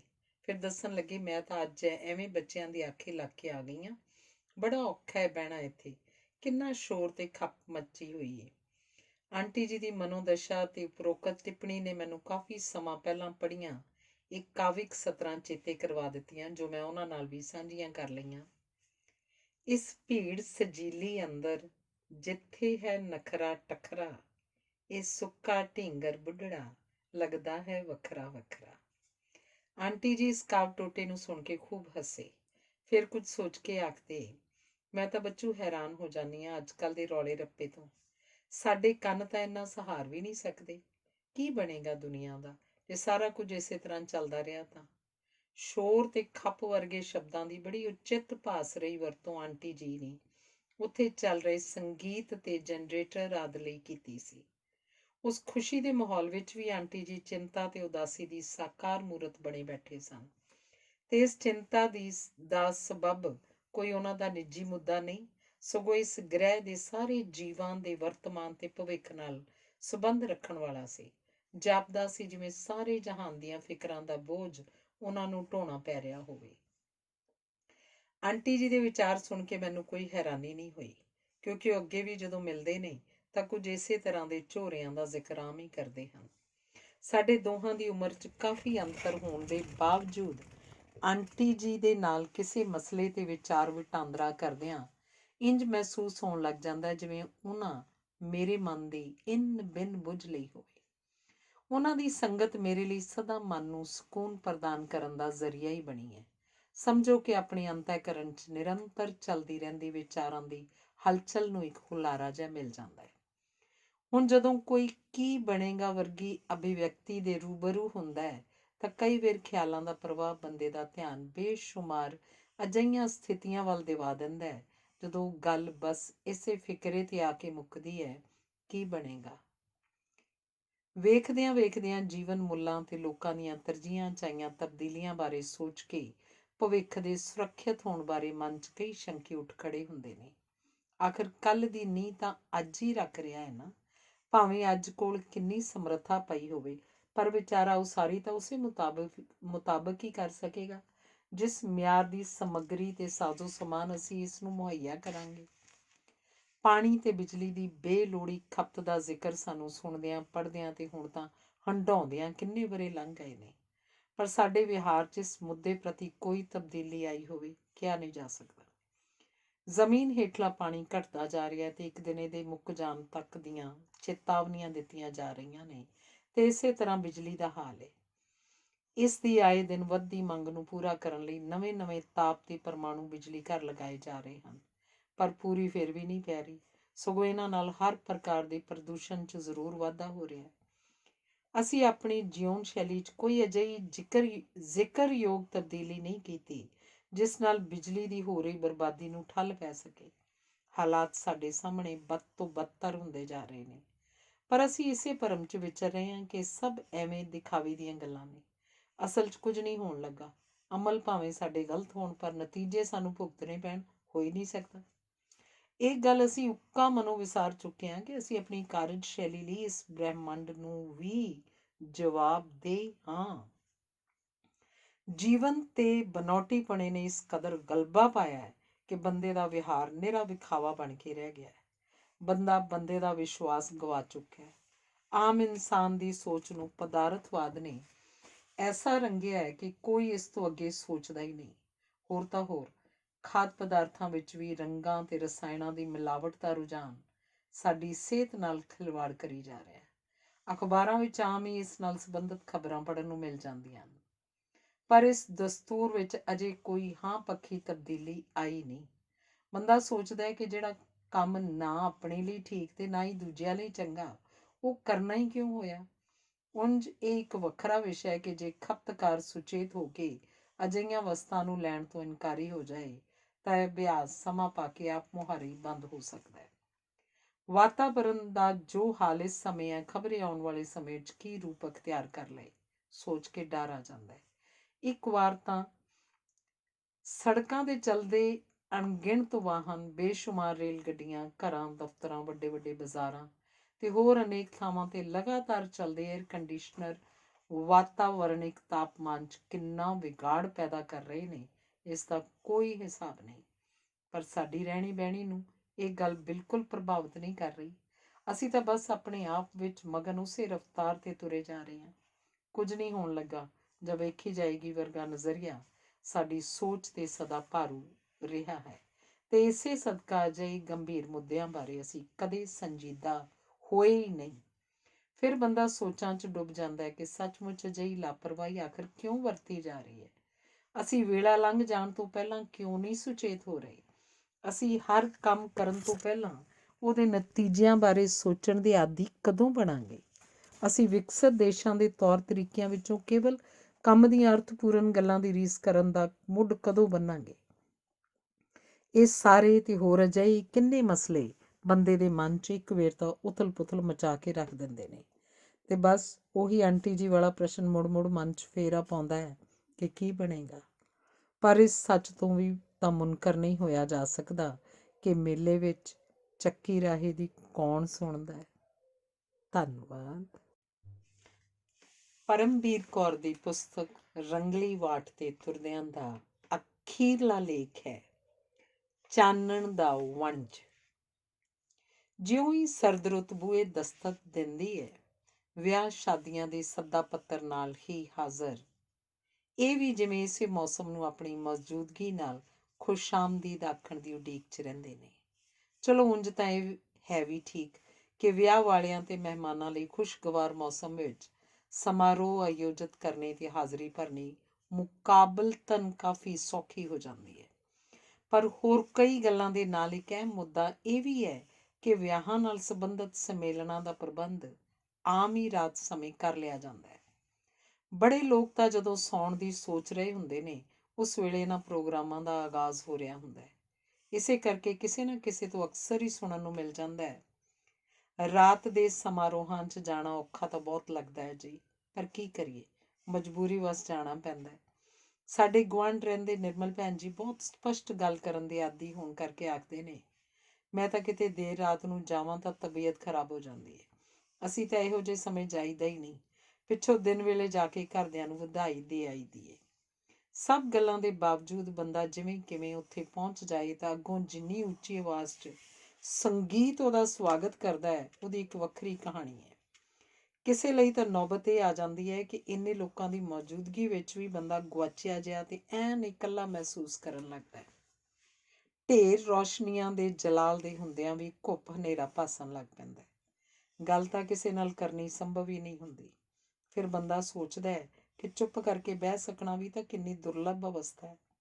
ਚਲੋ ਕਿਤੇ ਮੌਨ ਬਹਿ ਕੇ ਕਿੰਨੇ ਚਿਰ ਤੋਂ ਮਨ ਵਿੱਚ ਉਦਮ ਮਚਾਈ ਬੈਠੇ ਕਿਸੇ ਖਿਆਲ ਤੇ ਧਿਆਨ ਕੇਂਦਰਿਤ ਕਰਕੇ ਉਹਦਾ ਕੁਝ ਜ਼ਿਕਰਯੋਗ ਬਣਾਇਆ ਜਾਏ।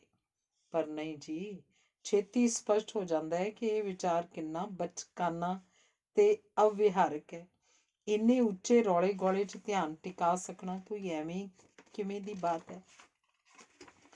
ਭਾਵੇਂ ਬੇਦਿਲੀ ਜਿਹੀ ਨਾਲ ਹੀ ਸਹੀ, ਪਰ ਜਦੋਂ ਬੰਦਾ ਰਾਤ ਸਮੇਂ ਕਿਸੇ ਵਿਆਹ ਸ਼ਾਦੀ ਦੇ ਪ੍ਰੋਗਰਾਮ 'ਚ ਹਾਜ਼ਰੀ ਲਾਉਣ ਲਈ ਘਰੋਂ ਨਿਕਲ ਹੀ ਪੈਂਦਾ ਤਾਂ ਮਨ 'ਚ ਇਹ ਖਿਆਲ ਹੁੰਦਾ ਕਿ ਸ਼ਾਇਦ ਇਸ ਸਮੇਂ ਤਾਂ ਸੜਕਾਂ ਵਿਹਲੀਆਂ ਹੀ ਹੋਣਗੀਆਂ। ਪਰ ਅਸਲ 'ਚ ਇਹ ਕਿਵੇਂ ਸੰਭਵ ਹੋ ਸਕਦਾ ਹੈ ਕਿ ਜਦੋਂ ਕਿੰਨੇ ਹੋਰ ਲੋਕ ਵੀ ਐਨ ਉਸੇ ਤਰ੍ਹਾਂ ਦੇ ਹੋਰ ਸਮਾਰੋਹਾਂ 'ਚ ਸ਼ਾਮਲ ਹੋਣ ਲਈ ਜਾ ਰਹੇ ਹੋਣ। ਇਸ ਸਮੇਂ ਵੀ ਇਹਨਾਂ ਰੁਝੇਵਿਆਂ ਸਦਕਾ ਸੜਕਾਂ ਤੇ ਵਾਹਨਾਂ ਦਾ ਜਮਘਟਾ ਲੱਗਿਆ ਹੁੰਦਾ ਹੈ। ਠੰਡ ਦੇ ਦਿਨਾਂ ਵਿੱਚ ਕਦੇ ਨੌਬਤ ਵੀ ਆ ਜਾਂਦੀ ਹੈ ਕਿ ਸੰਘਣੀ ਧੁੰਦ ਕਾਰਨ ਸੜਕ ਨਜ਼ਰ ਵੀ ਨਹੀਂ ਆਉਂਦੀ ਤੇ ਕਈ ਤਾਂ ਇਸੇ ਔਖ ਸਦਕਾ ਪਿੱਛੋਂ ਇਹ ਦੱਸਦੇ ਵੀ ਸੁਣ ਲਈਦੇ ਨੇ, ਅਸੀਂ ਤਾਂ ਜੀ ਵਾਪਸ ਘਰ ਨੂੰ ਮੁੜ ਗਏ, ਦਿਸਦਾ ਕੁਝ ਹੈ ਨਹੀਂ ਸੀ। ਅਖੌਤੀ ਆਧੁਨਿਕਤਾ ਕਾਫੀ ਮਹਿੰਗੀ ਪੈ ਰਹੀ ਹੈ ਮਨੁੱਖਤਾ ਨੂੰ। ਇਸ ਸਦਕਾ ਬੰਦੇ ਨੂੰ ਬੜੀਆਂ ਕਿਸਮਾਂ ਦੇ ਤਣਾਅ ਦਾ ਤਾਪ ਹੰਢਾਉਣਾ ਪੈ ਰਿਹਾ ਹੈ। ਪਰ ਪਤਾ ਨਹੀਂ ਕਿਉਂ ਇਸ ਪਾਸੇ ਵੱਲ ਗੰਭੀਰਤਾ ਨਾਲ ਵਿਚਾਰ ਕਰਕੇ ਅਜੇ ਤੱਕ ਤਾਂ ਕੋਈ ਖਾਸ ਧਿਆਨ ਦਿੱਤਾ ਨਹੀਂ ਜਾ ਰਿਹਾ।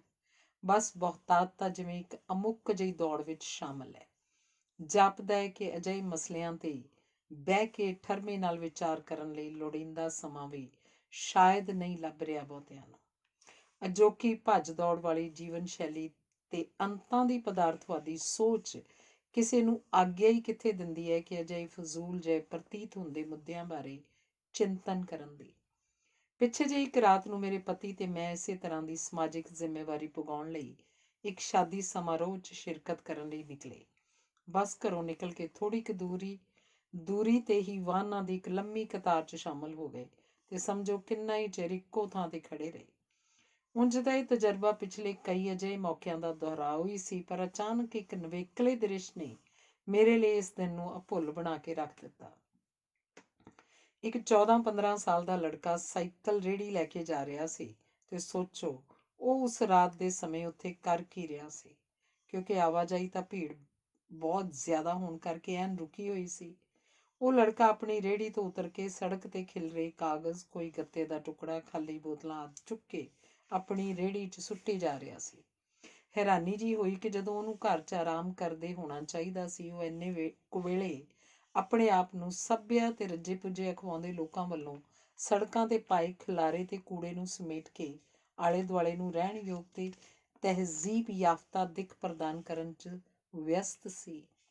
ਆਲੇ ਦੁਆਲੇ ਖੜੇ ਬੇਹਿਸਾਬ ਵਾਹਨਾਂ ਤੋਂ ਬੇਖਬਰ ਉਹ ਲੜਕਾ ਇੱਕ ਵੇਰ ਇਹ ਕੰਮ ਕਰਦਾ ਕਰਦਾ ਸੜਕ ਤੇ ਲੱਗੀ ਇੱਕ ਲਾਈਟ ਦੇ ਐਨ ਹੇਠਾਂ ਆ ਗਿਆ। ਲੜਕਾ ਬੇਹੱਦ ਸਾਊ ਤੇ ਸੂਝਵਾਨ ਹੋਣ ਦਾ ਪ੍ਰਭਾਵ ਦੇ ਰਿਹਾ ਸੀ।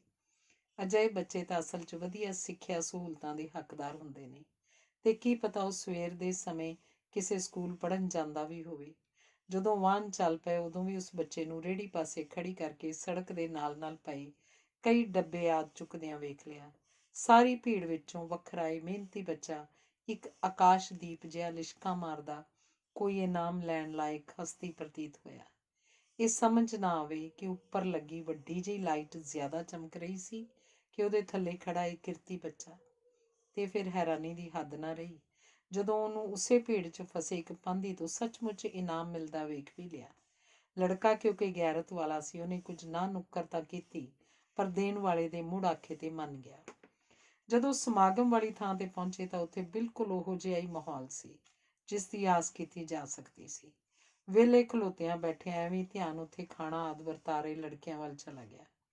ਇਹ ਵਰਤਾਵੇ ਆਪ ਤੱਕ ਕਿੰਨੇ ਥੋੜਾਂ ਵਾਲੇ ਪਰਿਵਾਰਾਂ ਨਾਲ ਸੰਬੰਧਿਤ ਹੁੰਦੇ ਨੇ, ਪਰ ਉੱਥੇ ਆਏ ਮਹਿਮਾਨਾਂ ਨਾਲ ਜਿਸ ਤਰ੍ਹਾਂ ਇਹ ਪੇਸ਼ ਆ ਰਹੇ ਹੁੰਦੇ ਨੇ, ਬੰਦਾ ਵੇਖ ਕੇ ਦੰਗ ਰਹਿ ਜਾਂਦਾ ਹੈ। ਕਈ ਵੇਰ ਤਾਂ ਖਾਣੇ ਦੇ ਨਾਲ ਬਹੁਤ ਇੱਜ਼ਤ ਤੇ ਮਾਣ ਵੰਡਦੇ ਵੀ ਇਹ ਆਮ ਹੀ ਨਜ਼ਰੀ ਪੈ ਜਾਂਦੇ ਨੇ। ਉੱਥੇ ਮੌਜੂਦ ਹਰ ਸ਼ਖਸ ਨੂੰ ਇੱਕ ਵਿਸ਼ੇਸ਼ ਮਹਿਮਾਨ ਹੋਣ ਦਾ ਅਹਿਸਾਸ ਸਹਿਜੇ ਹੀ ਕਰਵਾ ਦੇਣਾ ਇਹਨਾਂ ਦੀ ਫਿਤਰਤ ਦਾ ਹਿੱਸਾ ਬਣ ਚੁੱਕਾ ਹੁੰਦਾ ਹੈ। ਵਿਹਾਰ ਵਿੱਚ ਇੰਨਾ ਸਲੀਕਾ ਕਿ ਕਈ ਚੰਗਿਆਂ ਨੂੰ ਮਾਤ ਪਾ ਦੇਣ। ਕਈ ਵਾਰ ਤਾਂ ਜਿਵੇਂ ਗਰਮ ਗਰਮ ਫੁਲਕਾ ਕਿਸੇ ਦੀ ਪਲੇਟ 'ਚ ਰੱਖਦੇ ਨੇ, ਮਾਂ ਦੀ ਯਾਦ ਦਿਵਾ ਦਿੰਦੇ ਨੇ।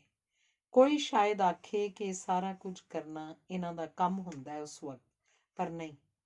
ਆਮ ਹੀ ਵੇਖਿਆ ਕਿ ਇਹਨਾਂ ਵਿੱਚੋਂ ਕਈ ਆਪਣੇ ਫਰਜ਼ ਤੋਂ ਅੱਗੇ ਬਹੁਤ ਇਮਾਨਦਾਰੀ ਤੇ ਭਾਵਨਾ ਨਾਲ ਕੰਮ ਕਰ ਰਹੇ ਹੁੰਦੇ ਨੇ। ਹੋਰਨਾਂ ਨੂੰ ਮਾਣ ਦਿੰਦੇ ਦਿੰਦੇ ਇਹ ਆਪ ਵੀ ਬੜੀਆਂ ਸਤਿਕਾਰਯੋਗ ਸ਼ਖਸੀਅਤਾਂ ਭਾਸਣ ਲੱਗ ਪੈਂਦੇ ਨੇ। ਇਹਨਾਂ ਦੇ ਬਾਰੇ ਇਸ ਤਰ੍ਹਾਂ ਸੋਚਦਿਆਂ ਫਿਰ ਉਸ ਲੜਕੇ ਦਾ ਚੇਤਾ ਆ ਗਿਆ ਜਿਹੜਾ ਆਉਣ ਸਮੇਂ ਰਾਹ 'ਚ ਵੇਖਿਆ ਸੀ। ਖਿਆਲਾਂ ਦੇ ਪ੍ਰਵਾਹ ਦਾ ਜਿਹਾ ਮੁੱਢ ਵੱਜਿਆ ਕਿ ਇੱਕ ਤੋਂ ਬਾਅਦ ਇੱਕ ਕਿੰਨੇ ਹੀ ਅਜਿਹੇ ਚਿਹਰੇ ਚੇਤਿਆਂ ਵਿੱਚੋਂ ਉੱਭਰ ਕੇ ਸਾਹਮਣੇ ਆਉਣ ਲੱਗ ਪਏ।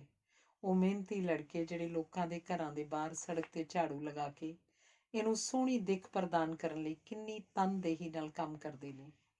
ਜਿਹੋ ਜਿਹਾ ਨਾ ਕਰਨ ਤਾਂ ਭਾਵੇਂ ਜਿੰਨੀਆਂ ਰੋਸ਼ਨੀਆਂ ਜਗਮਗ ਕਰਦੀਆਂ ਹੋਣ, ਉਹ ਫਿੱਕੀਆਂ ਤੇ ਬੁਝੀਆਂ ਜਿਹੀਆਂ ਹੀ ਪ੍ਰਤੀਤ ਹੋਣਗੀਆਂ। ਜਿਹੜਾ ਸੋਝ ਸਲੀਕੇ ਵਾਲਾ ਹੋਣਹਾਰ ਲੜਕਾ ਘਰ 'ਚ ਗੈਸ ਦਾ ਸਿਲੰਡਰ ਦੇਣ ਲਈ ਆਉਂਦਾ ਹੈ, ਉਹਦਾ ਸਲੀਕੇ ਨਾਲ ਓਤ-ਪੋਤ ਵਿਹਾਰ ਕਿਹੜਾ ਅਣਗੌਲਿਆਂ ਕਰਨ ਯੋਗ ਹੈ। ਇਹਨਾਂ ਸਾਰਿਆਂ ਦਾ ਇੰਨੀ ਮਿਹਨਤ ਤੇ ਲਗਨ ਨਾਲ ਕੰਮ ਕਰਨਾ ਇੰਝ ਜਾਪਣ ਲੱਗ ਪਿਆ ਜਿਵੇਂ ਲੋਕ ਚਾਨਣ ਦਾ ਵਣਜ ਵਪਾਰ ਕਰਨ ਵਿੱਚ ਰੁੱਝੇ ਹੋਣ। ਇਸ ਜਹਾਨ ਨੂੰ ਇੱਕ ਰਹਿਣਯੋਗ ਥਾਂ ਬਣਾਉਣ 'ਚ ਇਹਨਾਂ ਦਾ ਵਡਮੁੱਲਾ ਯੋਗਦਾਨ ਹੈ, ਜਿਸ ਨੂੰ ਨਜ਼ਰਅੰਦਾਜ਼ ਕਰਨਾ ਕਈ ਜਾਇਜ਼ ਨਹੀਂ ਹੋਏਗਾ। ਇਹਨਾਂ ਵੱਲੋਂ ਕੀਤਾ ਜਾਂਦਾ ਉੱਦਮ ਜੀਵਨ ਦੀ ਡਗਰ ਨੂੰ ਰੰਗਲਾ ਬਣਾਉਣ ਵਿੱਚ ਵੀ ਭੂਮਿਕਾ ਅਦਾ ਕਰਦਾ ਹੈ। ਵੈਸੇ ਇਸ ਗ੍ਰਹਿ 'ਤੇ ਮੌਜੂਦ ਹਰ ਸ਼ਖਸ ਇਸ ਜੀਵਨ ਵਿੱਚ ਵਿਚਰਦਿਆਂ ਆਪੋ ਆਪਣੀ ਮਨੋਬਿਰਤੀ ਚੋਣ ਮੁਤਾਬਕ ਤੇ ਆਪਣੇ ਢੰਗ ਨਾਲ ਕਾਰੋਬਾਰ ਵਪਾਰ ਹੀ ਕਰ ਰਿਹਾ ਹੁੰਦਾ ਹੈ। ਇਹ ਜੀਵਨ ਕੋਈ ਅਰਥਪੂਰਨ ਵੰਜ ਕਰਨ ਲਈ ਇੱਕ ਨਾਯਾਬ ਮੌਕਾ ਹੀ ਤਾਂ ਹੈ। ਇਹ ਗਿਣਿਆ ਮਿਥਿਆ ਸਮਾਂ ਕੋਈ ਅਰਥਪੂਰਨ ਕੰਮਾਂ ਤੇ ਬਤੀਤ ਕਰਨਾ ਸਭਨਾਂ ਦੇ ਲਈ ਕਿੰਨਾ ਲਾਹੇਵੰਦ ਸਾਬਤ ਹੋ ਸਕਦਾ ਹੈ। ਤੇ ਯਕੀਨਨ ਅਜਿਹੇ ਕੰਮ ਧੰਦਿਆਂ 'ਚ ਲੱਗਿਆਂ ਤਾਂ ਰੌਸ਼ਨੀ ਦਾ ਪਸਾਰਾ ਵਧਣ ਦੇ ਇਸੇ ਜ਼ਰੀਏ ਆਪਣੇ ਪੂਰੇ ਵਜੂਦ ਦੇ ਵੀ ਨੂਰੋ ਨੂਰ ਹੋ ਜਾਣ ਦੀਆਂ ਸੰਭਾਵਨਾਵਾਂ ਯਕੀਨਨ ਉਜਾਗਰ ਹੁੰਦੀਆਂ ਹੀ ਹੋਣਗੀਆਂ। ਧੰਨਵਾਦ।